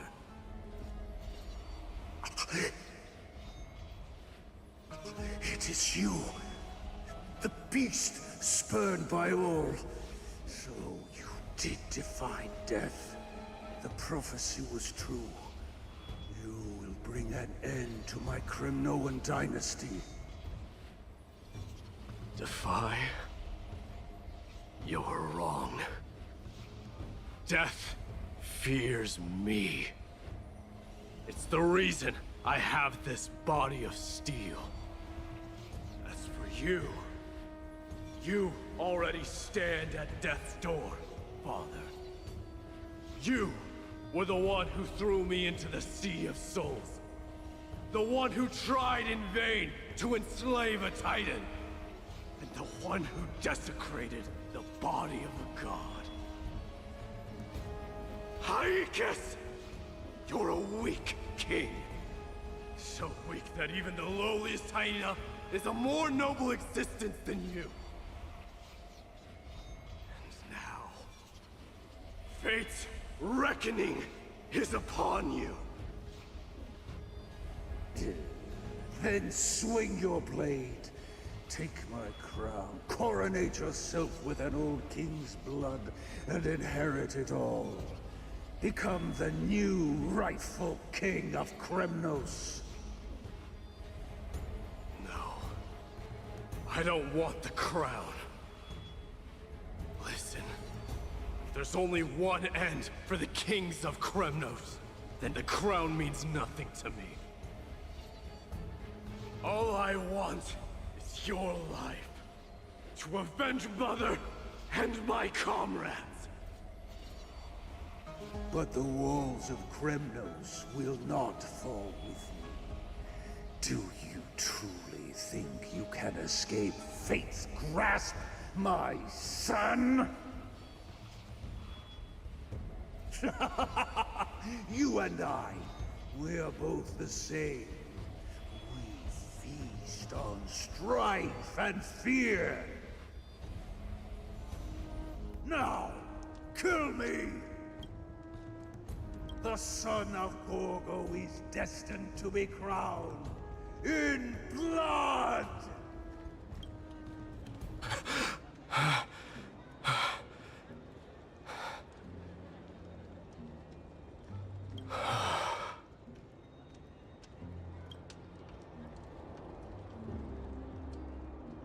Krateros.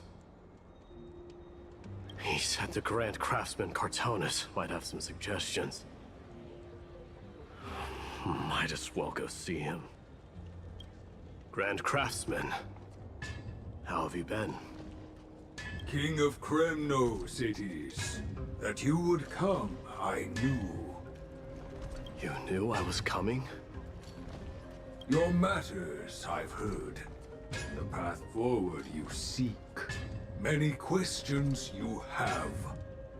But before that, take this. What's this? A signet ring. For the King of Kremnos. Belonged to your mother. Recast and restore it. I did. What? Mother threw it into the Sea of Souls. A long time to fish out it took. Very fortunate we were. I can hardly imagine how much patience and courage it must have taken to find such a small signet ring in the Sea of Souls. I owe you one. Gratitude there is no need for. Repayment for saving me, this is. Questions you bring with you? Ask, now. Fate I've always denied. It's finally caught up to me. By all rights, I should accept Strife's authority. It would make everyone happy. The Chrysos heirs, the Council of Elders, the Kremnoans. Even the bards who will write it all into song. Yet hesitate still you do. Hesitate, why do you, young king? Because of my people. Be they men, women, the elderly or children. The hearts of all Kremnoans yearn for home. They've all been waiting for this day, for the day their king returns. Children of Strife would then be able to go home and embrace the old traditions. Never mind that most of them have only ever been heard in these so-called traditions and song. They would then gather around their king and throw themselves into battle. This is not a good thing, you believe. The Kremnoans have been trapped in a cycle of bloodshed for the past 1,000 years. They seek vengeance, start wars, become prosperous, and decline. How much innocent blood flowed into the River of Souls in all those years? How many needless sacrifices could we have avoided? I accept that fate and become the totem of strife that lead my people into repeating the same mistakes. Then of course I would be terrified. I'd be terrified of becoming king. A different kind of Kremnoan you truly are.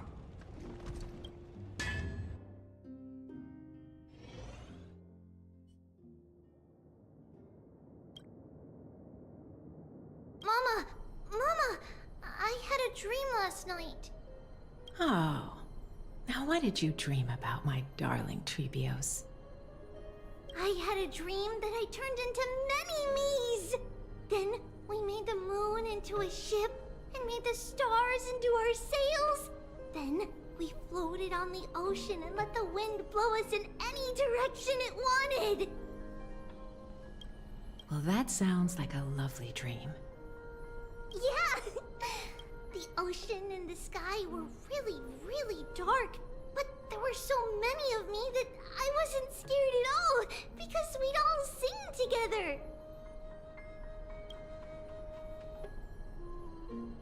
The ocean wind blew us onto an island where the wind tasted like flowers. There were bleating sheep and chirping birds inviting us to be their guests. There were so many animals on the island, but none of them ever fought. Giannis's holy maidens can receive guidance from the God of Passages. Perhaps what you saw in your dream is a divine land somewhere in Amphorius.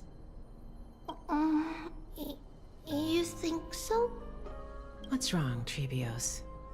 You look unhappy. Because on that same island, I saw a dark mountain on the other side of the ocean. And it was very, very tall. The mountain looked alive, and it kept getting closer to the island. Then I realized it wasn't a mountain, but a very, very tall wave made of water. When the wave smashed against the island, it looked like it was going to eat the island up. The small animals tried to chase it away, but they couldn't stop it. Then there was a bang and I woke up. A dark wave.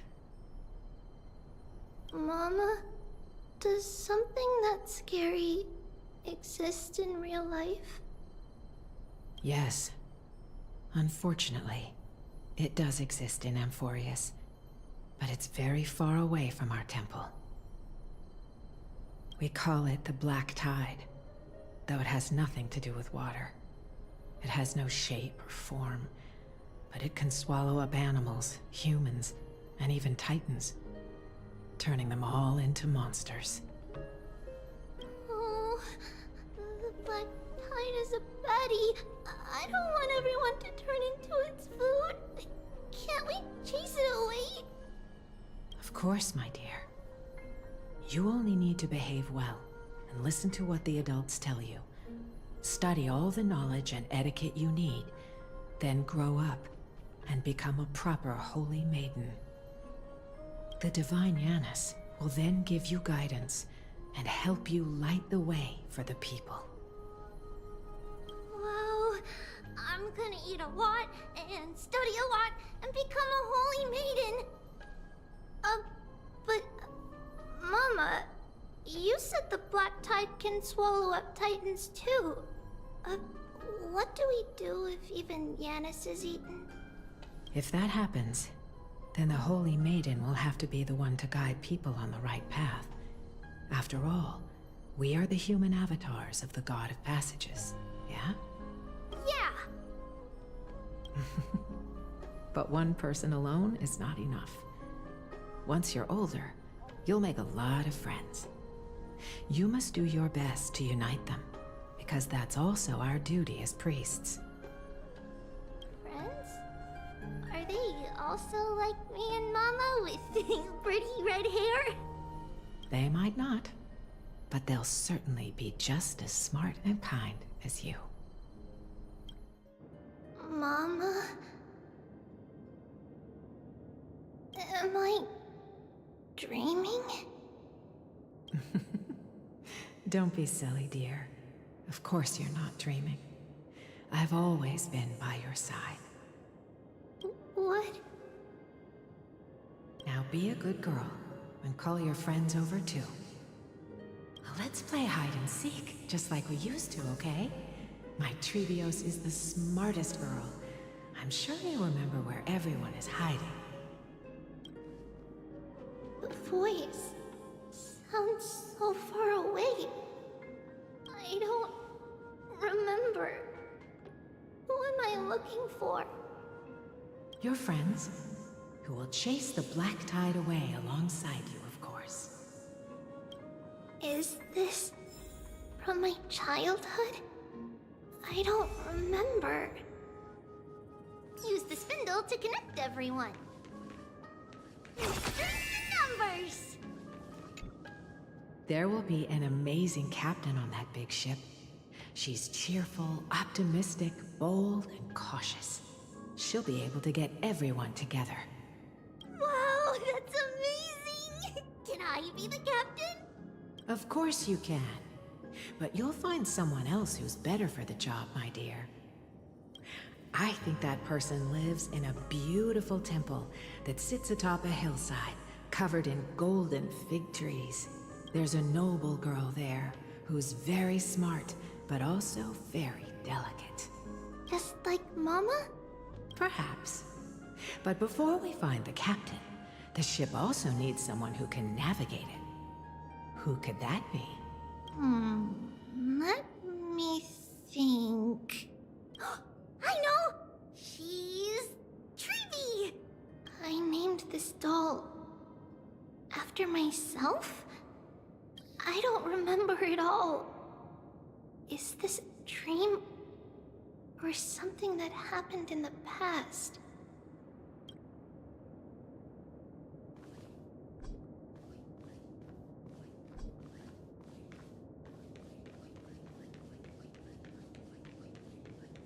Bad chest! You can't lock me away! Huh? Why is this doll inside a chest? It's holding a sword. Why? Many years later, many brave warriors will board this ship. They're skilled combatants who fear no danger. Ooh, I can learn how to fight too and protect everybody! Silly girl. You're Yanisopoulos' holy maiden. It's not your duty to fight. There will be many others to protect you. Alright. Then where will they come from? I believe one warrior hails from a lovely village where bulrushes flourish, while another comes from a magnificent royal city. Though each has their own troubles, both are ready to lend their strength for the ship's long voyage. In that case, let Trianne fight by their side. This way, they'll always stay on course. How could I have known the name Trianne back then? Was it just a coincidence, or...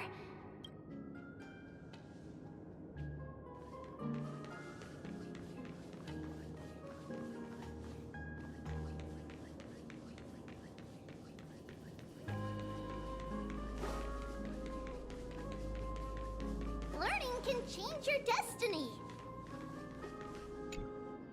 When navigating at sea, you need to know both astronomy and geography. Isn't Yanis's knowledge enough? Oh, sweetie. The ocean isn't like the land. It's easy to get lost. That's why it's important to learn to recognize the miracle of Aquila. Alright. Even though my brain is already super duper smart, I'll still try my very best. Circe also favors children who try their best. They will send a wise scholar as everyone's teacher to help you reach your dreams. I want to be a teacher too! Oh, wait. I'm super duper smart. So I want to be the teacher's teacher. Why not? But if you're going to be a teacher, you might need to tone down that hyper energy of yours. Then Trinan can do it. She's well behaved and would make a great teacher. Mama and the others always said that I had a great memory. But now, I can't even tell if this is a memory or a dream. Come, let's line them up.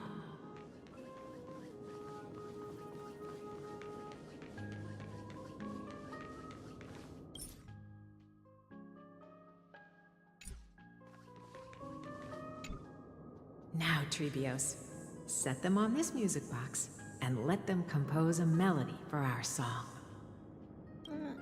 Music box? What's that? Sweetheart, are you still groggy from your nap? You invented it. I invented it? What does it do? Oh, my lovely Trebi.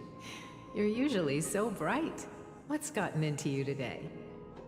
Well, you might as well see for yourself. Put your good friends on it and see the wonders it can do. Put the dolls on. It's rotating, and I can hear something.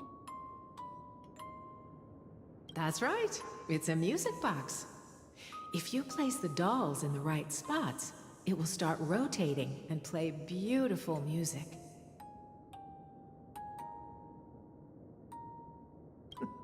Out of all your inventions, this one is my favorite. I don't remember. It's all right, my child. I'll sing along to the tune, and it will help jog your memories. Happiness abounded in this lush land by God's chosen. Giants raised their glasses in a toast, beheld by the 12 constellations. 3 carved the heavens and the earth. 3 wove the threads of fate. 3 molded life with their hands, and 3 guided calamity's gate. They declared the world too unstirring, hence wished endless laughter upon the living. Thus you and I were created, with words and song to weave, and love and intimacy to give. Thus creation was complete. Who then will bear the weight of humanity's souls, to lighten the steps of the living as a whole? O great Kephili, all-knowing Father of stature so tall, yet low does their gaze willingly fall. With light of dawn heavy upon their shoulders, golden blood spills unto the land, converging into a boiling river that flows to the heroic heirs of this world.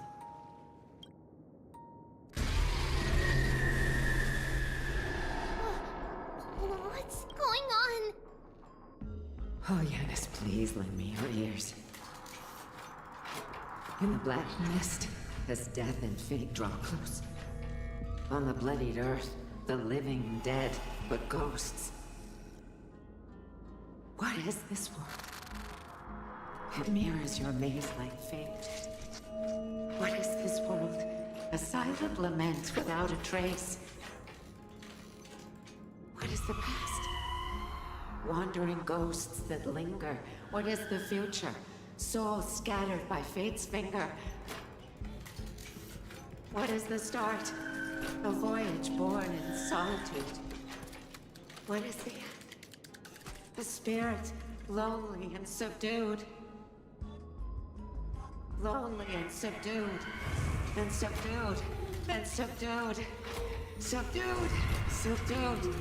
Subdued. Subdued. Subdued.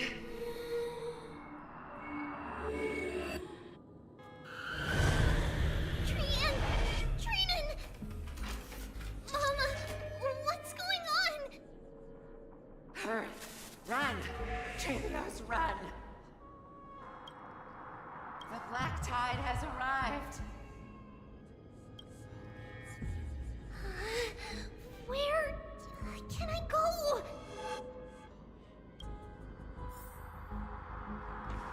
What's this? Why? Why are there dolls everywhere? This is the sacrifice of a holy maiden. You won't make it to the end. Only one person can. I know! It's fine if we can't reach the end. Our minds are made up. Go. Bid your farewells, Trees. Time is running out. Mama, are you going to leave me? My sweet girl. I will never leave you. But remember this, Trevios.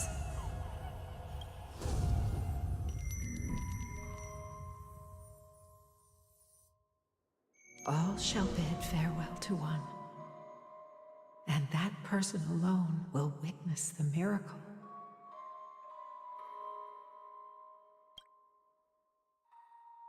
Since your mind is made up, then traverse the black tide and dispel the fog for Amphorius. I shall see you tomorrow, my dearest Trevios.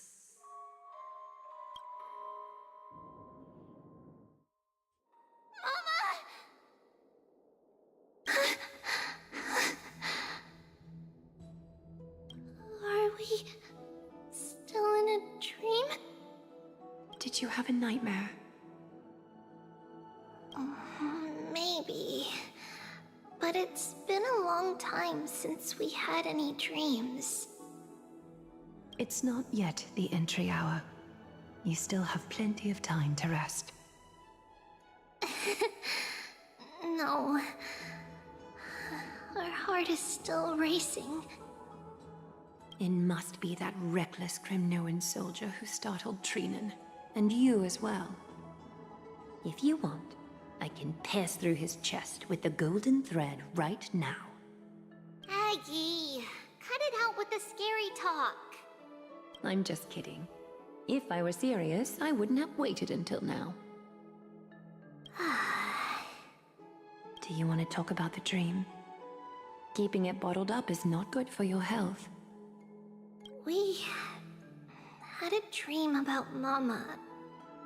The dream itself was nothing. It's just the timing that feels a bit unsettling. You mean...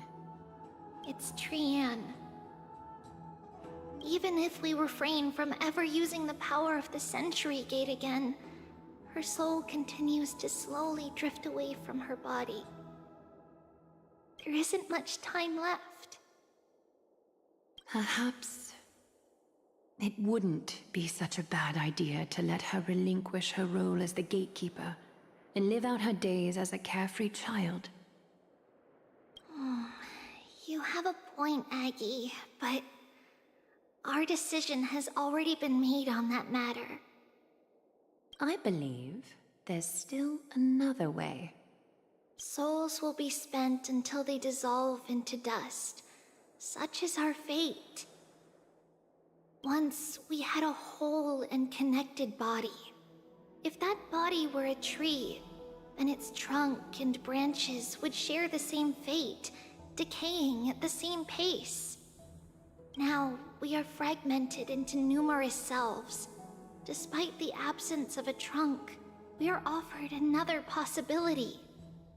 We can choose how our branches will perish in a way that is most beneficial to the flame chase journey. Compared with saying farewell to one person, watching many fade away before me is even more sorrowful. But advancing is the destined end of Yanis's trial. There's no retreat in our path. Don't feel sad about saying goodbye to us. We've already agreed on this, right? It won't be long before I forget what sorrow tastes like.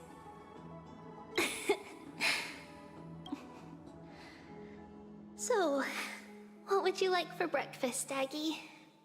What? Where did that come from? After all this talking, we're feeling a bit hungry. Plus, it's nearly the entry hour now. Do you remember when we first met, Aggie? You were still a little one, and we caught you secretly eating oatmeal late at night. While my emotions might be fading, those memories are still as vivid as ever, teacher. Please, let me do it. What would you like to eat? It's fine!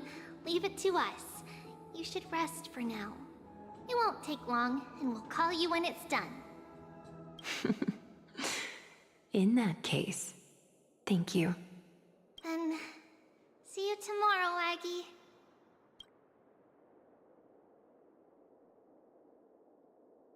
Nevertheless, that nightmare is ominous. Memories are slipping away, even the image of Mama. Just as expected, another trip must be made into the abyss of fate. Hopefully Orynyx will be willing to help us.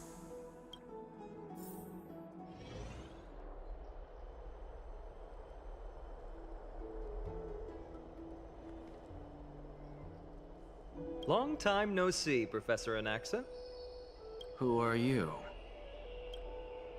It's been a while. I'm the one who once overthrew the entire classroom in that spiritual physics lecture. Oh, it's you. No way. Do you really still remember that, Professor? I remember that glib tongue of yours. What brings you here? Surely you're not here to reminisce. You could tell. Of course. You only beat around the bush when you have a hidden agenda. That's not true. I'm here to seek enlightenment, as always. Could you please teach me everything you know about the black-robed swordmaster? Rumors sure travel fast. Unfortunately, I too know nothing about it. I can only tell you that it is clad in a black robe and wields a greatsword. At least, it looks like a greatsword. It's shaped like a twisted half-sun, and a peculiar dagger resembling a crescent moon. By the way, take this with you. I got it from the sneak attack. It's yours now. I was right. It is this thing. The one who torched Aedes Elysiae to the ground. And killed everyone. Don't try to be a hero. No one in Akama stands a chance against that thing right now. Is that what the Titan said as well? Not at first. But the god relented after having had a taste of its power. Even with the god possessing me, I couldn't fight against that blade. That incredible power doesn't seem to be granted by any Titan. Are you suggesting that it originates from beyond Emphorius? It's possible. Much like the Black Tide, no? Nonetheless, it's an enemy we must overcome. We? Drop the pipe dream, Phynon. No one wants to see you fall by their blade. His mere presence will endanger the Holy City and the Flame Chase. You know that I don't believe. You don't believe in the so-called prophecy, I know. However, I'm here to seek your assistance, not at the request of Aglaya or Tribi. I just want to eliminate a threat to the city I pledged to protect. That's all. The tragedy at the Grove must never happen again. Take a seat.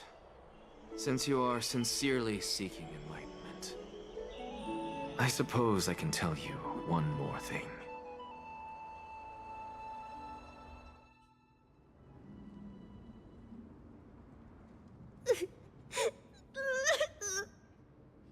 What's wrong, Trian? Nothing. Just remembering what happened at the Grove. Monster in the black cloak. So scary. Everyone in danger. Nightmare. I can't forget. Don't be scared. There are no bad guys here. Didn't you save everyone with the Century Gate, Trian? Trian threw it away. Far, far away. It's never coming back. We got back safe from the Grove because of you, Trian. You're the reason the Flame Chase journey can continue. Sorry. Trian feels a bit dizzy. Why are we here again? For the same thing, of course. Remember? Tomorrow we will reveal the prophecies past to everyone. But first, we need to restore the memories that have been blurred by the fragmentation. We hope to present the full truth to everyone without hiding anything. Since Yanis caused the fragmentation, we can only turn to another Titan, Orynyx, for help. Also, remember to get breakfast ready for Aggie before the Lucid Hour tomorrow. Oh, yes! Trian remembers now! Oh, on that note, we had better prepare some saffron before we meet with the Titan. Saffron? Huh, it's an essential offering for rituals in the Temple of the Three Fates. You think we shouldn't go to Orynyx empty-handed? Yes, it's also a symbol of Yanisopolis. If we are to replicate memories, we need to use something that has experienced those days. And when we first met Aggie, we added that to the porridge we made for her, and she really loved it. I see! It's like killing 3 birds with 1 stone! But it all depends on whether Orynyx is willing to help us. This could be a problem. After all, it was us who took the core flame from Yanis, from Orynyx's kin. We will have to give it a try. If there's truly no other way... In our current state, we probably can't do anything to them. We'll cross that bridge when we get there. Leave it to Trian. Trian knows how to play cute. In any case, let's look for Saffron first. I hope there's still some left in the temple, untouched by Mikador's soldiers. I remember that aged saffron is preserved in sealed jars. Let's be on the lookout as we go.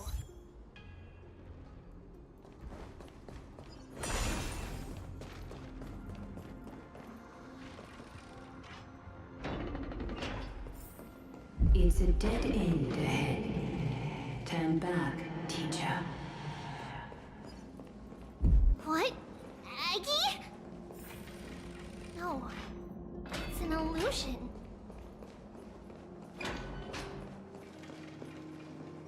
Wow. This room is huge. Trinan, did you? Yeah, I saw it. Was that a warning from Orynyx?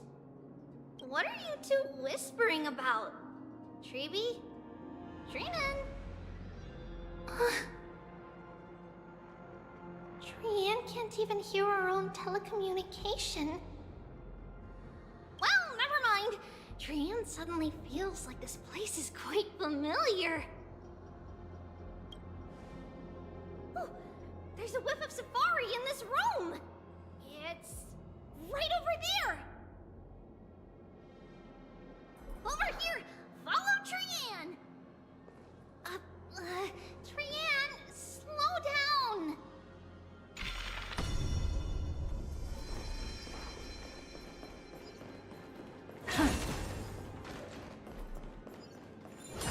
Even if separation is our fate, a futile death is not the solution. Right here! I summon thee, Orynyx! Stir up ripples of past reverie!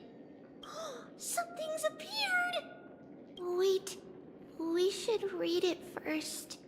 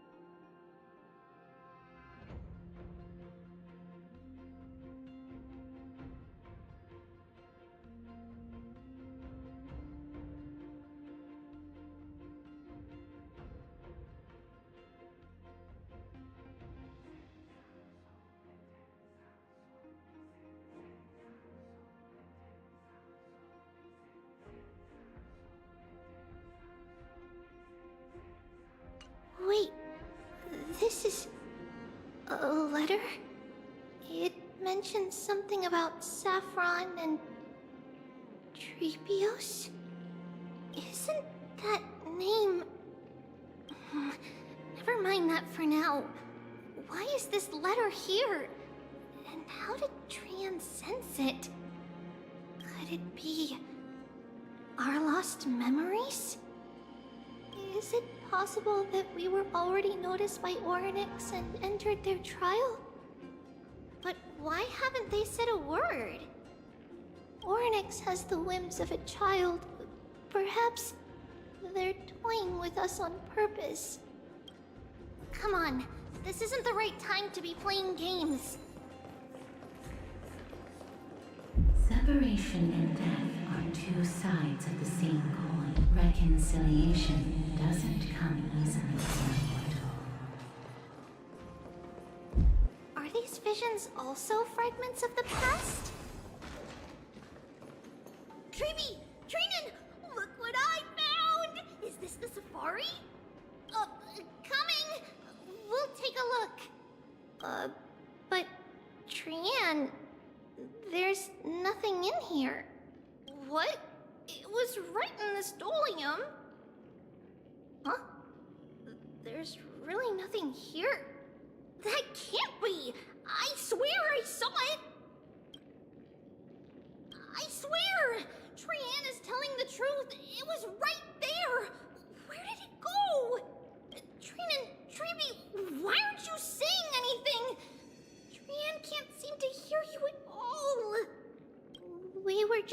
lost in our thoughts. Don't worry, Trian.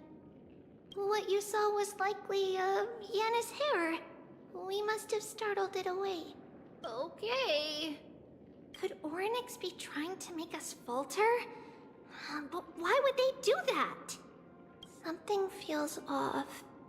Treeby, don't you think this temple is a little too quiet?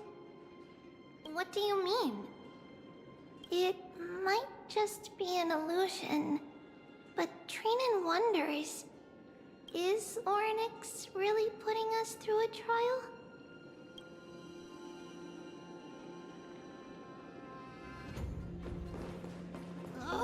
Still no luck finding any safari. I suppose we can do without it. Let's try to convince Orynyx.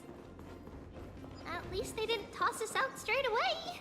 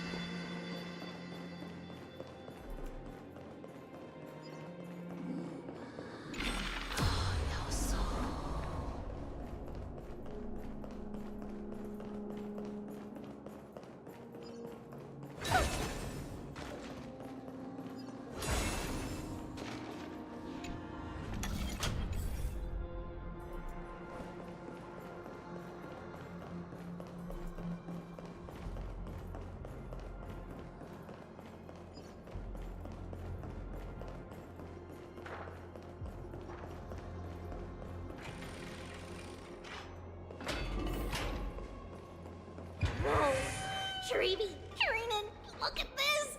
So cool! There are so many of us now! Trian.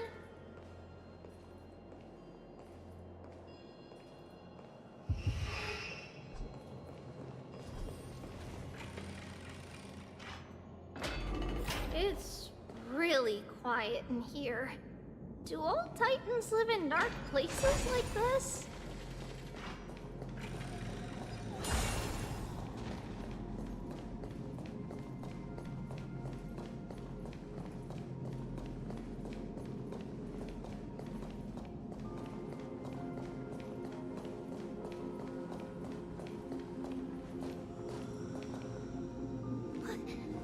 What's going on?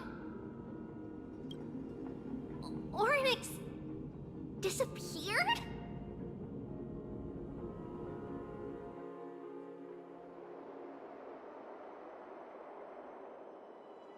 Are you saying that the black-robed swordmaster is not just tied to the Black Tide, but is also hunting for core flames everywhere?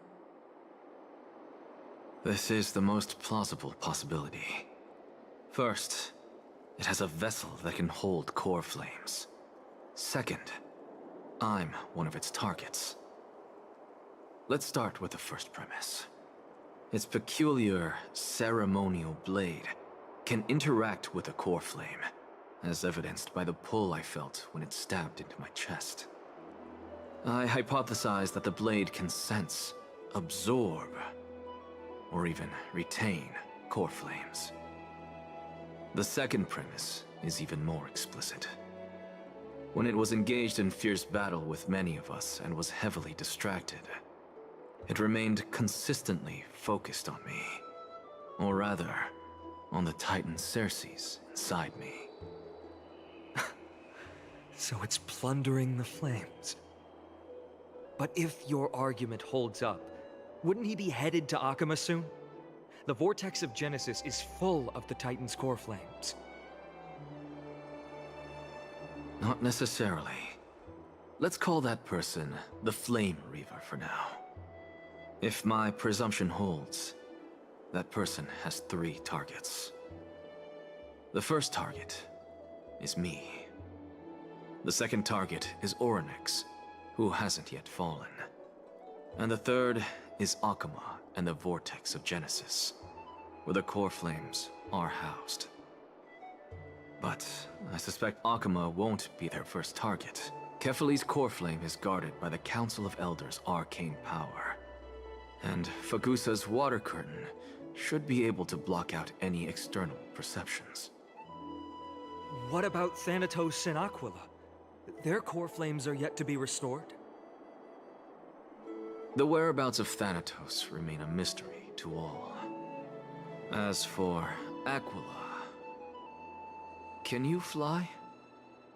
No, I can't. Why are you asking that? Can that Swordmaster fly?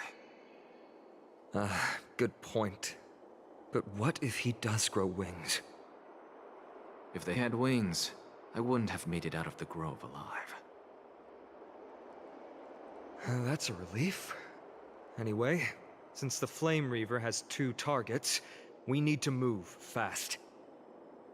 With the distances between Akuma, the grove, and these potential targets, I believe we should bolster our defenses and...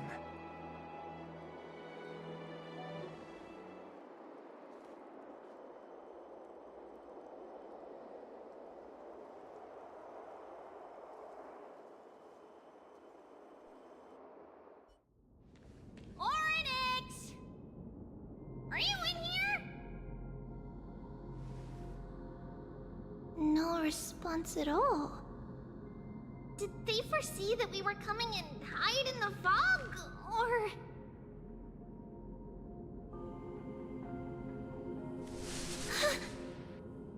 Treeby, we should leave. This temple has other people in it. What? Oh. Listen, footsteps. Fast ones. 3 or 4 people coming this way. Come on, we need to hide. Whoever they are, we can't let them see us. Treeby, Trainin, come check this out. What's this? Trian feels like it's so familiar.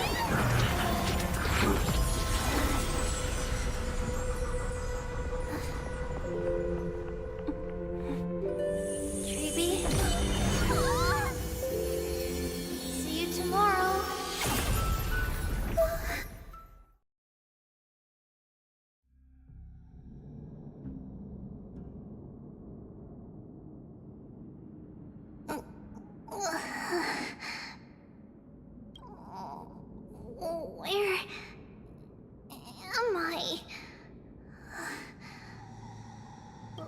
Little Gray, Snowy, and... Wait, where's Trian? Is she back?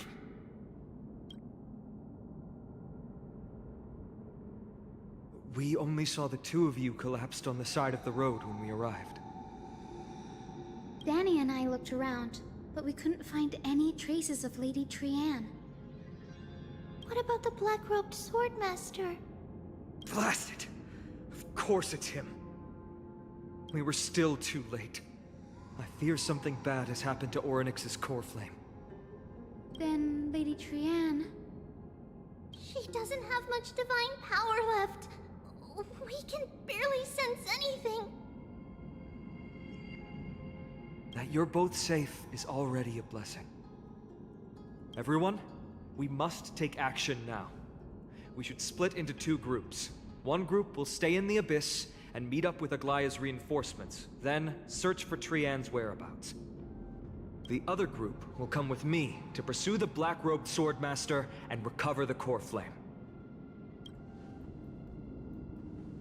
I didn't get to tell you this before, but Anaxa and I already have our misgivings about the Black Tide, so we've made preparations.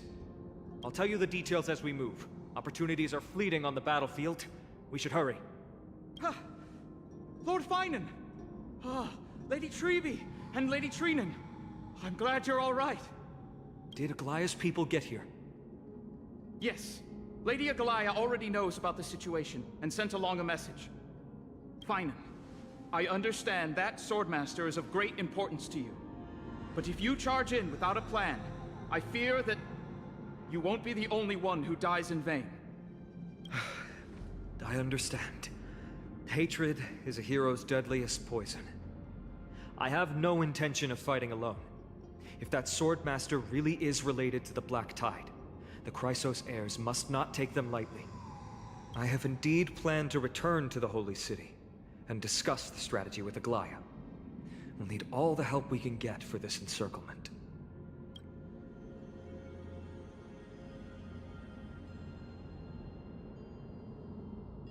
Treenan will stay in the Abyss too. That way, both sides can communicate with each other if anything happens. Thank you, everyone. Partner, Treby, let's go. We're back, Aglaya. You should have come to me first, Finan. Aggie, there's no need to scold Snowy. Akuma is currently in grave danger. I know. It's beyond my imagination that the only two titans humankind can still rely on fell in such quick succession. I've never seen the golden thread pulled this taut, as if it could snap at any moment. Finan, tell us your plan. Time is of the essence.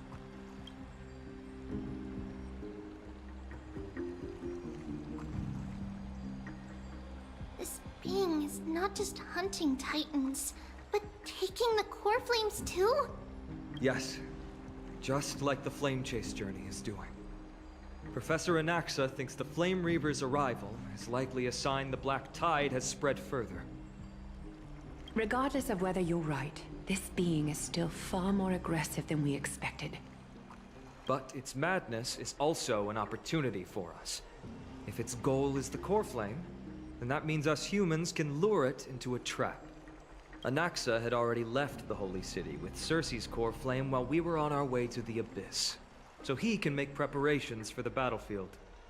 Tell me, what makes you think this won't end with us losing another core flame?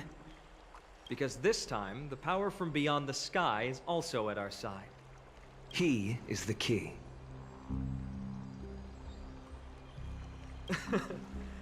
We need your other companion, too. Ma'am, do you mean me? I see. Finan, that battlefield you mentioned, is it Castrum Kremnos? Yes, I'm sure everyone remembers the astonishing miracle our partner here performed with his companion during the battle with Nigador, and how they awakened Castrum Kremnos' past. That will be the key to our victory. We will use Orynyx's power to once again open a passage to the past and lure our enemy inside. Then, we'll seal the Flame Reaver in the maze of time. Impressive. Orynyx has fallen, and Yanis's divine power already belongs to Akuma. Once we take back the core flame, the Swordmaster will have no means of escape. It's very clever, using the element of surprise instead of brute strength. Can you do it, little one?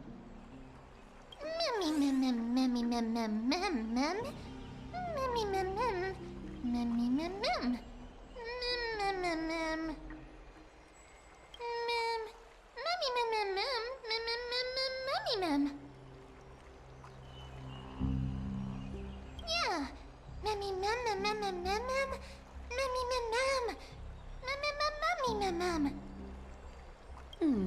Such enthusiasm.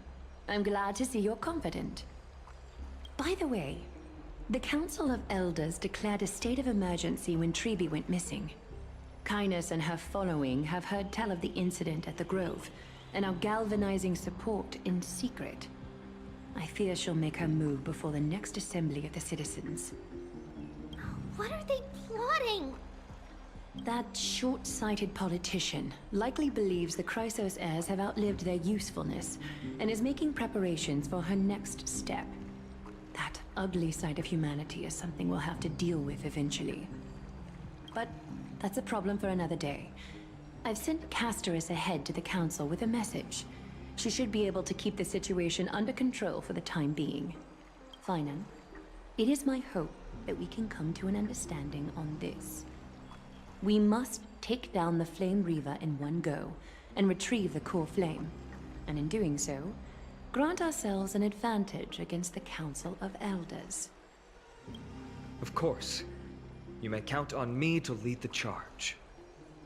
I apologize for tasking you to spearhead the plan once again, but Akima is currently beset by enemies from within and without. The situation brooks no delay, and we have precious little time to confer and discuss the plan with you. That being said, you are the key to our success, and I shall respect any decision you make.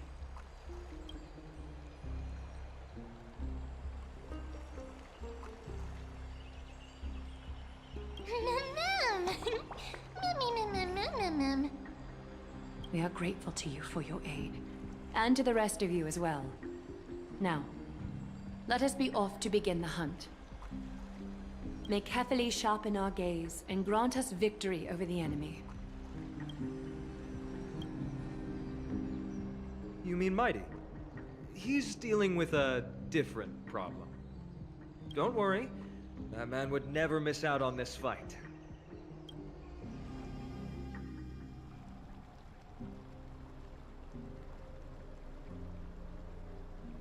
Farewell, my dear friend.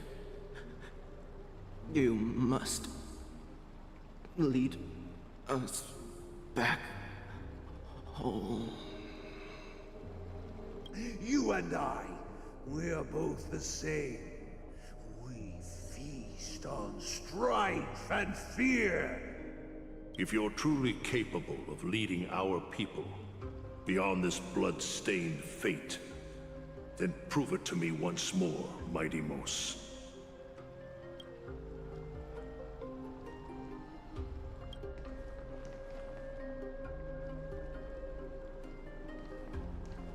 I knew you'd be here.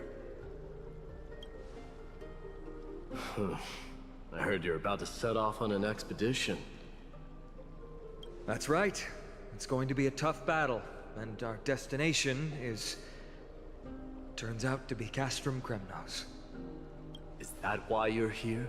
To pray to the dead Nikador? No, just the opposite. I'm here to tell you, you can entrust the front lines to us this time. You can't afford to lose your upcoming battle either.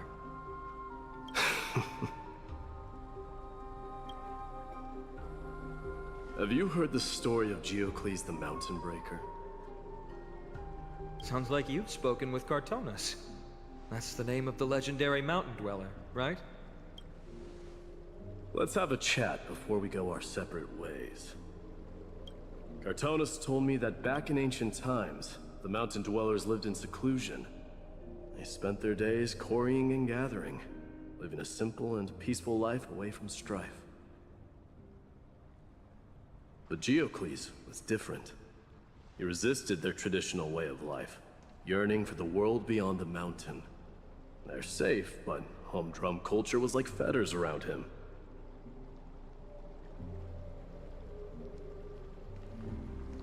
He sounds a lot like you. Yes.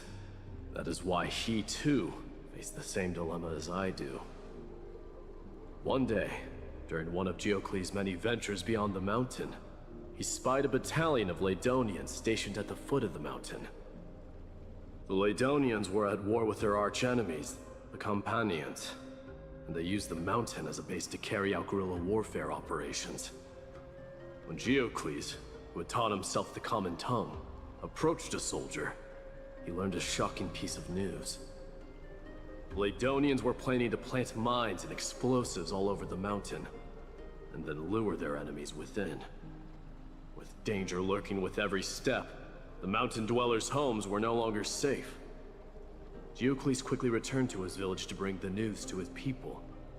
But... let me guess. They refused change and chose to put up with the situation instead. That's right. The mountain dwellers were fearful of even the smallest change to their lifestyle, let alone leaving their home. Despite the imminent war, the elders would rather negotiate for peace instead of leaving the mountains. This made Geocles both angry and sad. But he didn't give up. If you were in his shoes, what would you have done? Lead my people on a resistance, perhaps. I'm not sure. I can't think of a solution that would make everyone happy. A solution that would make everyone happy, huh? That's how naive we are. Well, let me tell you what Geocles did.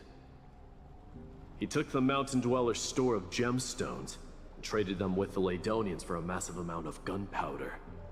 But he didn't do this to fight the Companions. Under the cover of night, he set ablaze the forest surrounding the settlement, forcing his people to flee the mountain. That great fire marked the beginning of mountain dweller history. Since then, their people became part of civilization, and giants became a common sight in the Holy City. Meanwhile, that mountain they once lived in has turned into little more than foam inside the black tide. But leaving their homeland also brought many mountain dwellers misfortune. They were hunted by Kremnoans or enslaved. Indeed, that is undeniably also part of their history. But that is Geocles for you. The merits of his actions, or lack thereof, have been scrutinized by many, but historians nevertheless hail him as the Mountain Breaker. Why do you think that is?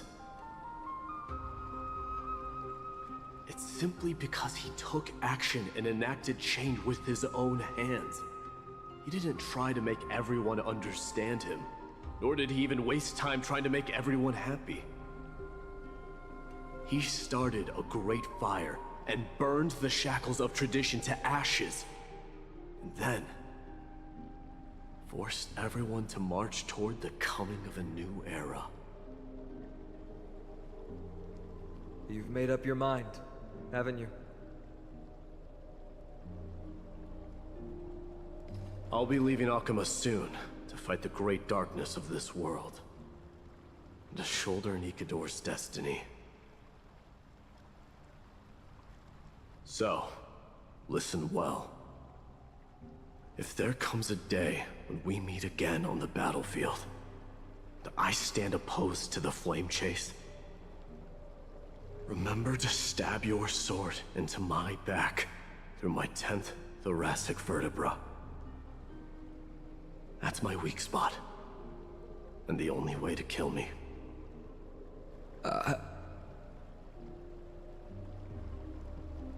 You have my word.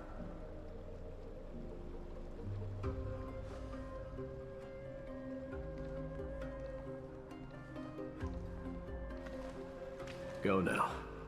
The battlefield calls. Send that flame-thieving hyena to their death. But if you find yourselves with no other recourse, pray to that blade in the sky. And loudly call out the name of the new god.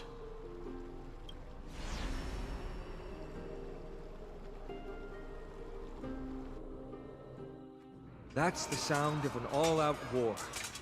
Not the kind of ruckus Professor Anaxa can raise on his own. Let's hurry. The battlefield is just ahead.